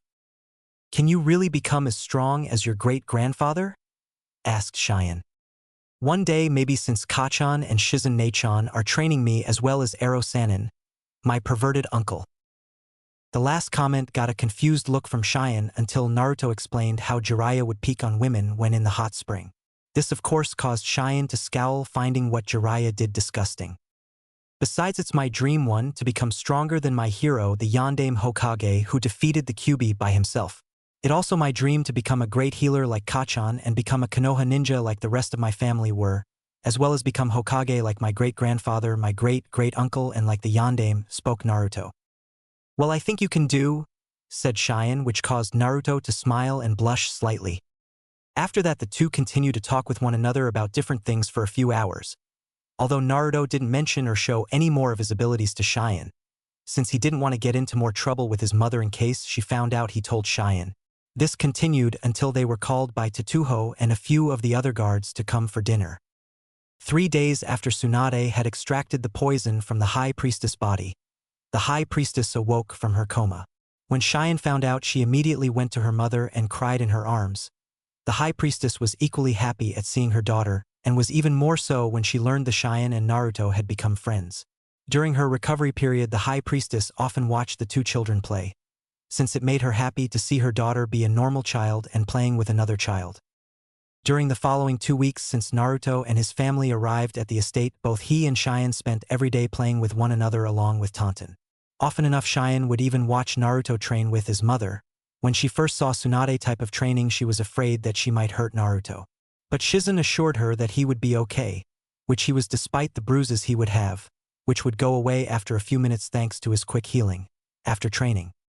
It was at this time that Naruto was running to the main gate of the estate to meet Cheyenne and 5 of her guards. Both he and Cheyenne had asked both their mothers if it'd be okay for them to go to the small park outside the nearby village so that they could go and play on the swing and slides, as well as the other things there since there were none of them in the estate. Both the high priestess and Tsunade had agreed as long as they had some guards with them and were always in sight of them. When Naruto reached the gate, he saw Cheyenne, her mother, who came to say goodbye to Cheyenne, since she could not go with them as she was still recovering. Along with the 5 guards were waiting for him. When Cheyenne greeted Naruto, she saw that he had a necklace around his neck with a large green crystal on it. When she got a better look at it, she recognized it as the same necklace he had seen his mother wear around her neck. "Naruto-kun, is that your Okasan necklace?" asked Cheyenne. "Hi. I found it in our bathroom where Kachan must have left it. I tried to find her to give it to her since it's really valuable. But I couldn't find her, so I'm keeping it around my neck so I won't lose it," answered Naruto. "That very kind of you, Naruto. Now you and Cheyenne have a nice time playing in the park and don't stray too far from the guards so that they can see you." "Okay," said Moroku. "We will Okasan," replied Cheyenne as she and Naruto walk out the gate with the guards. At the park. When the group arrived at the park, the 2 young children ran off to play on the different play equipment like the slide, seesaw, jungle gym, merry-go-round, sandbox, spring rider, swing set, and chin-up bars. As the children played together, the 5 guards watched them carefully and kept an eye out for any trouble. Unfortunately, trouble had already found them. Hidden in the tree line beside the park. Unknown to the children and the guards, 3 Chunin aim nins, rain ninjas, hid in the tree line watching them and waiting for the chance to strike. "So how long do we wait, Maku?" asked one of the aim nins. "We wait till the moment is right, Ken," answered the ninja called Maku to the other aim ninja. Maku was middle-aged man and was medium-built with jet black hair, gray eyes, and a round face, and wore a standard chunin out for a aim nin. He wore a yellow shirt with a gray-blue flak jacket over it, and black pants with a weapons pouch strapped to them. The ninja named Ken was a young man in his mid-20s. He had long brown hair that he had tied up into a ponytail. He also had blue eyes and had a tin face. Also, like Maku, he wore a yellow shirt with a gray-blue flak jacket over it, and black pants with a weapons pouch strapped to them. "We wouldn't even have to do this if that fool the Sawa no Kuni, Swamp Country, Daimyo sent had done his job right, or if he had just sent us instead to kill the high priestess," said the 3rd member of the AIM group. "I know, Kame, but what done is done, and as long as we get paid for the job, I don't really care," replied Maku. The man named Kame was the youngest of the group, who was just in his 20s. He had red hair and green eyes and had a narrowing face. Also, like the rest of his group, he wore a yellow shirt with a gray-blue flak jacket over it, and black pants with a weapons pouch strapped to them, as well as a short tanto sword strapped to his back. "But why do we even have to kidnap the girl anyhow? Can't we just go and kill the high priestess ourselves?" asked Kame. "We can't kill her because the high priestess guards are on alert and will guard her constantly. Not to mention the high priestess may use her powers to see into the future like she did before and see our attack and have her guards be ready. So the best way for us to kill her is to kidnap her daughter and hold her for ransom. Once the high priestess comes to us with the ransom, we kill her," answered Maku. "But isn't there a chance that the high priestess might see that it's a trap and not come?" spoke Ken. "Doesn't matter if she does know it's a trap, she still comes, since as long as there a chance that she might save her daughter, she take it, since a mother will do anything to protect or save its child. Besides, when we do lay the trap, we will have more than one type of trap to kill her with, and even she won't be able to predict all of our traps and attacks," said Maku. "But what do we do with the daughter once we killed her mother? Do we kill her as well, or what?" asked Kame. "We take her back to Sawa Daimyo, since he told me if we can take the girl alive, then he pays us double our fee. Since when the girl reaches the right age, he will marry her, This would then allow him to gain control of Oni no Kuni legally. Not to mention a wife that can see into the future would be very useful to him, and any children he would have with her would most likely have her power, making her more valuable to him, spoke Maku. Both came and Ken nodded in understanding but could not help but be slightly disgusted with the fact that they be handing over a 7-year-old girl to the Sawa daimyo. Since the Sawa daimyo was a 50-year-old man who was overweight and bald, and the fact that he was planning to make the young girl his wife made them all the more sick. But they quickly shook off their disgust, since they were paid to do a mission, and as long as they got paid it was no concern to them what happened to the girl. "All right, you two, our man has just signaled us. Get ready to move and kill the guards on my command," ordered Maku, which the other men responded by nodding their heads in understanding. During that time, one of the guards named Haru was happily watching Cheyenne and Naruto play with one another on the swing. Like many of the guards in the High Priestess estate, he saw how sad and lonely Cheyenne was. But with Naruto she was happily playing and acting like a regular young girl. Haru was a young man in his early 20s. He was about medium height and built. He had spiked silver hair with a round face and purple eyes, and unlike the rest of the guards, he carried a large broadsword on his back. Haru also did not wear the traditional outfit of a guardsman of Oni no Kuni. Haru wore a black shirt and pants and wore crimson armored shin guards and arm guards, as well as a crimson breastplate and black cape. The reason as to why Haru was so different from the guards was because unlike the others he was not a normal guard. He was a samurai and the High Priestess champion. He was also the best swordsman in Oni no Kuni. As Haru watched the children, one of the other guards named Shuda, who Haru was friendly with, came up to him. Shuda was a medium-built man who was slightly taller than Haru. He was in his early 30s and had spiky red hair with brown eyes and muscular face. He also wore the tradition outfit of a guardsman of Oni no Kuni and carried a straight narrow sword in its sheath on his left-hand side hip. "You certainly enjoy watching the children play," said Shuda. "Yes. I'm glad to see that Cheyenne-san has someone her own age to be with, since she needed a friend for a very long time," replied Haru, where Shuda just grunted. The two of them continued to watch the children play until suddenly the 3 Aimnines appeared out for the tree line and quickly killed the other 3 guardsmen. "Ninjas!" cried Haru as he quickly began to draw his sword out, so to face the enemy shinobis. As he did, he spoke to Shuda without taking his eyes off the Aimnines. "Shuda, get Cheyenne-san and Naruto-san and head back to the estate where they be safe. I try and hold the shinobis off until said Haru, but cried out in pain before he could finish as he felt his back being slashed by a sword. As he fell down, Haru turned his head slightly to see who had slashed and saw that it was his friend Shuda that had done it, who was smiling cruelly as he slashed Haru from behind. "Shuda, BB, but why?" asked Haru as he lay on the ground bleeding badly. "Simple, to get rich. Why else? The daimyo of Sawa no Kuni, his will pay me a small fortune to help kill the High Priestess. And once I help bring him the High Priestess spoilt brat, he pay me double what I get for helping to kill the High Priestess." "You traitor," growled Haru as he wanted nothing more than to slice the man in two with his sword. "Ha! Like I care what you think of me. You be long dead by that time," sneered Shuda as he was about to finish Haru off. But before he could, the Aimnin named Kame came up to him. "The brats are gone." "What?" roared Shuda. "They must have ran off into the forest as we were killing the other guards. We can't find them anywhere." "You idiots, can't you do anything right? They're just kids. How hard can it be? We have to find them quickly before the High Priestess finds out that's something wrong, and send out the whole guard after us," shouted Shuda as he started to head into the forest. "What about him?" asked Kame, pointing at Haru, who was still lying on the ground bleeding from his wound. "Leave him with that wound. He will be dead in a few minutes from the blood loose," answered Shuda as he continued into the forest. Unfortunately, Shuda had underestimated Haru, since when he and the Aimnines had gone off into the forest after Naruto and Cheyenne, Haru lifted himself up through sheer willpower and started to walk back to the High Priestess estate as quickly as he could and get help. As he did, he prayed that the children could keep themselves hidden from Shuda and the Aimnines until help came. 20 minutes later, at the High Priestess estate. Currently sitting on the porch of her private room, the High Priestess Moroku was sitting down on a chair and relaxing a little with Tatuho, who was also standing next to her. The High Priestess was taking it easy, since even though she was out of the woods in terms of the poison, her body was still weak and needed to recover.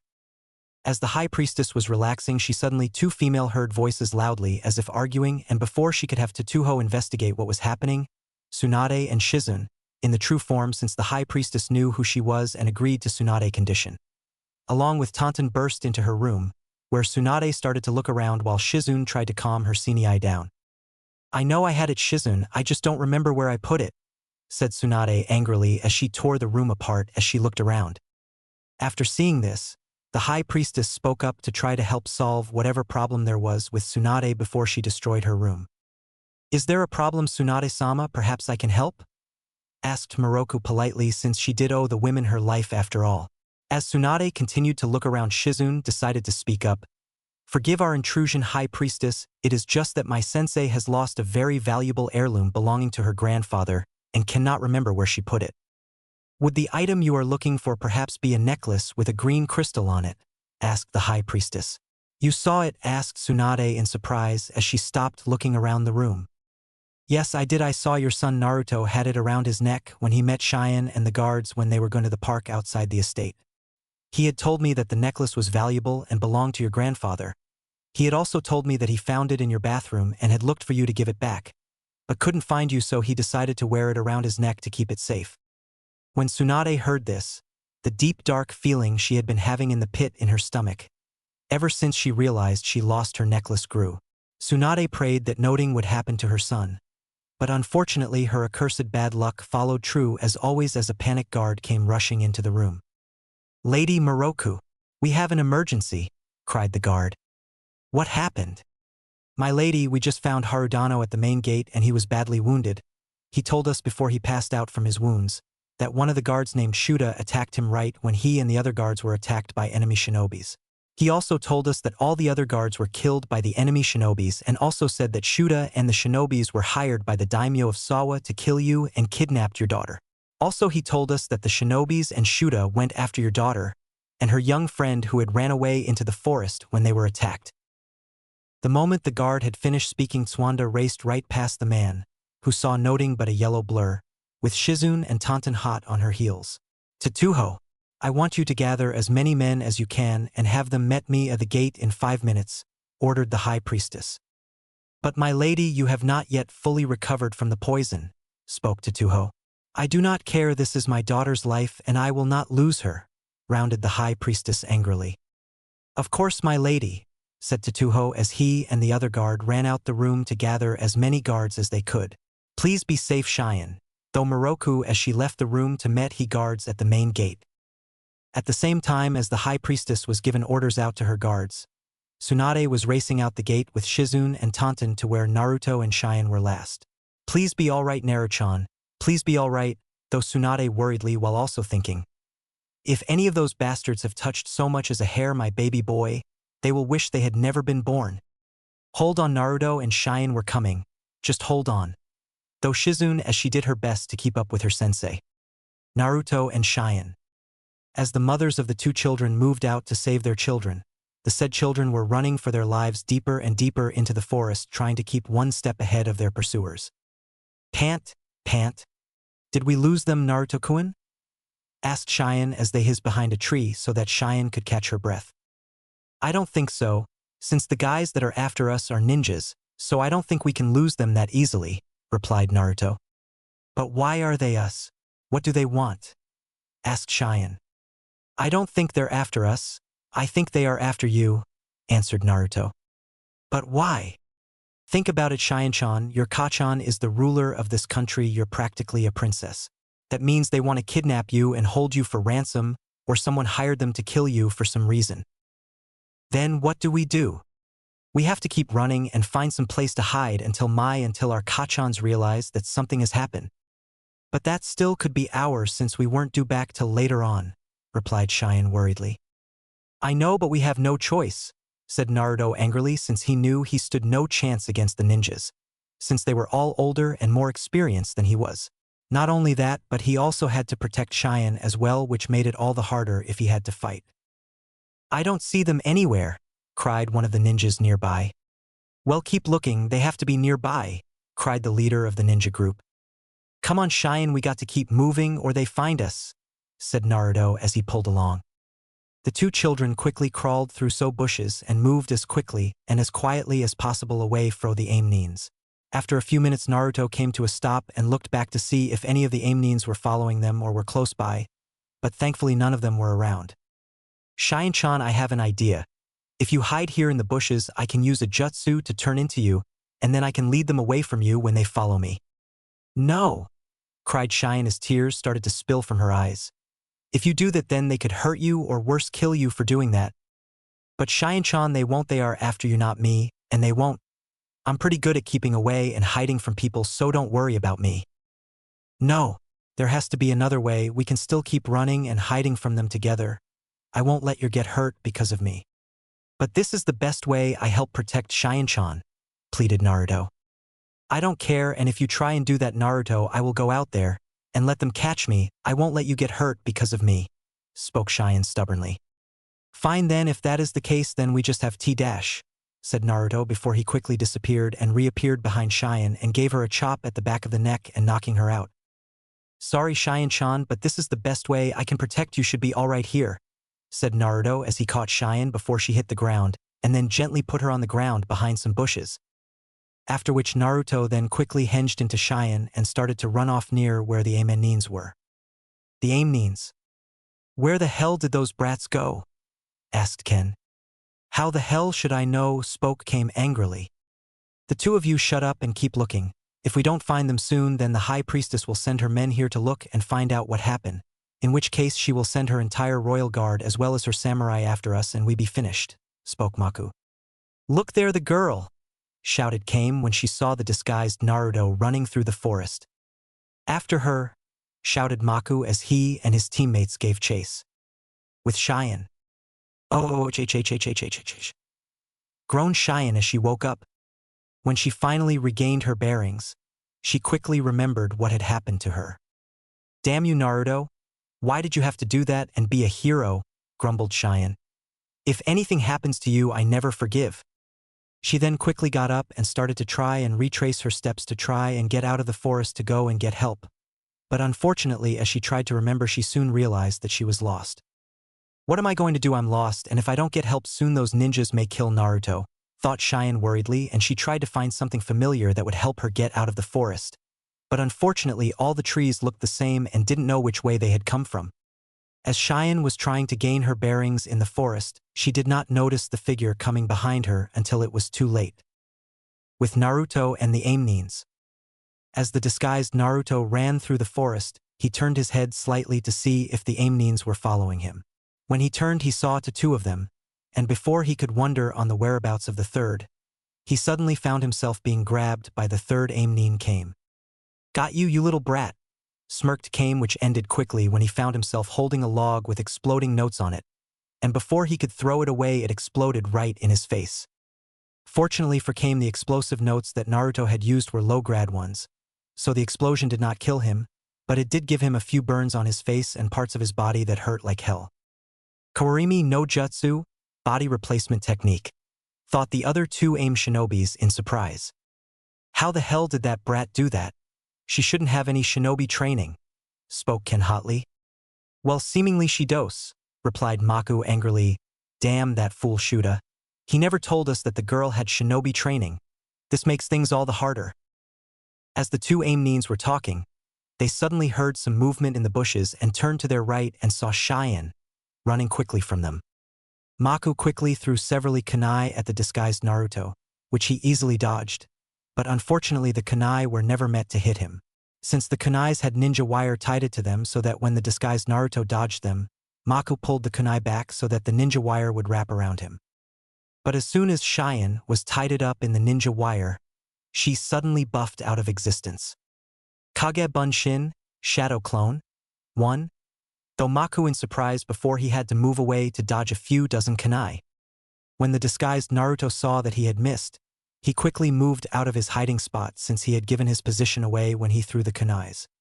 But just as he did, he was suddenly grabbed by a strong pair of arms and found himself facing the Amnine Ken, who in turn believed he was looking at Cheyenne. I have you now, you annoying brat, said Ken. You think? Smirked the disguised Naruto as he threw a pepper bomb into Ken's eyes, blinding him. My eyes. You damn brat, screamed Ken as he dropped hold of the disguised Naruto and roared in pain as he held his hands in pain. After being let go by Ken, the disguised Naruto quickly tried to run away again, but was stopped when several shurikens were thrown in front of him and caused him to stop, after which Maku appeared in front of Naruto. "Alright kid, that far enough, you caused us enough trouble as it is. So why don't do a smart thing and come quietly with us and you won't be hurt," said Maku. "Let's not," smirked the disguised Naruto and throw a smoke bomb in front of himself, which covered both him and Maku and the area around them. After a few seconds, the disguised Naruto quickly ran out of the smoke-filled area and ran as quickly as he could. But as he ran, he quickly found his legs being kicked away from underneath him and causing him to fall forward. But luckily Naruto was able to keep his wit about him, and as he fell forward, he threw his body forward, which caused him to flip forward and land on his feet. But as soon as he regained his footing, Naruto found a kunai blade against his throat with Maku standing behind him and holding the kunai in a reverse grip. "Nice try kid, but I'm a seasoned chunin from Amigakure, and a little kid like you doesn't stand a chance against someone like me. Although I give this, you're pretty skilled for a kid your age and you put up a good fight, you might have made a pretty good ninja one day." "Thanks, but I'm not done just yet," replied the disguised Naruto, and before Maku could even ask what Naruto was talking about, he suddenly felt several tiny explosions on his legs.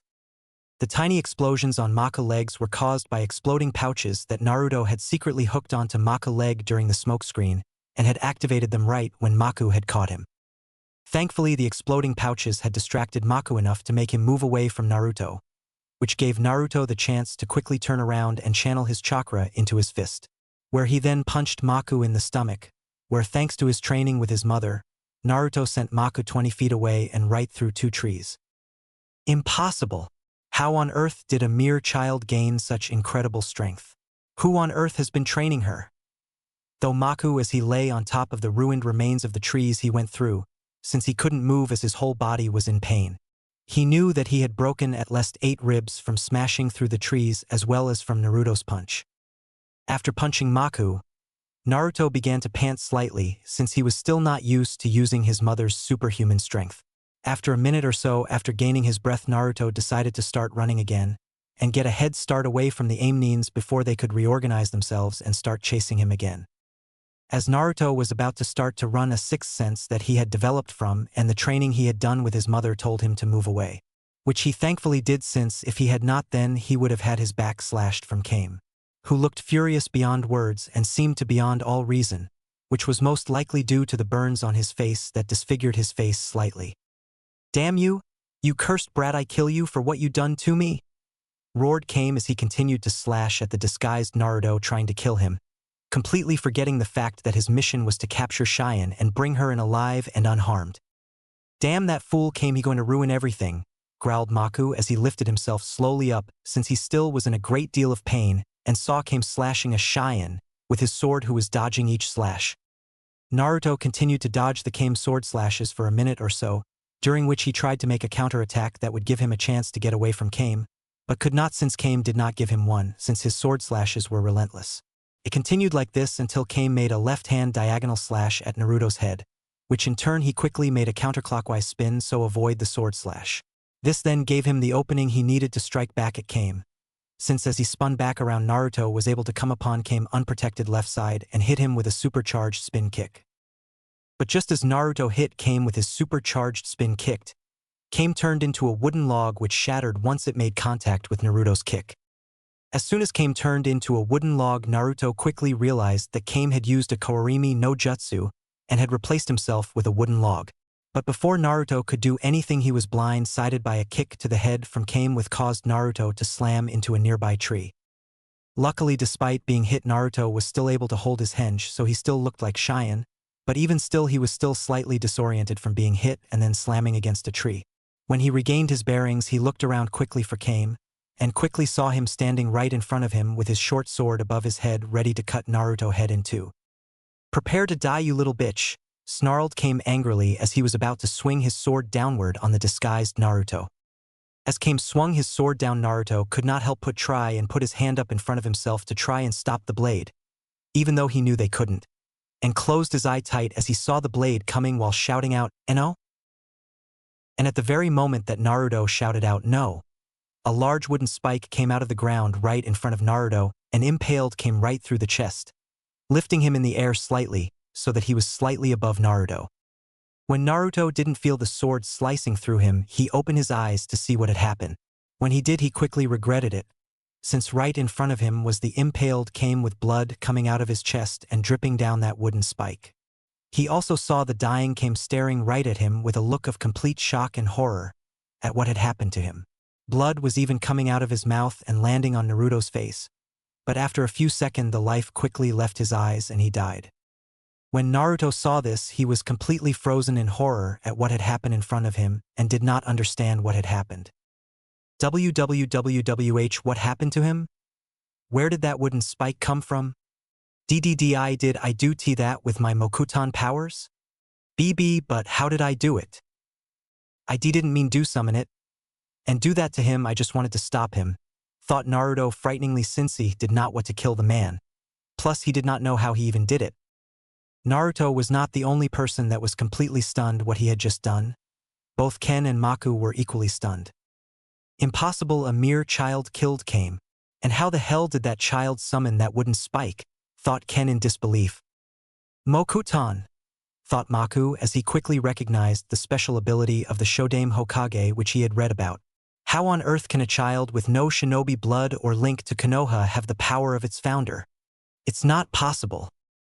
As the two shinobis continued to stare at the disguised Naruto, who was still frozen from the shock at what he had done, in disbelief, Shuda appeared carrying a struggling Cheyenne over his shoulder.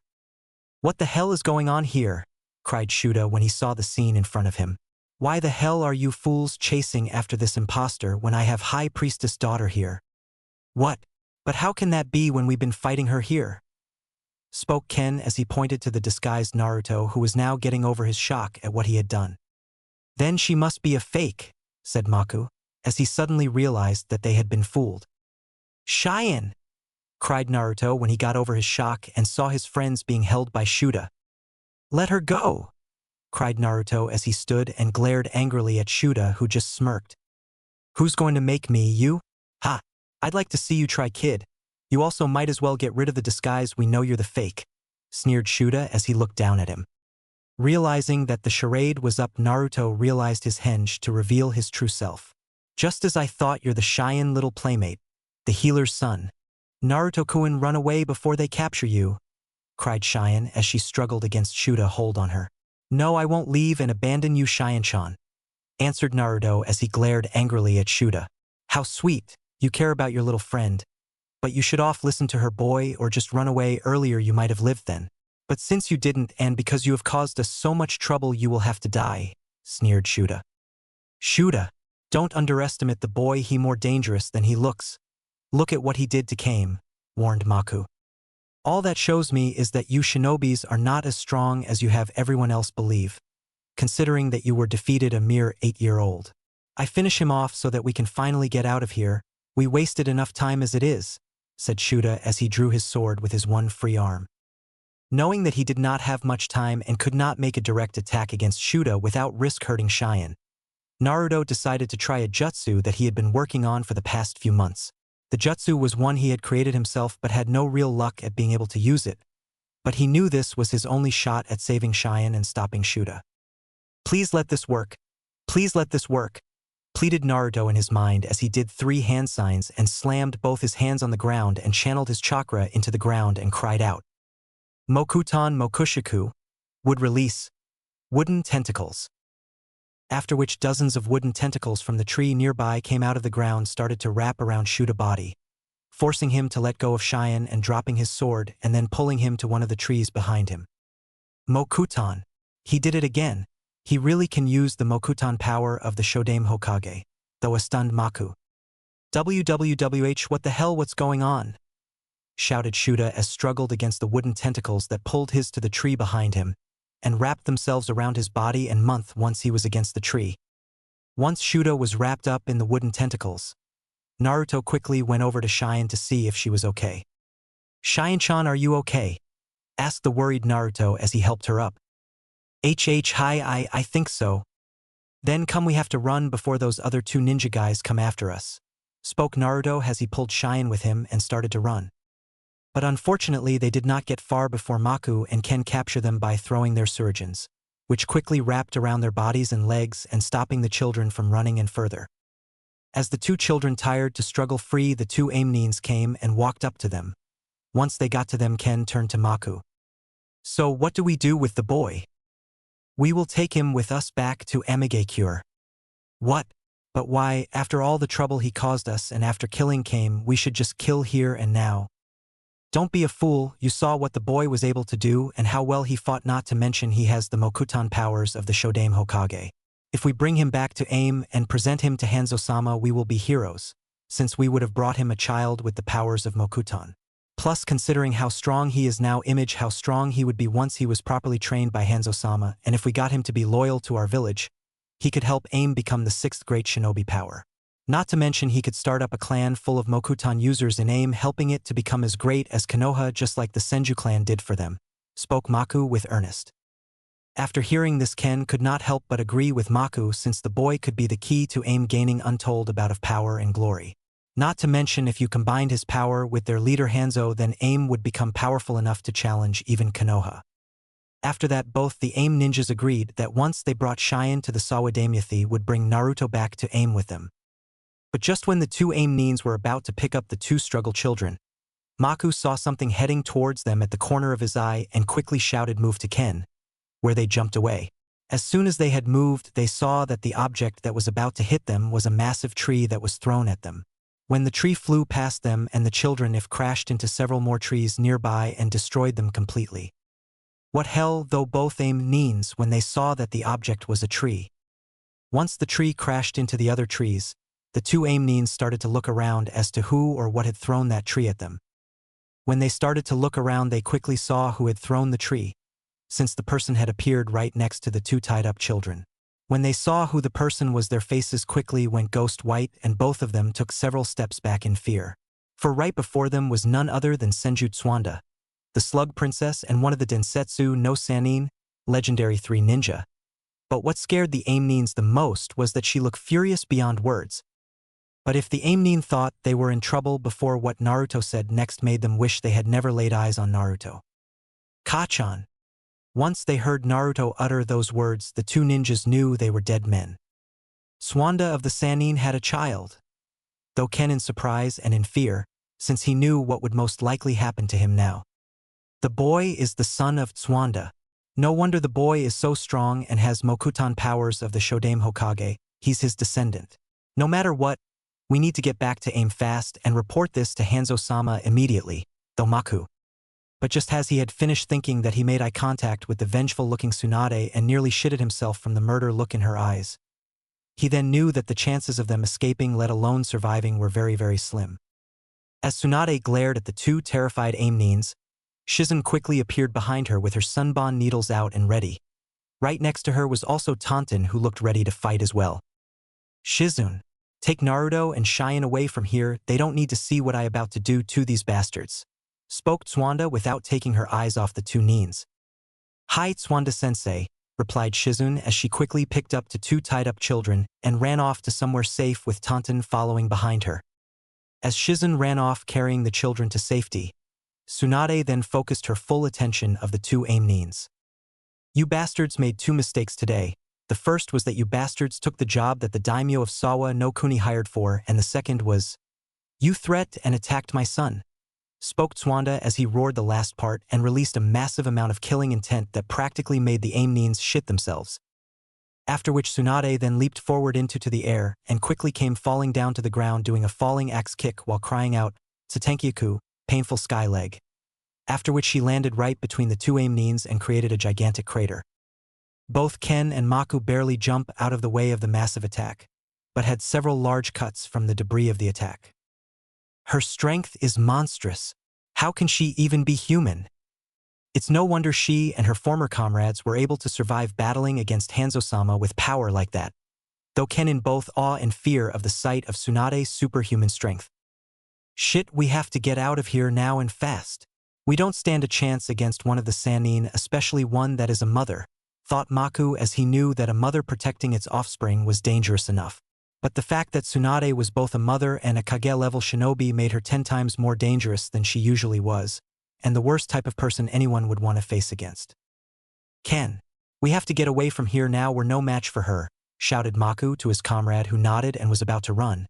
But before he could, Tsunade appeared right of him and delivered a massive uppercut, breaking his jaw and sending him flying into the air. After which, before Ken could even register what had happened to him, Tsunade appeared again over him in midair and delivered another massive falling axe kick, hurtling him down to the ground and creating a massive crater and killing him, as well as breaking every bone in his body at the same time.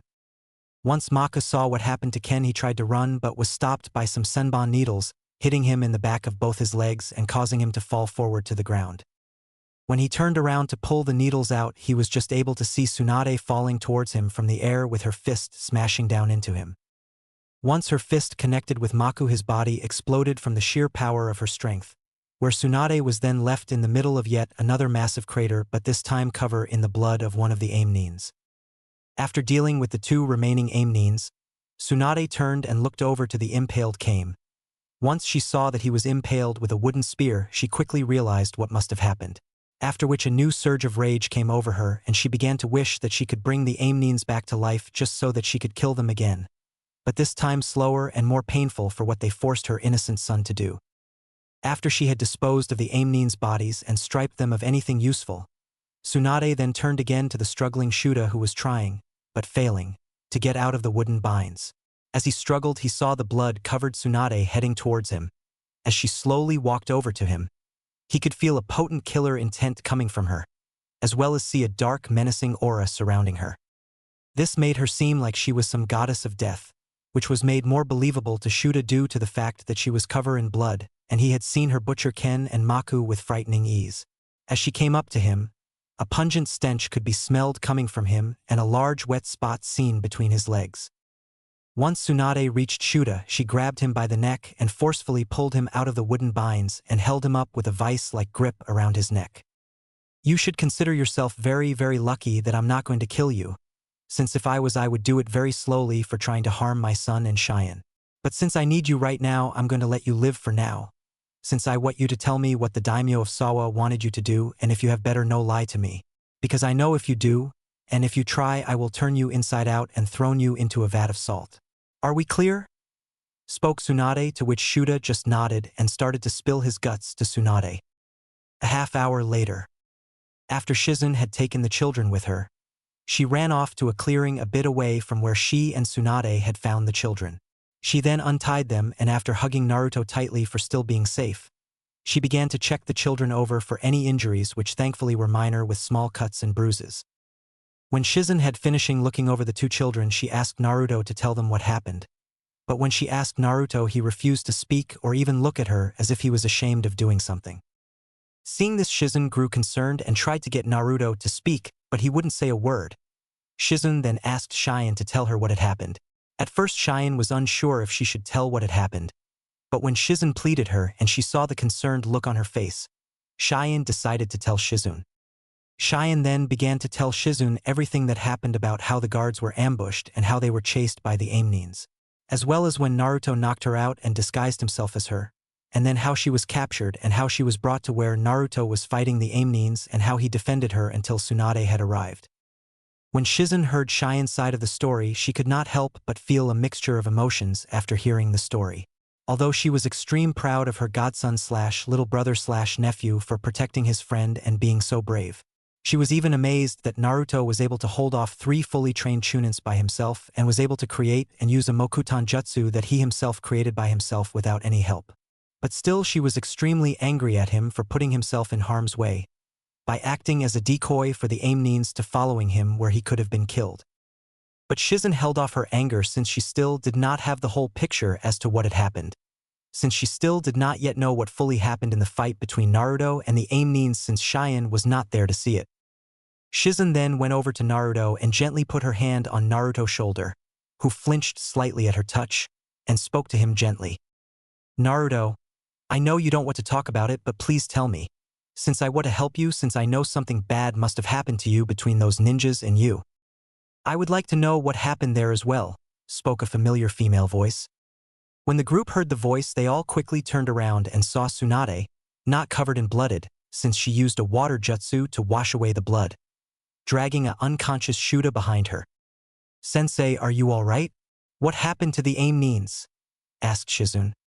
I'm fine, Shizune, and those bastards have been dealt with, replied Tsunade simply. Now, as I was saying, I would also like to know what happened, although I have heard most of what happened from this bastard, where Tsunade lifted the unconscious Shuda and then dropped him on the ground. And I have a fair idea of what happened. I still like to hear it from you, Naruto-chan. Even after his mother asked to hear what, Naruto did not answer and continued to look ground, and just when Tsunade was about to ask him again, Naruto suddenly spoke up. If I tell you, you will hate me and think I'm a monster and dash, said Naruto with tears in his eyes, and before he could say any more he was suddenly enveloped into a strong hug by his mother. SSSSSSSSHHHHHHH. Naruto-chan, I could never hate you and you have never done anything wrong in your life. We all just want to help you. That's why you should tell us. Because if you bottle it all up, it will hurt you later on. Talking about things like this to people usually help. For the next few minutes, Naruto said nothing and just cried in his mother's arms. But after a while he stopped. He then told them everything from how he led the Aimnines away and fought them, to how he killed the Aimnine, came with his Mokuton powers and protected Cheyenne. When Naruto was finished, he then looked to his mother with tear-stained eyes. I sorry, Kachan. I didn't mean to kill that man, it was an accident. I swear, please don't hate me, said the upset Naruto. The next thing Naruto knew, he was enveloped is another strong hug by his mother, who was now crying herself. You don't need to be sorry, Naruto-chan, it wasn't your fault, you didn't do anything wrong. If anyone to blame, it's them for forcing you to do it and me for not being there to protect you when you needed me. As the mother and so cried in each other's arms, Shizune and Cheyenne watched them, since neither of them wanted to interfere. As Cheyenne watched Tsuwanda and Naruto, she herself started to cry, since she blamed herself for what happened, since it was her idea to go out here and it resulted in her guards being killed and her friend having to kill someone. Shizune was also crying a little, and when she saw Cheyenne crying and blaming herself, she went over to comfort the poor girl, since she believed it was all her fault at what happened. Thankfully, Shizune convinced her that it wasn't her fault, but the girl continued to cry a little. As she did, Shizune looked over Shuda and could not help but glare angrily at the unconscious man, since if there was anyone to blame, it was him, since he was the one you told the Aimnines where to attack. As he glared at the man, she wished that she could get her hand on the man and perform surgery on the man, while he was awake and without any aesthetics, and remove his organs one by one for putting the children in harm's way, since she hated when children were harmed, and for making her godson nephew, little brother, kill a man. After a while, when everyone had calmed down a bit, Tsunade, Cheyenne, Shizune, Naruto, Tonton, and the unconscious Shuda, who was being dragged by Tsuwanda by his left foot, walk out of the forest. When they were out of the forest, they were met by the High Priestess Miroku along with 80 royal guards and 20 samurai. Oka-san, cried Cheyenne when she saw her mother with the royal guards and samurai. Cheyenne, cried Miroku when she saw her daughter and quickly ran over to her and hugged her tightly. Thank the heavens that you're safe, said Miroku, after which she then turned to Tsunade, who was under her special Genjutsu henge again along with Shizune. Thank you, Hana-san, too. Not only did you save my life, but also the life of my daughter. I'm forever in your debt. Do not thank me, High Priestess, thank my son Naruto. He was the one that protected her until I had arrived, and had he not, it would be certain that she would be in the hands of those shinobis and on her way to Sawa no Kuni now, replied Tsunade. What exactly did the daimyo of Sawa no Kuni want with my daughter? Asked the High Priestess slightly angrily, since she wanted answers. He wanted to take over your country and absorb it into his own, since with you dead your country would be without a leader and be easy to take over. When the first attempt had failed, he had the Aimnines and this Shuda bastard to kidnap your daughter and hold her from ransom. They would have you go to a certain place with minimum guards and kill you. After that they would bring Cheyenne to the Sawa daimyo, and when she reached marrying age he would marry her. So that when he took over your country it would be a legal takeover, since Cheyenne is your daughter and rightful ruler of Oni no Kuni. Not to mention he want your bloodline power to see into the future. Finished Tsunade, since she found the whole plan disgusting, and when she first heard it she punched Shuda lights out. He will pay this, spoke the high priests furiously, as want to make the man pay for what he done. Here. This will be very useful in handling him, said Tsuwanda as she tossed a rolled-up scroll to the Miroku. What is it? Asked the Miroku as she caught the scroll. It's a letter from the daimyo of Sawa to this bastard, said Tsunade, pointing to Shuda again, stating for him to help with the kidnapping of your daughter Cheyenne and the assassination on you. The idiot had it on him when I searched him.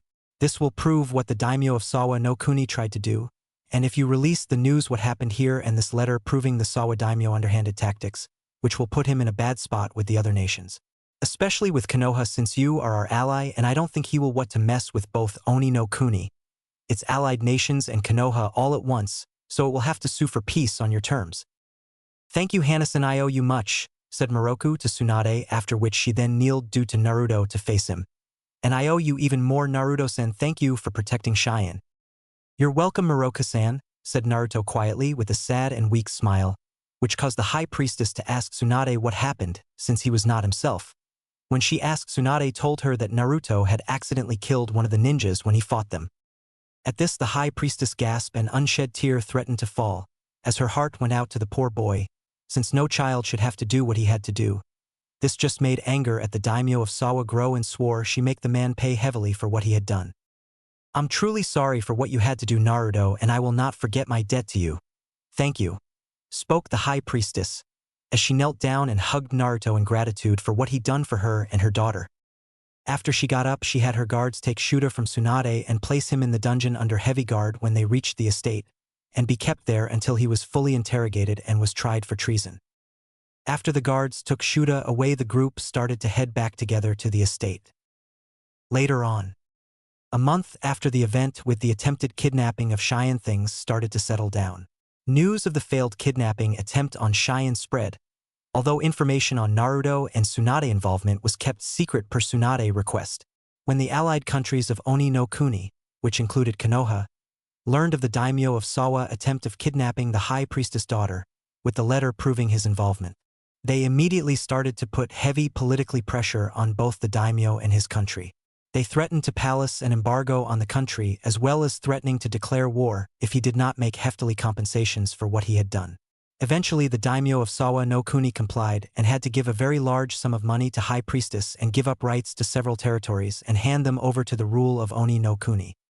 During that time Naruto, Tsunade, Shizune and Tonton continued to stay in the estate to monitor the High Priestess' health until she fully recovered, as well as to help Naruto deal with what had happened. It had took a while but eventually Shizune and Tsunade with a little help from Cheyenne helped Naruto come to terms with what he had done and deal with it. Afterward Swanda even let Naruto keep her necklace since she had a feeling that it would be usefully to Naruto later on in his life. Once Naruto had come to terms with it, Tsunade decided that it was time for them to start moving again. Must you leave? You are all more than welcome here, and both Oni no Kuni and myself owes all of you much, spoke High Priestess Moroku. Indeed, we can never thank you enough, spoke Haru, who had recovered from his wounds. Yes, considering what happened earlier, if we stay we might draw attention on ourselves, which is something that we wish to avoid as we have told you, so I think it would best if we leave, replied Tsunade. Very well then, but know that you are all more than welcome to come back again. For you are all honored heroes here, and when the time is right everyone in Oni no Kuni will know of it, said the High Priestess. Thank you, we shall return one day, replied Shizune as she bowed slightly.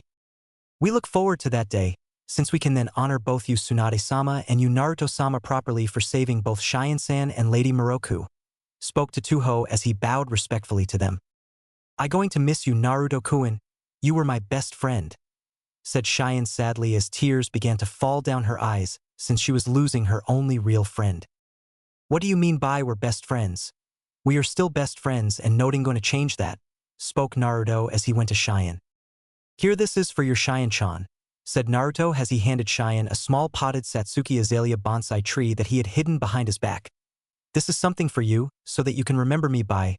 It's a Satsuki azalea bonsai tree that are not that many, since they are hard and slow to grow, but it was no problem for me. The adults of the two groups could not help but smile as they saw Naruto give the small bonsai tree to a blushing but smiling Cheyenne, who took from him.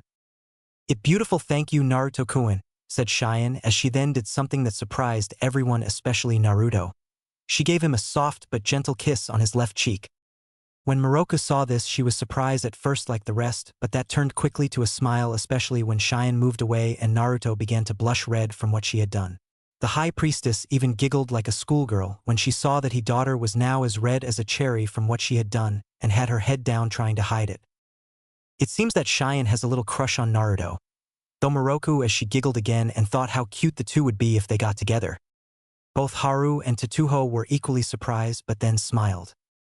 When Shizune saw this, she could not help but giggle as well.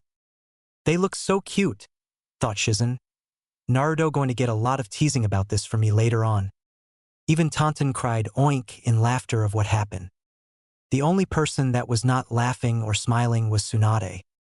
Just great, it already started. These little harpies are already trying to steal my innocent Naruto from me. Though Tsunade as she started to grumble. But if she thinks she can sink her claws on him, then she got another thing coming. After that, Tsunade and the others started to walk away. As they did, the high priestess, Tatuho, Haru, and Cheyenne waved goodbye to them. After Tsunade, Naruto, Shizune, and Tonton were out of sight, the high priestess and the other head back into the estate. As they did, the high priestess suddenly turned her head slightly and spoke to her daughter. Well, Cheyenne, now that you have gotten yourself a little boyfriend, when should I start planning the wedding? Oka-san! Cried an embarrassed Cheyenne as her mother along with Tatuho and Haru laughed at the young girl's bright red face. Well, Naruto, you're growing up to be quite the little ladies' man since you already got your first girlfriend. Soon enough you have loads girls chasing after you, giggled Shizune. Oink, cried Tonton in agreement. Can it, Nei-chan? Cheyenne not my girlfriend? Cried a still red Naruto. I just hope that Cheyenne-chan kiss doesn't have any cooties. Author's note. Come on, he only 8 and all boys at that age think girls have cooties. Well, didn't you say that she was your friend and she is a girl, so that means she is your girlfriend, doesn't it? Teased Shizune. She not my girlfriend. I mean she is a girl. And she is my friend. But that doesn't mean that she my girlfriend. I mean it does. But that is, but she is, Hagarargag, cried Naruto as he held his head in confusion at what he was trying to say, while Shizune just giggled at embarrassing the poor boy. Maybe we should give Naruto the talk. Sonate-sensei? Asked Shizune innocently, although smirking at the reaction she knew Tsuwanda would have. Over my dead drunken body, cried Tsunade. There's no way I'm going to let any of those little harlots try and corrupt my sweet baby. While at the same time thinking, this wasn't happen so soon. Things like this wasn't supposed to happen till puberty. I'm not ready. I'm too young to deal with this. At this, Shizune just laughed at Tsuwanda's reaction and continued to tease and annoy both her and Naruto about Cheyenne kiss for the rest of the day. Chapter 7. Chance Meeting. It had been 2 years after the event in Oni no Kuni, and during that time Naruto had changed a good bit since then. After nearly being captured and killed by the Aim-nins, Tsunade had doubled Naruto's training regimen as well as his medical studies. She had also called in Jiraiya and informed him of the events that happened and asked him to create a tracking seal for Naruto and place it on him. Jiraiya did this by carving a tracking seal onto a chain earring and putting it onto Naruto's right ear. This way, if ever Naruto was in trouble or was missing, Tsunade or Jiraiya could easily track Naruto with it, since they would wear special rings with seals on them, which would allow them to track down Naruto wherever he went.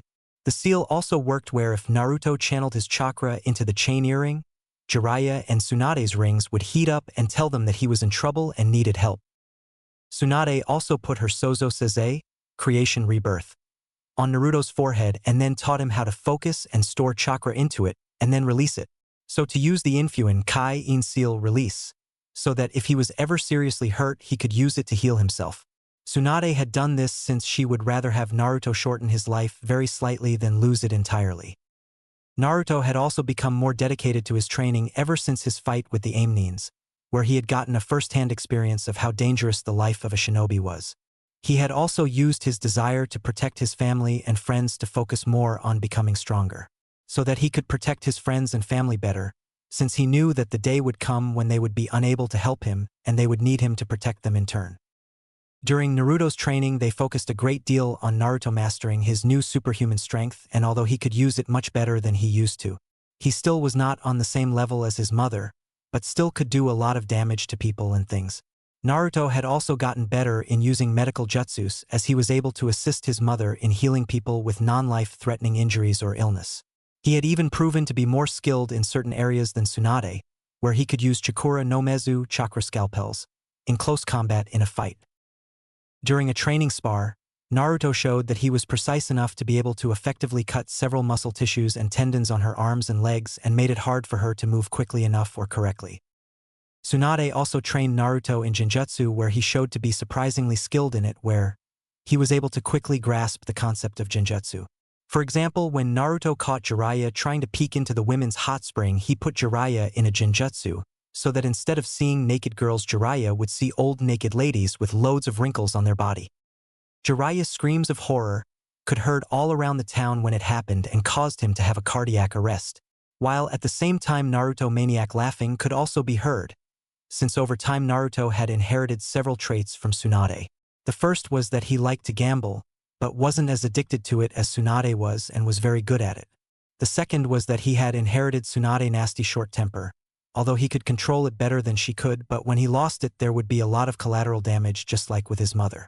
The third trait was that he got a perverse pleasure of beating up and torturing perverts, much to Jiraiya's dismay, who had been the object of most of Naruto attacks on perverts, which involved him pranking Jiraiya.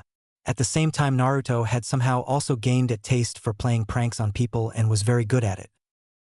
Jiraiya had also trained him in ninjutsu and taught him earth jutsus like Doton, Retsudo Tensho earth style, tearing earth turning palm, Tsuchi Bunshin no Jutsu, earth clone technique, Doton, Shinju Zanshu no Jutsu, earth release, double suicide decapitation technique, Doton, Mogurigakur no Jutsu earth style, hiding like a mole technique, and Doton, Dorika Geishi earth style, earth shore return, while he also helped him learn water jutsus like Sui Tun, Mizurappa, water style, violent water wave, Mizu Bunshin no Jutsu, water clone technique, and Sui Tun, Suishir no Jutsu, water style, water drowning technique.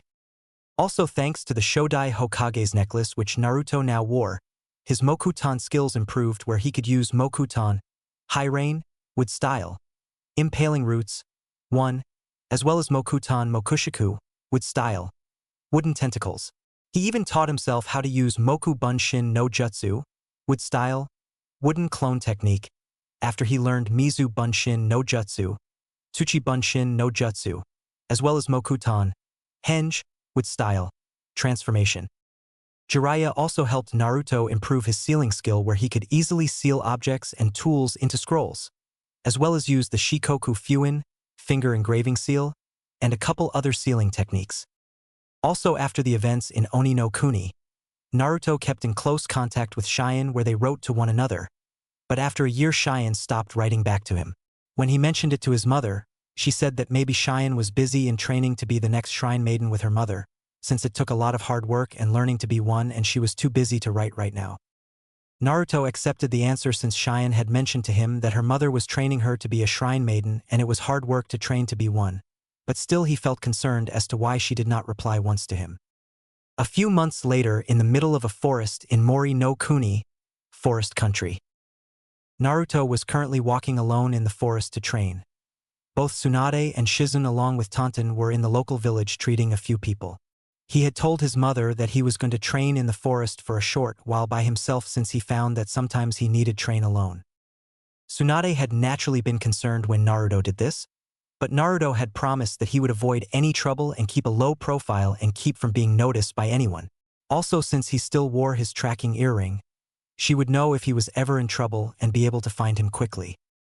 Naruto wore a pair of gray shinobi pants, black shirt with his great-grandfather's necklace underneath it, and a pair of sandals and a gray zip jacket over his black shirt. As Naruto trained alone in the forest, he made sure that there was nobody nearby by sending out shadow clones to keep an eye out for anyone that may be coming his way and see him training, knowing how important that his identity was kept secret until the time was right for his heritage to be announced. Naruto was training hard in taijutsu, since he had realized that he needed a style of fighting that worked well for him, where he could use his speed and naturally agility along with his super strength to their full extent. Although his mother was a skilled fighter in taijutsu, she had no real style. She mainly used her sheer power and strength to overwhelm her opponents. Naruto knew this would not work for him, since he was not his mother and overwhelming his enemies with brute strength and power would not work for him. He knew there would be enemies out there that could not be defeated with strength and power alone, and so he decided to create his own taijutsu style. Since he didn't really have a taijutsu teacher to train him, since neither his mother, Shizun or Jiraiya were taijutsu experts in any real style that he could use. For the past year Naruto was trying to create a fighting style that was agile, fast-moving and hard-hitting where he would use not only his fists and feet, but also his elbows and knees. He would use fast-moving hits, jabs, and kicks to confuse his opponents and keep them off balance, and at the same time use his natural agility to dodge or avoid his opponent's attacks. He would also use variations of powerful knee strikes, elbow strikes, punches, and kicks with his super strength to break or crush different parts of his opponent's bones with a single hit. Thanks to his medical training from Shizune, Naruto knew what parts of the body were sensitive to hits and what parts of the body could cause the most pain to a person. He even trained himself to use several different locks on people that would cause even more pain to them and keep hold of them. Although Naruto had made good progress in developing and creating his new style of fighting, he knew that he was still a long way away from fully developing it. After a few hours, Naruto had decided that he head back to his family temporary home and make some lunch.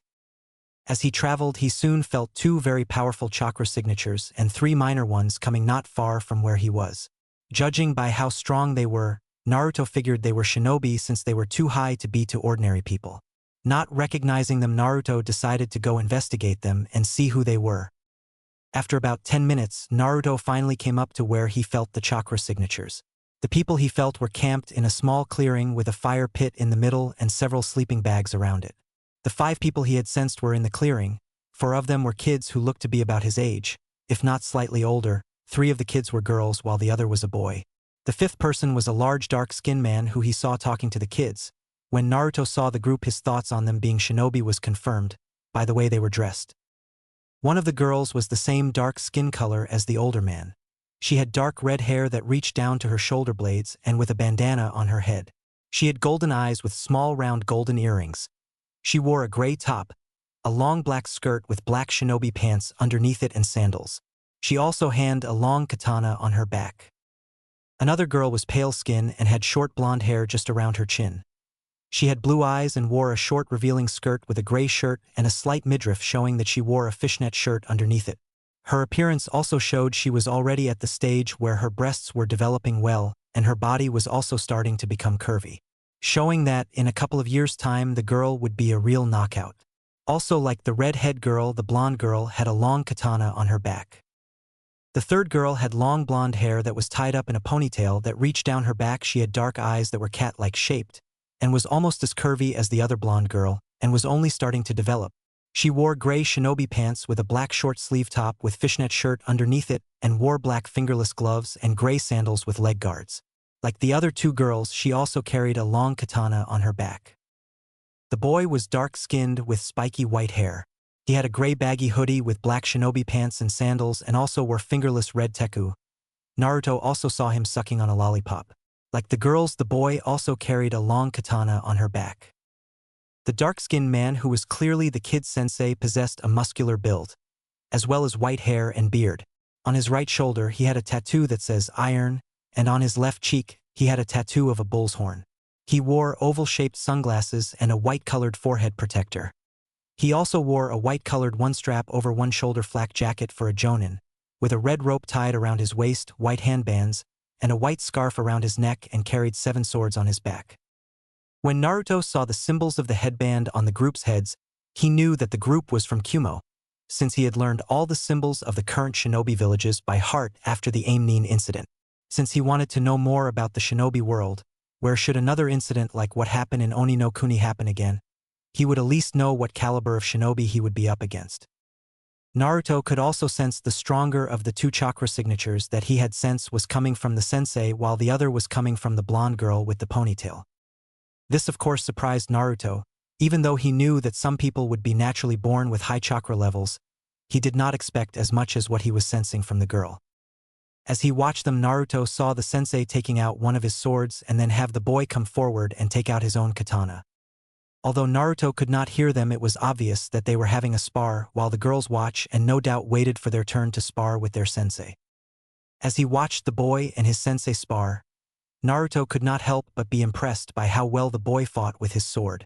Although it was obvious that the sensei wasn't going all out and was only really playing with him, it was still interesting to watch. Soon enough, Naruto watched the short-haired blonde girl and the red-haired girl each take their turns to spar against their sensei, after the red girl was defeated. Naruto's curiosity got the better of him and he decided to move closer so he could watch them better and hear what they were saying.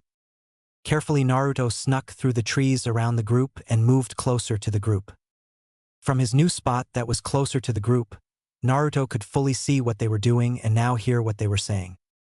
"Nice move there, little Yujito," the man said as he blocked her sword strike. HPMH, the girl named Yujito replied as she glared at her sensei and got her sword ready to strike again. But before she could move, the sensei quickly put up his hand to signal her to stop. "Hold on, little kitty. I just thought up a good rhyme," the man said. He then took out a notebook and pencil and began to write down something. "Sensei, this is no time for you to write down one of your stupid rhymes, and I thought I told you not to call me that," Yujito yelled angrily. "Hey, don't diss the rhyming of Rhyme Master B," the man replied as he looked up at the blonde girl. "I'll diss them all I want when they interfere with my training, and besides I'm getting pretty sick of Dash," Yujito replied angrily, but stopped when her sensei suddenly threw his pencil, which was covered in lightning chakra. The pencil flew right past her with incredible speed and went through some bushes behind her. After the man threw the lightning-enhanced pencil, Naruto jumped out of the bushes to avoid it, where it then went through the space that his head was in a moment ago. But even as he avoided the projectile, the pencil cut his left cheek slightly and then went through 2 tree trunks before it fell to the ground, much to Naruto's shock. But when he jumped out of the way of the lightning-enhanced pencil, he had also revealed himself to Yujito and the other Kumo shinobi. "I spy with my little eye, some stupid fool, spying on eye," the man said in a bad rhyme when Naruto jumped out of the bushes. When Naruto realized that he had revealed himself to the Kumo team, he quickly ran off into the forest. "Who the hell was that?" the dark-skinned, red-headed girl asked. "I do not know, but we should go after him and capture him. He may be a spy for another village," said the short-haired blonde girl. "Samui is right, we need to go after him now," Yujito said, where she, the girl known now as Samui, and the other 2 students went after Naruto, leaving their sensei alone, who just sighed and went after his students to make sure that nothing would happen to them. With Naruto and the Kumo students. As Naruto ran through the forest, he cursed himself for the 10th time about being so curious and not leaving well enough alone, while at the same time wondered how he kept getting himself into these kinds of messes. Naruto continued to run through the forest until he suddenly forced to stop, when several shurikens were thrown in front of him. As soon as he stopped, he found himself surrounded by the 4 students with their swords drawn. "He's just a kid," the dark-skinned, red-headed girl said. "Hey, who are you calling just a kid?" Naruto angrily said, as he didn't like being called that by a girl who was about the same age as him. "Forget it. Now come with us peacefully and you won't be hurt. We have some questions for you," the boy said. "Let's not," Naruto said as he dropped several small flash smoke bombs on the ground, causing a bright flash and the area around them to be filled with smoke. "Cough, cough, cough, he used to flash smoke bombs on us, cough," the boy croaked. "It's not only that, cough, cough. He also must have mixed some pepper powder into the smoke bomb so to blind us," Sammy croaked as her eyes and throat were burning from the pepper powder. Soon after, the 4 Kumogenin got out of the smoke-filled area and used the water from their canteens to wash away the power from their eyes. Once the pepper powder was out of their eyes, the boy quickly looked around the ground for any tracks that Naruto may have left. When he looked, he saw several different tracks leading in different directions. "Which way did he go, Omoi?" asked Yujito. "I can't tell. Seemingly there are at least 4 different tracks leading in 4 different directions. My guess is he created clones when he used those flash smoke pepper bombs and had them go in different directions so to confuse us. It's a smart move, since if we all follow one, we have a 1 in 4 chance of picking the right one, and if we split up into pairs, we have a 1 in 2 chance of picking the right one, and if we each split up and each chase after one of us will go after the real one while the other 3 chase after the clones," the boy named Omoi said as he looked to the tracks on the ground. "That is probably what he wants, since we would be separated from one another and will be unable to use our numbers to our advantage. Since the one who picks him would have to fight him by themselves without the rest of us to help," Samui answered. "We have no other choice, we can't let him get away. He's clearly a shinobi as he has the training," Yujito replied. "So who goes where?" the red-haired girl asked. "Samui, you go follow the one that's gone west. Omoi, you go follow the one that's headed north. Karui, you go follow the one that's heading northwest. I'll follow the one that's going east," Yujito said, where the rest of her team nodded and went after their target. With Karui. After about 15 minutes of tracking her target, Karui soon caught sight of her target. As she chased after him, she heard Yujito on the radio. Cat to fiery red, sucker and cold blonde coming guys. Over. I'm here over, Omoy replied over the radio. Cold blonde here. Go ahead cat. Over, Samui replied over the radio. Fiery red here over, Karui answered. I've just taken care of the one that I was following. He was a clone but was not like any kind of clone I've seen before. When I destroyed him, it didn't turn into mud, water or lightning. Yet he was solid, over, Yujito said. That troubling, maybe he knows some kind of new super cloning technique that we haven't heard of. Maybe we should fall back. This guy could be a powerful shinobi that is as strong as Sensei. Over, Omoy replied. Don't be an idiot sucker, no one is stronger than Sensei. Not even the Raikage, and besides he's just a kid, we can take him. Besides I see my target now, over, Karui said. Don't underestimate him, fiery red, he's already tricked us once before he could do it again. Over, Samui warned over the radio. I'll be fine. I call you guys back in a few minutes to tell you if it's the real him or not. Over and out, Karui answered. As Karui chased after her target, she took out a few kunai and threw them at him. The kunai missed him. But as he dodged them, her target lost his balance and fell off the branch he was on and slipped, causing him to the ground hard. Seeing this, Karui quickly jumped down to the ground and went over to her target to see if her target was the real Naruto. As she moved closer, the Naruto in front of her remained still with his eyes closed and his face to the ground. Ha! Guess you're not so tough after all? But then, that's what you get when you deal with the shinobi of Kimogakure, the hidden cloud, Karui said with a smirk. Karui was so confident of herself that when she walked over to him to see if he was the real Naruto or not, she failed to notice the fresh pile of green leaves on the ground near her target and stood on them, activating a rope snare that would have pulled her up to a tree. Fortunately for Karui, she was able to react quickly and flip backwards to avoid the trap. But once she landed, she found that she had landed on a tripwire that activated another trap where two large tree logs came out of the tree line on her left and right sides and were about to collide into her. Acting quickly, Karui narrowly dodged the tree logs by rolling forward when they collided with one another. Unfortunately, when Karui rolled forward, she rolled over another trip wire that activated another trap, where a steel wire net that was hidden under a genjutsu sprung from underneath her and lifted her up into the trees. As she hung from a tree in the net, Karui struggled to get free, but the net was too strong for her to break. She then went to try and cut herself free from the net with a kunai, but when she went to her pouch, she couldn't find it. She then looked around for it and saw it on the ground below her. It was then that Naruto stood up and went over and picked up her pouch and then looked up to her with a cheeky smirk that infuriated her. First rule of being a shinobi, never let your opponent get the drop on you, Naruto said with a smirk and then walked away, but not before turning around again and thanking Karui for the extra gear, after which he ran into the tree line, where he could hear Karui's screams of anger and rage, swearing she would kill him. Once Karui calmed down a little, she quickly got on to her radio. Fiery red to cat, cold blonde and sucker, over, Karui spoke. Cat here, go ahead, fiery red, Yujito replied. I hear you, fiery red, Omoy answered. Cold blonde here, what is it, fiery red? Was your target the real one? Samui asked. Yeah, I'm pretty certain that my target was him, but he got away, Karui replied angrily. How? Asked Yujito. He tricked me and caught me in a trap, Karui answered angrily as she was humiliated at being tricked so easily. We told you not to underestimate him, but you didn't listen to us, Omoy said over the radio. Shut up, you idiot! Karui shouted furiously as she was red with humiliation and anger. I'm the idiot? I wasn't the one that got tricked and is now trapped somewhere, Omoy replied calmly.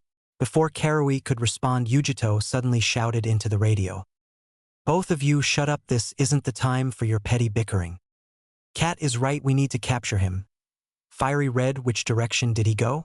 Over, Samui asked. He's still heading northwest, over, Karui replied. Right then, sucker, cold blonde, both of you head in his direction and try and head him off and capture him. I'll try and catch up with you as soon as possible. Fiery red, once we have captured him, we'll come back and free you, so hang tight. Over, Yujito said.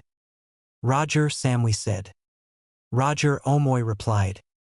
Roger, Karui grumbled as there was little she could do other than hang when in the net. Once she finished talking, she tried to make herself as comfortable as possible until her teammates came to help her. As she did, she muttered several different painful things that she would do to a certain blonde-haired boy when she saw him again. With Naruto. As Naruto ran through the forest, he could not help but be pleased with himself. He had taken care of the Kumo-genin chasing after him, while the other two were still chasing his shadow clones, and even though the fourth member had taken out the clone she was chasing, she was still too far away to catch up to him. Just when Naruto thought he was in the clear, his mother's training came into effect where his senses warned him of danger. The next second, Naruto was hit in the back by a dozen or so shuriken that had been thrown by Omoi a few meters behind him. But just after the shuriken hit him, Naruto turned into a wooden log. When Omoi saw this, he frowned, since he knew Naruto had used a Korimi no Jutsu, body replacement technique, to replace himself with a wooden log. He also knew that he had now lost the advantage as he had given away his position, while Naruto was now somewhere hidden in the trees. Realizing that he was now at a disadvantage, Omoi drew his katana and cautiously moved through the trees, looking for the blonde, while at the same time keeping his guard up. As he looked around, his shinobi senses quickly kicked in as he quickly spun around and deflected several shuriken that were thrown from behind him. Before Omoi could retaliate, he suddenly saw Naruto appear to his left with his kunai in hand, leaping towards him. Seeing Naruto, Omoi quickly brought up his katana and blocked the attack. He then pushed Naruto back, making him lose his balance. Taking advantage of this, Omoi then slashed at Naruto with his katana. As soon as Omoi slashed Naruto with his katana, Naruto puffed into smoke, revealing it to be a shadow clone. "What the?" thought Omoi when the clone exploded, but before he could fully realize what had happened, several small spherical objects fell from above and exploded, releasing a sleeping gas and knocking out Omoi. Before he fell asleep, Omoi looked up and saw the real Naruto standing from a tree branch above him. Realizing what had happened, and that it was already too late to do anything, Omoi could only think of one word: damn. When Omoi lost consciousness, he fell off the tree branch he was on. But before he hit the ground, Naruto jumped off the branch he was on and caught the Kumo-genin. Since all he wanted to do was get away, didn't want to hurt anyone. Once he laid Omoi on the ground, he then ran off in case the others showed up. As he made his way through the forest, Naruto silently thanked his mother for teaching him to make sleeping gas bombs, as well as the sleep gas itself, since it had come in quite handy for taking Omoi out without hurting him. Unfortunately, Naruto did not get very far. His danger sense kicked in again, where he had to duck several kuna thrown at him from his left-hand side. When he turned, he saw Samui on a tree branch several meters away, where she then leapt forward with her katana. Quickly dodging several slashes from Samui's katana, Naruto used another smoke bomb to cover the area he was in, giving himself a chance to get away from Samui and think about what to do next. When Samui got out of the smoke-filled area, she quickly took a defensive stance with her katana out and ready to block or deflect any kind of attack that Naruto may do. Suddenly, from Samui's right, Naruto appeared on a nearby branch and threw several kunai at her. Wasting no time, Samui turned around and deflected the kunai with her katana. In a feat of impressive skill, she then grabbed one of the kunai she had deflected and threw it back at Naruto, hitting him right between the eyes before he could move away. When Naruto was hit by the kunai, he exploded into a puff of smoke, revealing that the Naruto she had been fighting with was a clone. Using the clone as a distraction, the real Naruto moved around Samui and attempted to sneak up on her and take her out quickly. Unfortunately though for Naruto, after destroying the clone, Samui had realized what he was doing and twirled around to face him, and slashed at her fellow blonde with her katana. Luckily, Naruto was able to avoid her slash, but was forced on the defensive. Saw Samui chased after him. As Samui chased after Naruto, the blonde boy quickly found himself having to put a good deal more effort into his dodging Samui's attack, since he knew that if he didn't, the blonde girl would skewer him or cut up into little pieces. But because his attention on the blonde-hair girl had increased, his attention to his surroundings decreased, so he didn't see the large rock that he was quickly backing towards until he stepped half on it and lost his footing. Seeing her chance, Samui leapt forward with her blade already descending upon the boy. In a desperate attempt at self-preservation, Naruto's left hand shot out and managed to catch the girl's wrist, and with a quick twist of his own wrist, he managed to get her to drop the katana. However, that movement also served to pull Samui towards him, sending both of them rolling across the ground in a mass of flying limbs before finally coming to a stop, one that ended with them being in a rather awkward position.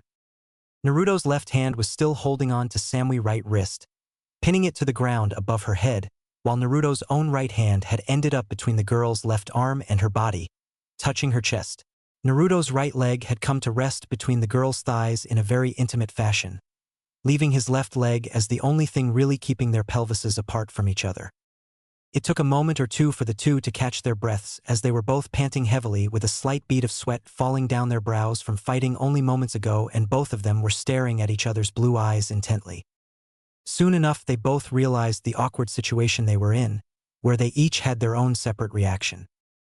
Naruto's cheeks started to blush red when he realized the intimate position he was in with Samui.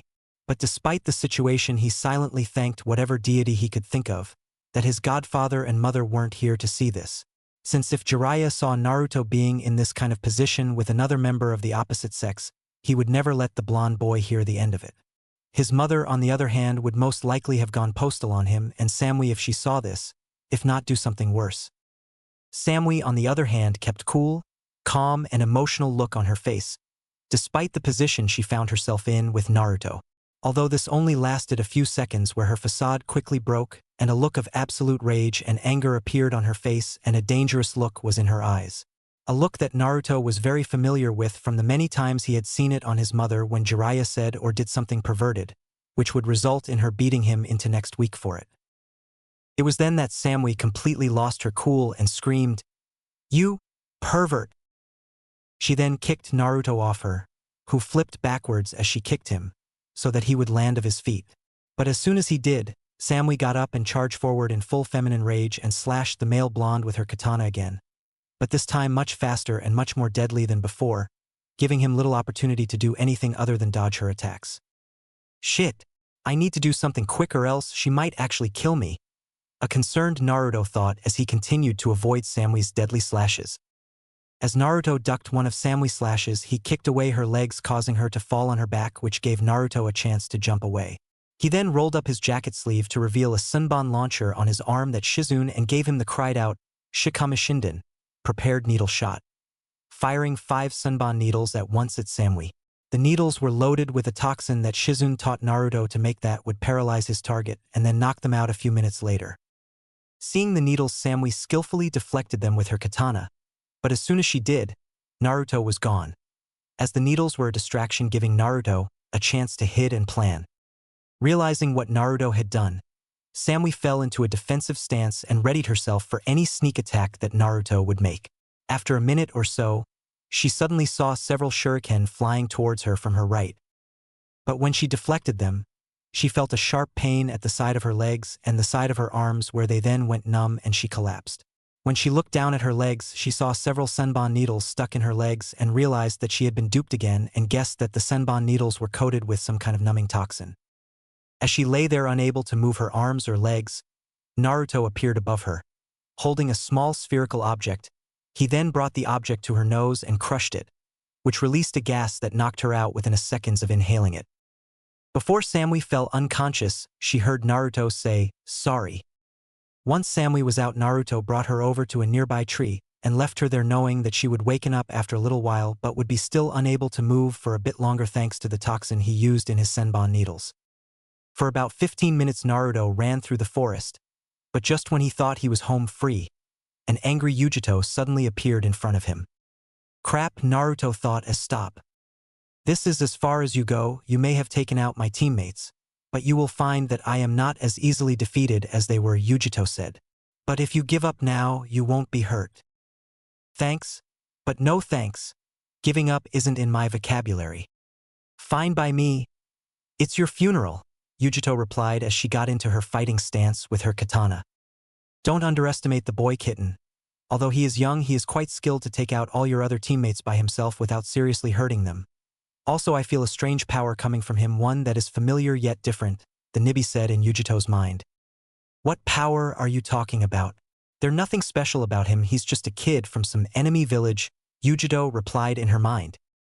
"As I said, I'm not really sure.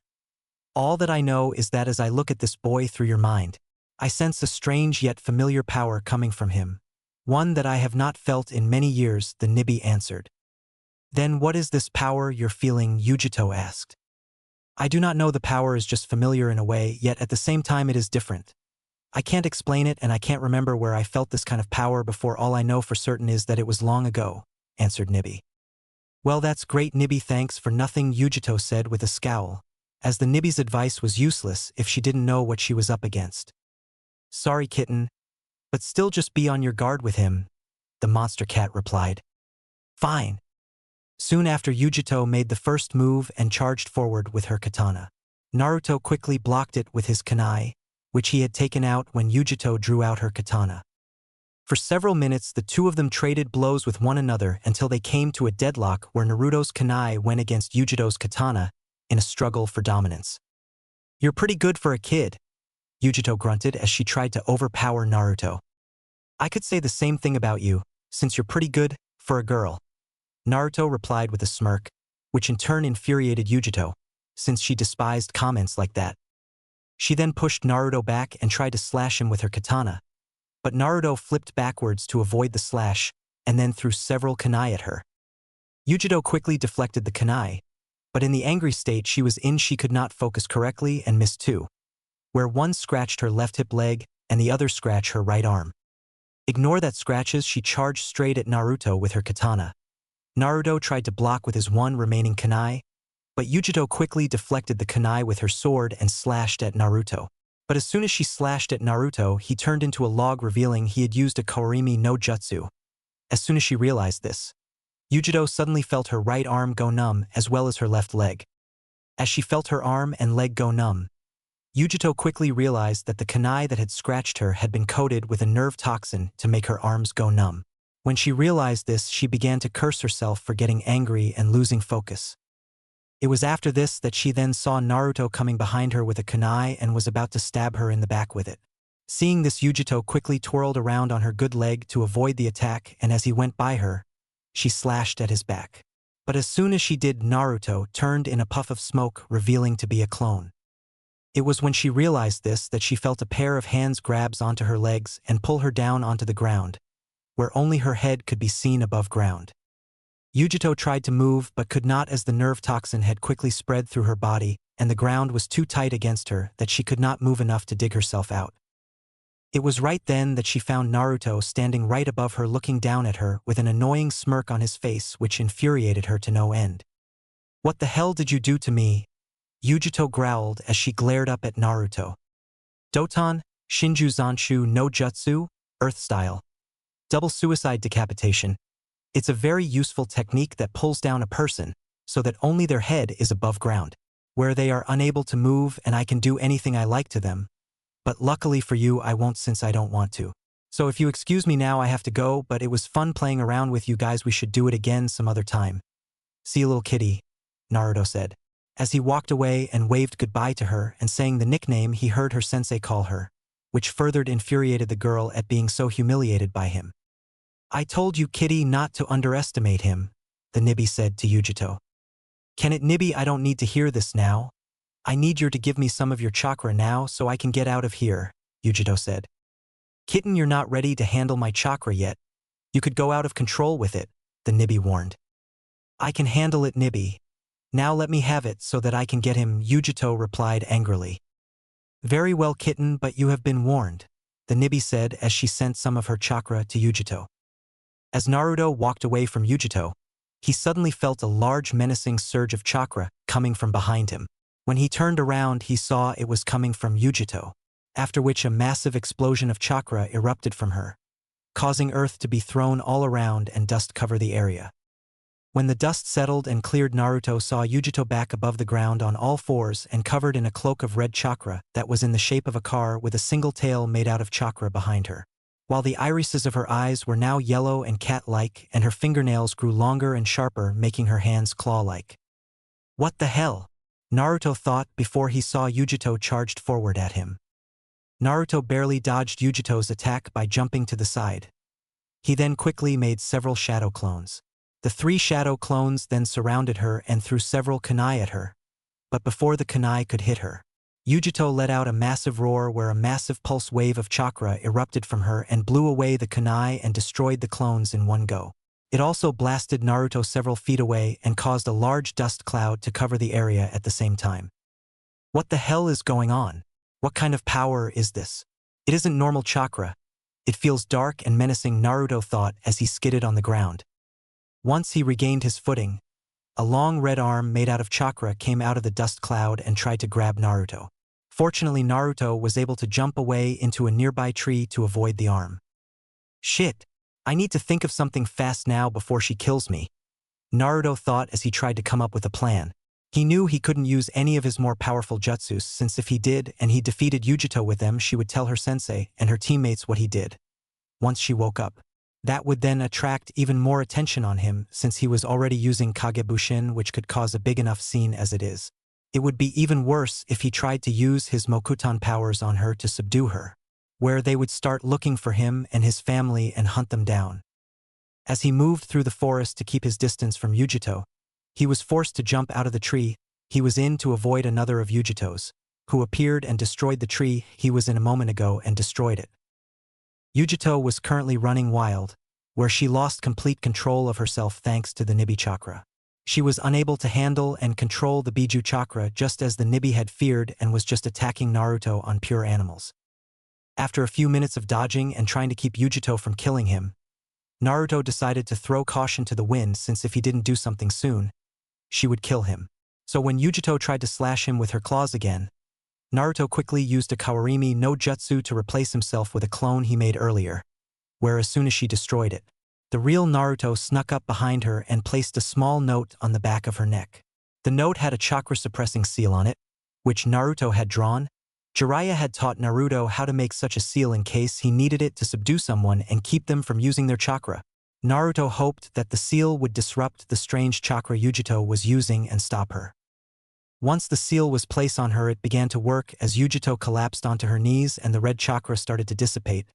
But just when Naruto thought it was over, Yujito suddenly let out another massive roar, and another massive blast of chakra erupted from her and blasted Naruto back to a few tree away. Once the blast ended, Naruto saw Yujito back on all fours again and with the cat-shaped cloak of chakra around her again. When Naruto saw this, he knew his seal had failed, as Yujito's strange chakra was too strong and potent to be suppressed by his seal. When Yujito locked eyes on Naruto, she let out another large roar and charged at him. Knowing he had to move, Naruto quickly jumped away and started to run again, trying to think of a new plan to deal with Yujito.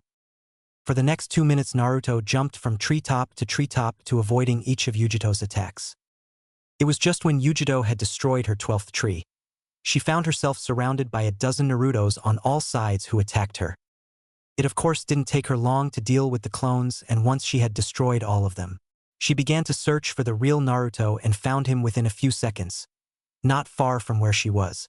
She then charged forward at him at breakneck speed, but just as she was a few feet away from him, for trees that surrounded her blew up with her in the middle of it. What Yujito had not known was that, as she was battling the Naruto clones, Naruto had used Fabako Hajin, sealed bomb square release, technique, where he planted 4 exploding notes on 4 trees and then lured Yujito to where he wanted her to go, by allowing her to see him, so that as soon as she entered the area with the notes around it and tried to leave it, the notes exploded, destroying everything in between the 4 trees. Once the smoke cleared from the explosion, Naruto saw the remains of the trees all over the area. When Naruto saw the tree trunks all over the area and could not see Yujito, he was about to go over and move the trees to find her, fearing that he might have killed her. But before he could, he felt another massive surge of chakra, and the remains of the trees were blown away by a massive blast of chakra. Once the smoke dissipated, Naruto saw Yujito in the middle of the now destroyed area, but she was now sitting up on all fours, hunched like a cat, while the red chakra was starting to dissipate. The chakra outline only remained around her upper torso and arms, although the chakra outline was very thin. When Naruto saw her standing up with the red chakra around her and saw that her irises were still cat-like and yellow, he knew that it wasn't over just yet. Knowing that she could recall her strange chakra again to full power, Naruto decided to finish the fight before it could start again. He then quickly deactivated the seal weights on his clothes and raced forward at Yujito with impressive speed. He then threw several sunbon needles at certain parts of her legs and arms to disable her for a few seconds, after which he quickly came up behind her and did several hand seals and activated his Chakura no Mezu, chakra scalpels, where he then severed her nerves at the back joint of her right legs and did the same on her arms. This caused Yujito to collapse on the ground, unable to move with her nerves severed. When Naruto saw Yujito fall to the ground and unable to move her arms or legs, he thought he had finally finished the fight. That was until the red chakra she had been summoning came back and covered her whole body again, where it began to heal her and saw her beginning to move her arms and legs and lifting herself up. Ooh, come on. What the hell is with this girl? What does it take to knock her out already? She just doesn't give up? Annoyed Naruto thought, as he was tired, sore, bruised, and his clothes were torn up and filthy. Quickly bending down to Yujito, who was now only just starting to get up, Naruto gave her a quick hard chop to the neck and knocked her out cold, before she could even fully call on her strange power. Once he was certain that Yujito was finally out cold, Naruto let out a tired sigh. Damn, I didn't think she'd be this hard to beat. He then picked Yujito up and checked her for any serious injuries. Fortunately, there were none, since the red chakra cloak seemingly protected her from any real harm. When he had finished checking Yujito over, Naruto could not help but notice that Yujito was quite cute as she slept or knocked if you wanted to get technical.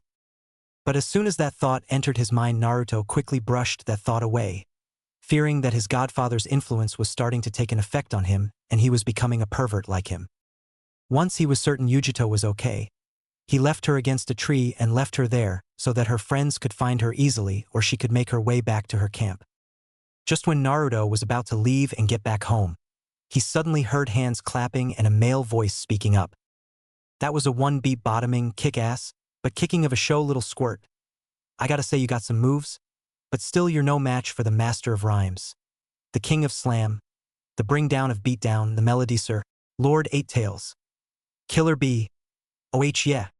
It was then that Naruto turned around and saw Kumo Genin sensei standing up on a nearby branch and seemingly watching his and Yujito's fight. Who the hell are you? Naruto asked as he took a step back from Yujito. Weren't you listening, stupid? I float like a butterfly and sting like a bee. I'm Killer Bee, the eight-tailed beast. Yo. The man named Killer Bee replied in a bad rapper impersonation as he moved around in some kind of funny dance. What the hell? Naruto thought as he was weirded out by Killer Bee in the way he was talking to him. Killer Bee then jumped down from the branch and landed in front of Naruto. But as dazzled and as zam as I am, I can't just let you spilt and go after you owned all my students. Shit, what I'm going to do?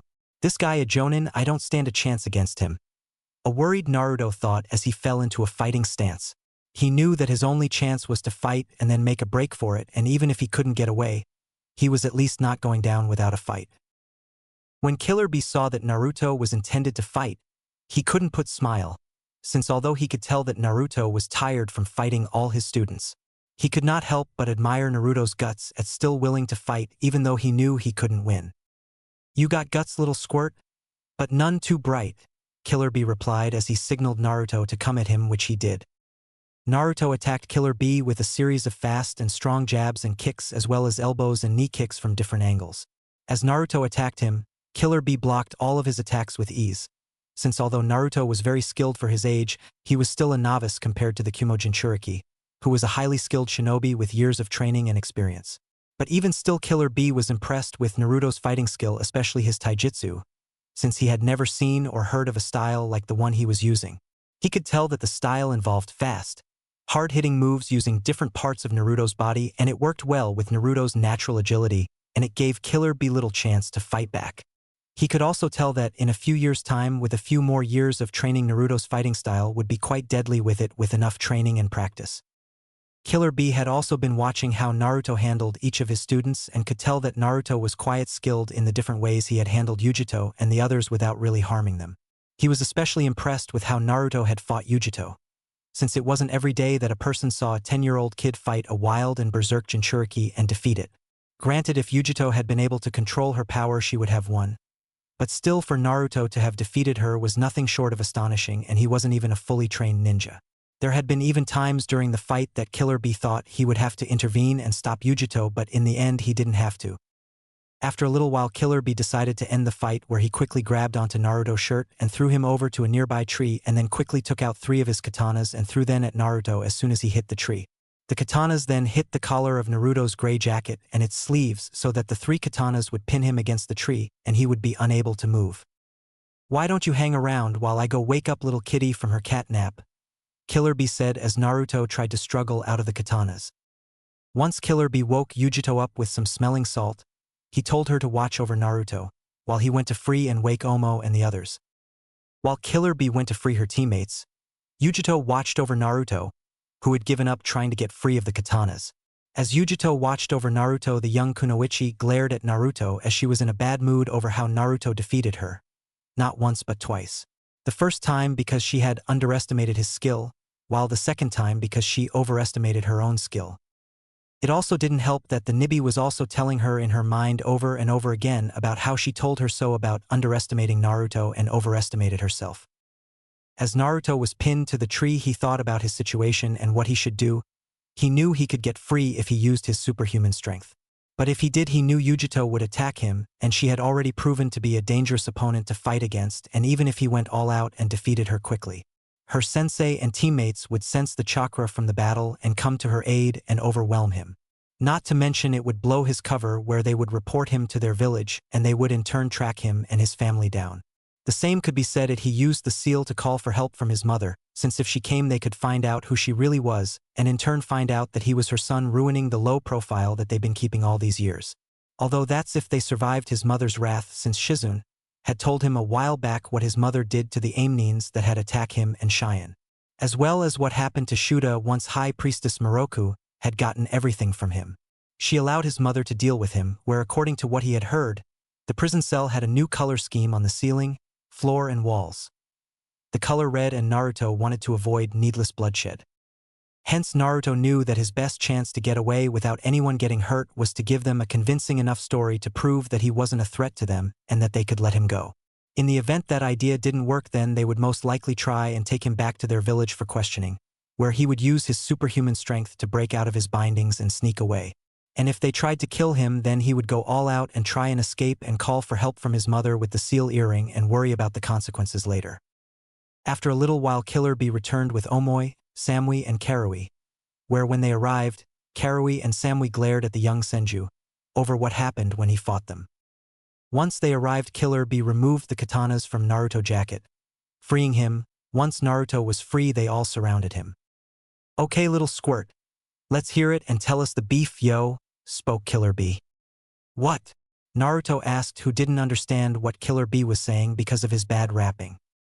At this, Omoi just signed and decided to translate for Naruto, since it wasn't uncommon for people to be unable to understand his sensei due to his bad rapping and rhyming. He was asking, "Who are you and why were you spying on us?" "My name is Naruto," replied the blonde. "And I wasn't spying, I was only looking, since I sensed 2 large chakra signatures nearby when I was training and I decided to see who it was." "Yeah, right," Karui scoffed, not believing Naruto.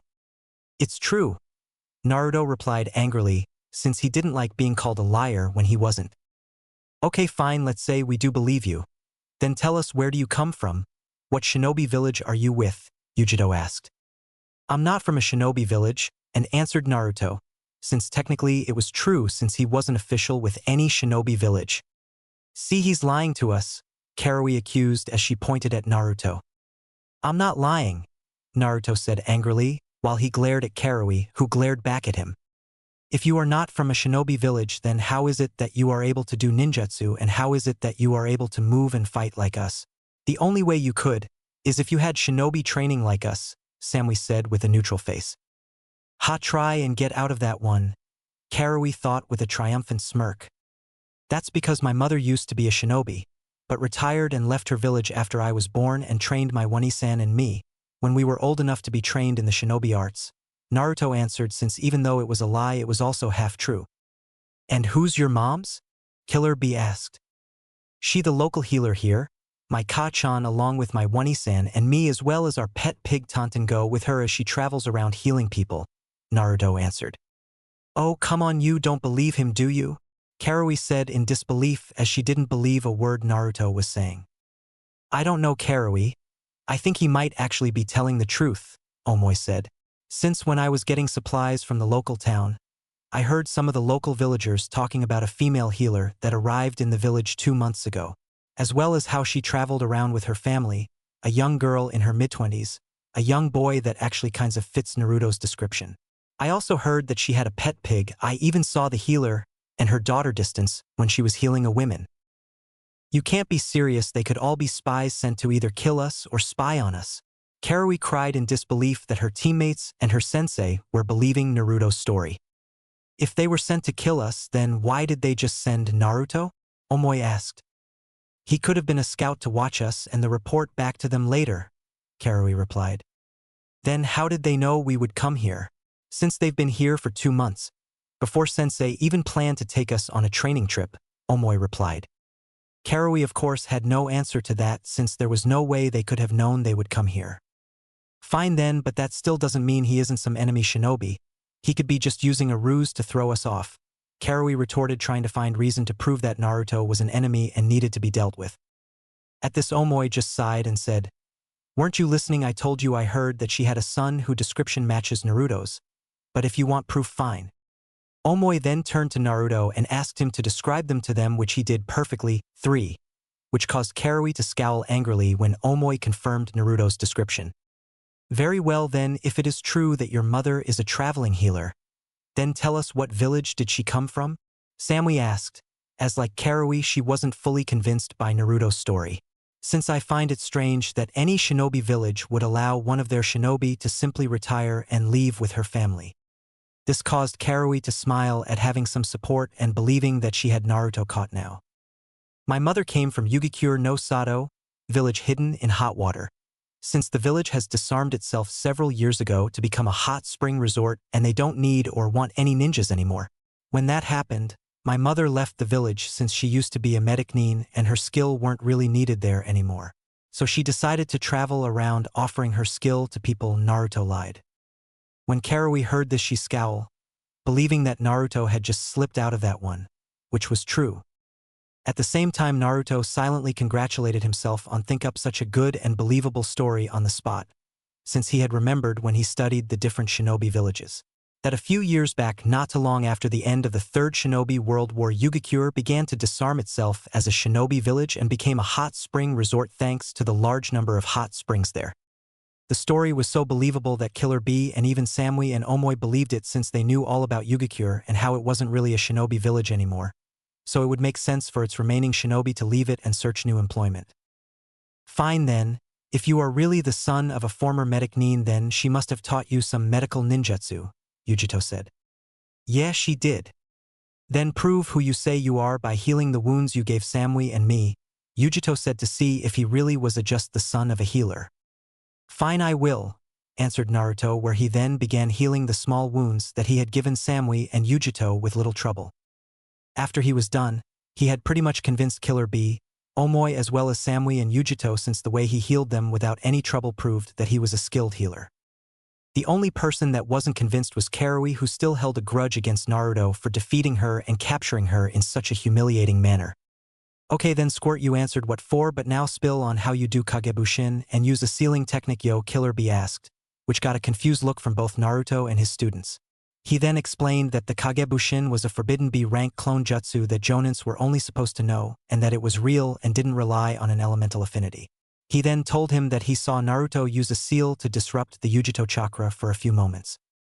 When Karui heard this, she thought that they had finally caught Naruto out and proven he was a liar. Thinking quickly, Naruto told them that his mother had given him the seal in case he was in danger and needed something to help him if he was in a fighting against a missing nin. He then went on to explain the reason he knew the Kagebushin was because his mother taught him it. He told them that she taught him it since she knew he had large chakra reverses and could handle creating several clones. Thankfully, Killer Bee and the others, except for Karui, believed his excuse since it was possible considering how well Naruto had fought and lasted against them. But still, Karui wasn't about to give up and came up with another reason to not trust Naruto. "Fine, but still, why were you watching us? If you really are not a shinobi from another village like you claim, then why would you spy on us? I told you when I was training by myself in the forest I felt your chakra signatures and I was curious as to who you were. That's all," Naruto replied. "And why were you training in the forest by yourself?" Samui asked. "I sometimes like to train by myself," Naruto said simply. But that still doesn't explain why you were watching us? If you were just curious, then you would have just left as soon you had seen us, Yujito said. Alright, fine, I was also curious as to what your sensei was teaching, since I never see Kenjutsu before except from what I read in books. So when I saw what you were all doing, I decided to watch. Naruto answered since it was true as he was interested in Kenjutsu. At this, Karui just scoffed again, not believing a word of what Naruto said. Well, if you what roll with the big dogs, then let's bow wow and see what you got wow, said Killer Bee. Sensei, you can't be serious, Karui cried in disbelief, while the rest of her teammates, including Samui, looked surprised. What? What did he just say? Asked Naruto, not understanding Killer Bee bad rapping. Why not? The kid got style, he got pizzazz, and gusto to match yo. And he totally pwned all of you. Killer Bee replied with a cheesy smirk while he did his rap dance, which annoyed his students for reminding them of their defeats and because of his stupid rhymes and rapping. Can someone please tell me what you're all talking about, as I can barely understand what he is saying? Asked an annoyed Naruto. Sensei just said that if you're interested in Kenjutsu and if you want to learn, then you can train with us if you want, and that is if you can keep up, Yujito answered, who could still not believe that her sensei was allowing a boy, whom they had just met and knew little to nothing about, to train with them. Sensei, you can be serious?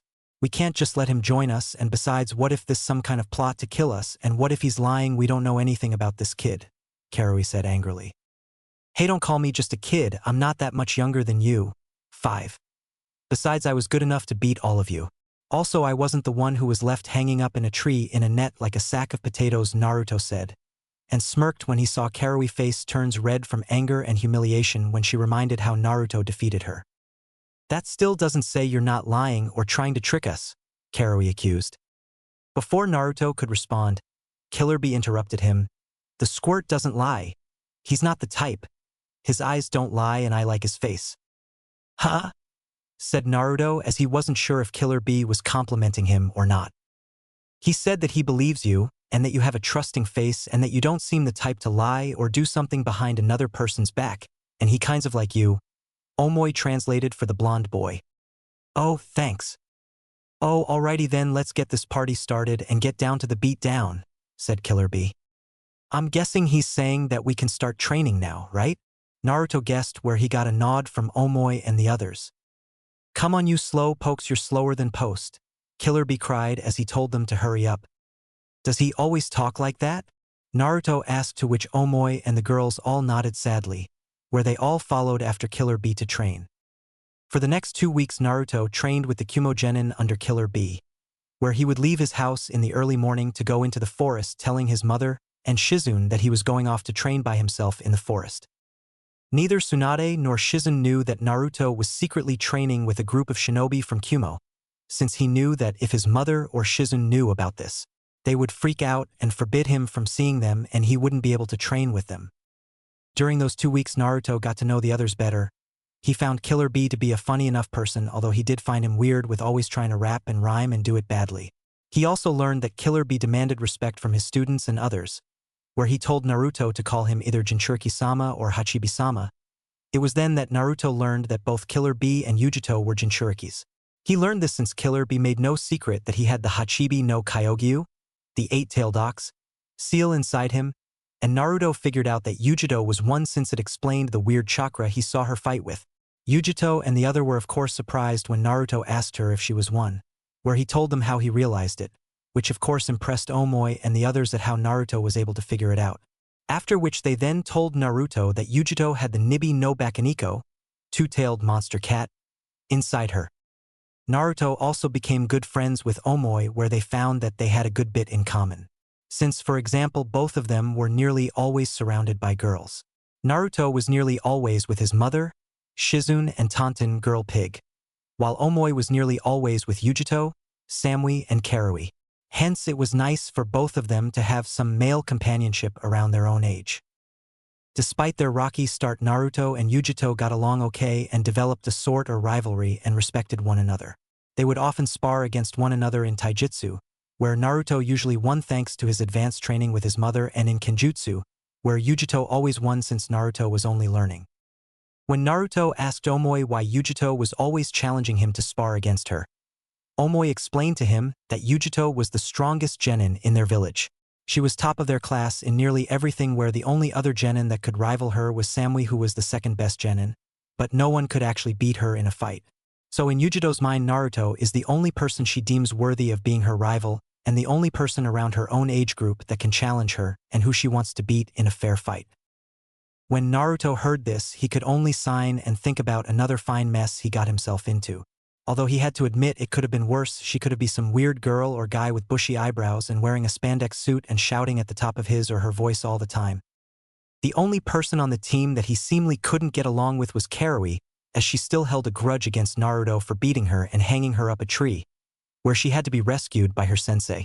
It also didn't help the fact that she was often remained of her defeat and humiliation by both her sensei and her teammates, as well as the fact that she did not trust Naruto, as she still thought he was a spy or an enemy shinobi. But for the most part, she mainly ignored Naruto and only acknowledged him when she had to, although she still kept a close eye on him in case he would try anything, and so that she would be ready for it if he did.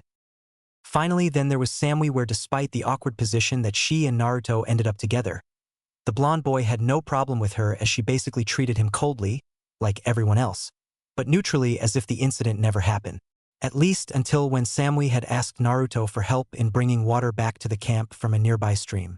When they went to the stream, Samui had suddenly stopped and turned around to face Naruto and comforted him about what had happened. Samui then proceeded to tell Naruto that she was willing to ignore the incident between them, as well as forget that it ever happened if Naruto was willing.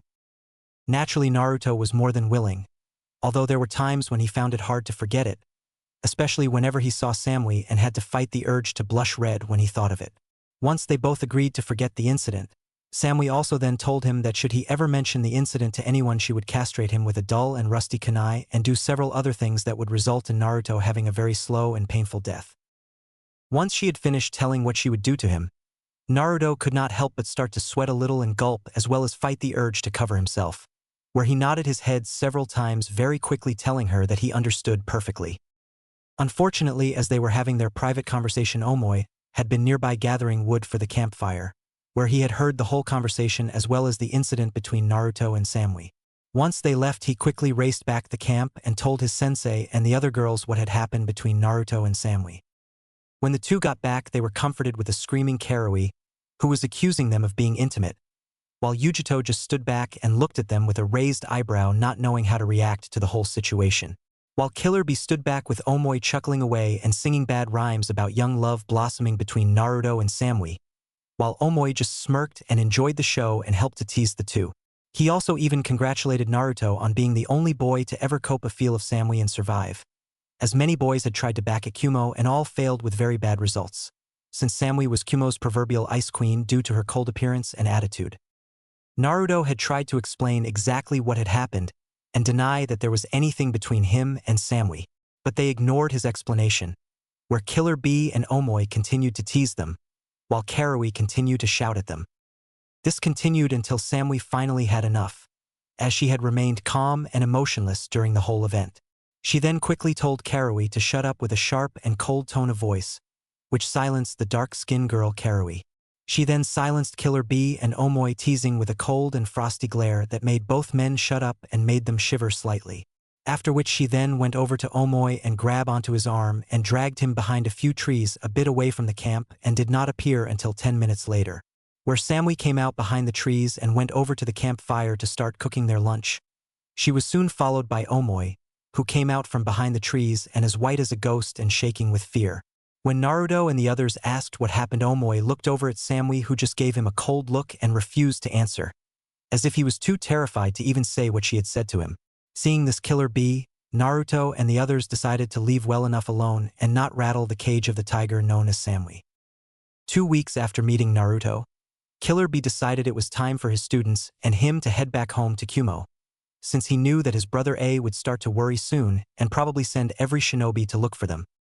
Killer Bee was currently watching Yujito and Naruto spar with their katanas, 6, against one another, while not too far away Samui was sparring against both Omoi and Karui, where despite being outnumbered, was winning. As Killer Bee watched them spar, the elder man could not help but be impressed with how quickly Naruto had grasped the basics of Kenjutsu. although he was still a long way off for being at Yujito's, Samui's, or any of the others levels in Kenjutsu. He had still made impressive steps in learning it in just 2 weeks. Killer Bee had also given him some tips on to improve his taijutsu. Once Naruto explained that he was trying to create his own one, which greatly impressed Killer Bee further. Killer Bee also could tell that Naruto would have been quite a shinobi one day if he was with a shinobi village, since he always had an eye for seeing talent when he saw it in someone, and he could see that Naruto had a lot of it. So much so that when Naruto left for home, Killer Bee followed him, just to make sure that Naruto was telling the truth about himself. Although stealth wasn't Killer Bee's specialty, he was still skilled enough to keep hidden and not let Naruto notice him. He then followed Naruto to a small house at the edge of the village, where from a distance he saw Naruto enter it. Later on he saw Naruto come out to greet his mother and sister and their pet pig when they came home, and saw that they were indeed the healers that Omoi and described to him, proving that Naruto spoke the truth. In a way, Killer Bee was also disappointed that Naruto was not born in Kumo, or at the very least in Kaminari no Kuni, Lightning Country, where he would have been accepted as one on the spot, since talented kids like Naruto weren't very common, and if he was with Kumo, Killer Bee was certain Naruto would have risen high there. He was almost tempted to bring Naruto with him to Kumo and try and have joined Kumo, but he knew his brother would never accept a kid with shinobi training that was from another country regardless of how skilled he was. Since his brother was paranoid when it came to Kumo's safety and would most likely fear that Naruto was a spy from another village. Not to mention that if he found out that Naruto had defeated Yujito, when she used the Nibi's chakra, he would most likely order Naruto to be killed. Fearing that he would be a future threat to the village, and he didn't want that to happen to Naruto or his family, which was why he wasn't going to mention Naruto to his brother when he got home and have his students swear not to mention Naruto either. After a while, Killer Bee had Naruto and the others stop their sparring matches and to come over to him, where he then told them that they would be leaving tomorrow morning to head back to Kumo. When he told them, he could see the disappointed look on Naruto's face, since Naruto had told them that he didn't really have many real friends since he traveled so much with his family from one country to the other. Killer Bee could also see that even Omoi was a bit saddened, as well as Yujito when she frowned slightly. Karui and Samui, on the other hand, kept a neutral expression on their faces, so to keep everyone else from knowing how they felt about the news. Deciding not to leave without giving Naruto a few parting gifts, Killer Bee took out a small paper note out of his pouch and handed it to Naruto, who had a confused look on his face. "What a piece of paper?" Naruto asked as he held it up. But before Killer Bee could explain what it really was, Yujito spoke up, knowing how her sensei would explain it in one of his bad rhymes. "That is not an ordinary piece of paper. It is a paper made from a special type of tree, which is grown and fed with chakra. They are used in products that react to even the slightest hint of chakra in any number of ways, depending on the nature latent in the chakra. This allows a person to know what nature affinity they have." "Do you know about nature affinities?" Yujito asked, where Naruto just nodded, since his mother had told him all about nature affinity and how everyone had at least one natural nature affinity and could learn others if they needed. Naruto also knew his affinity already, since he had the Mokutan bloodline, and his mother had told him that Mokutan was based on combining earth and water-based chakra to create wood. But he decided to play dumb, since he had heard of these cards from his mother, and they were only supplied to shinobi from shinobi villages since they are so hard-grown, where, if he told them he already knew his affinity, it would raise unwanted questions. "Good, just so you know, all you have to do is place your hand on the paper and channel a bit of your chakra to it, and it will react to whatever affinity you have. So if you have an affinity to fire, the paper will ignite and turn to ash. If you have an affinity to water, the paper will become damp. If you have an affinity to earth, it will turn to dirt. If you have an affinity to lightning, the paper will crumple up, and if you have an affinity to wine, the paper will split in 2-inch, explained Yujito. Naruto nodded his head as he already understood it all, and then channeled a small bit of his chakra into the paper. But what happened next surprised everyone, including Naruto. Instead of cutting into 2 pieces, the paper cut into 3 pieces as it fell to the ground, where the first one turned to dirt, the second became damp, and the third crumpled up. This showed that Naruto had 4 natural nature affinities, 1 for earth, 1 for water, 1 for wind, and 1 for lightning. "For natural affinities, that can't be," Yujito thought in disbelief. "No way," Karui thought. "Wo Omoi thought. Impossible," Samui thought. "Damn.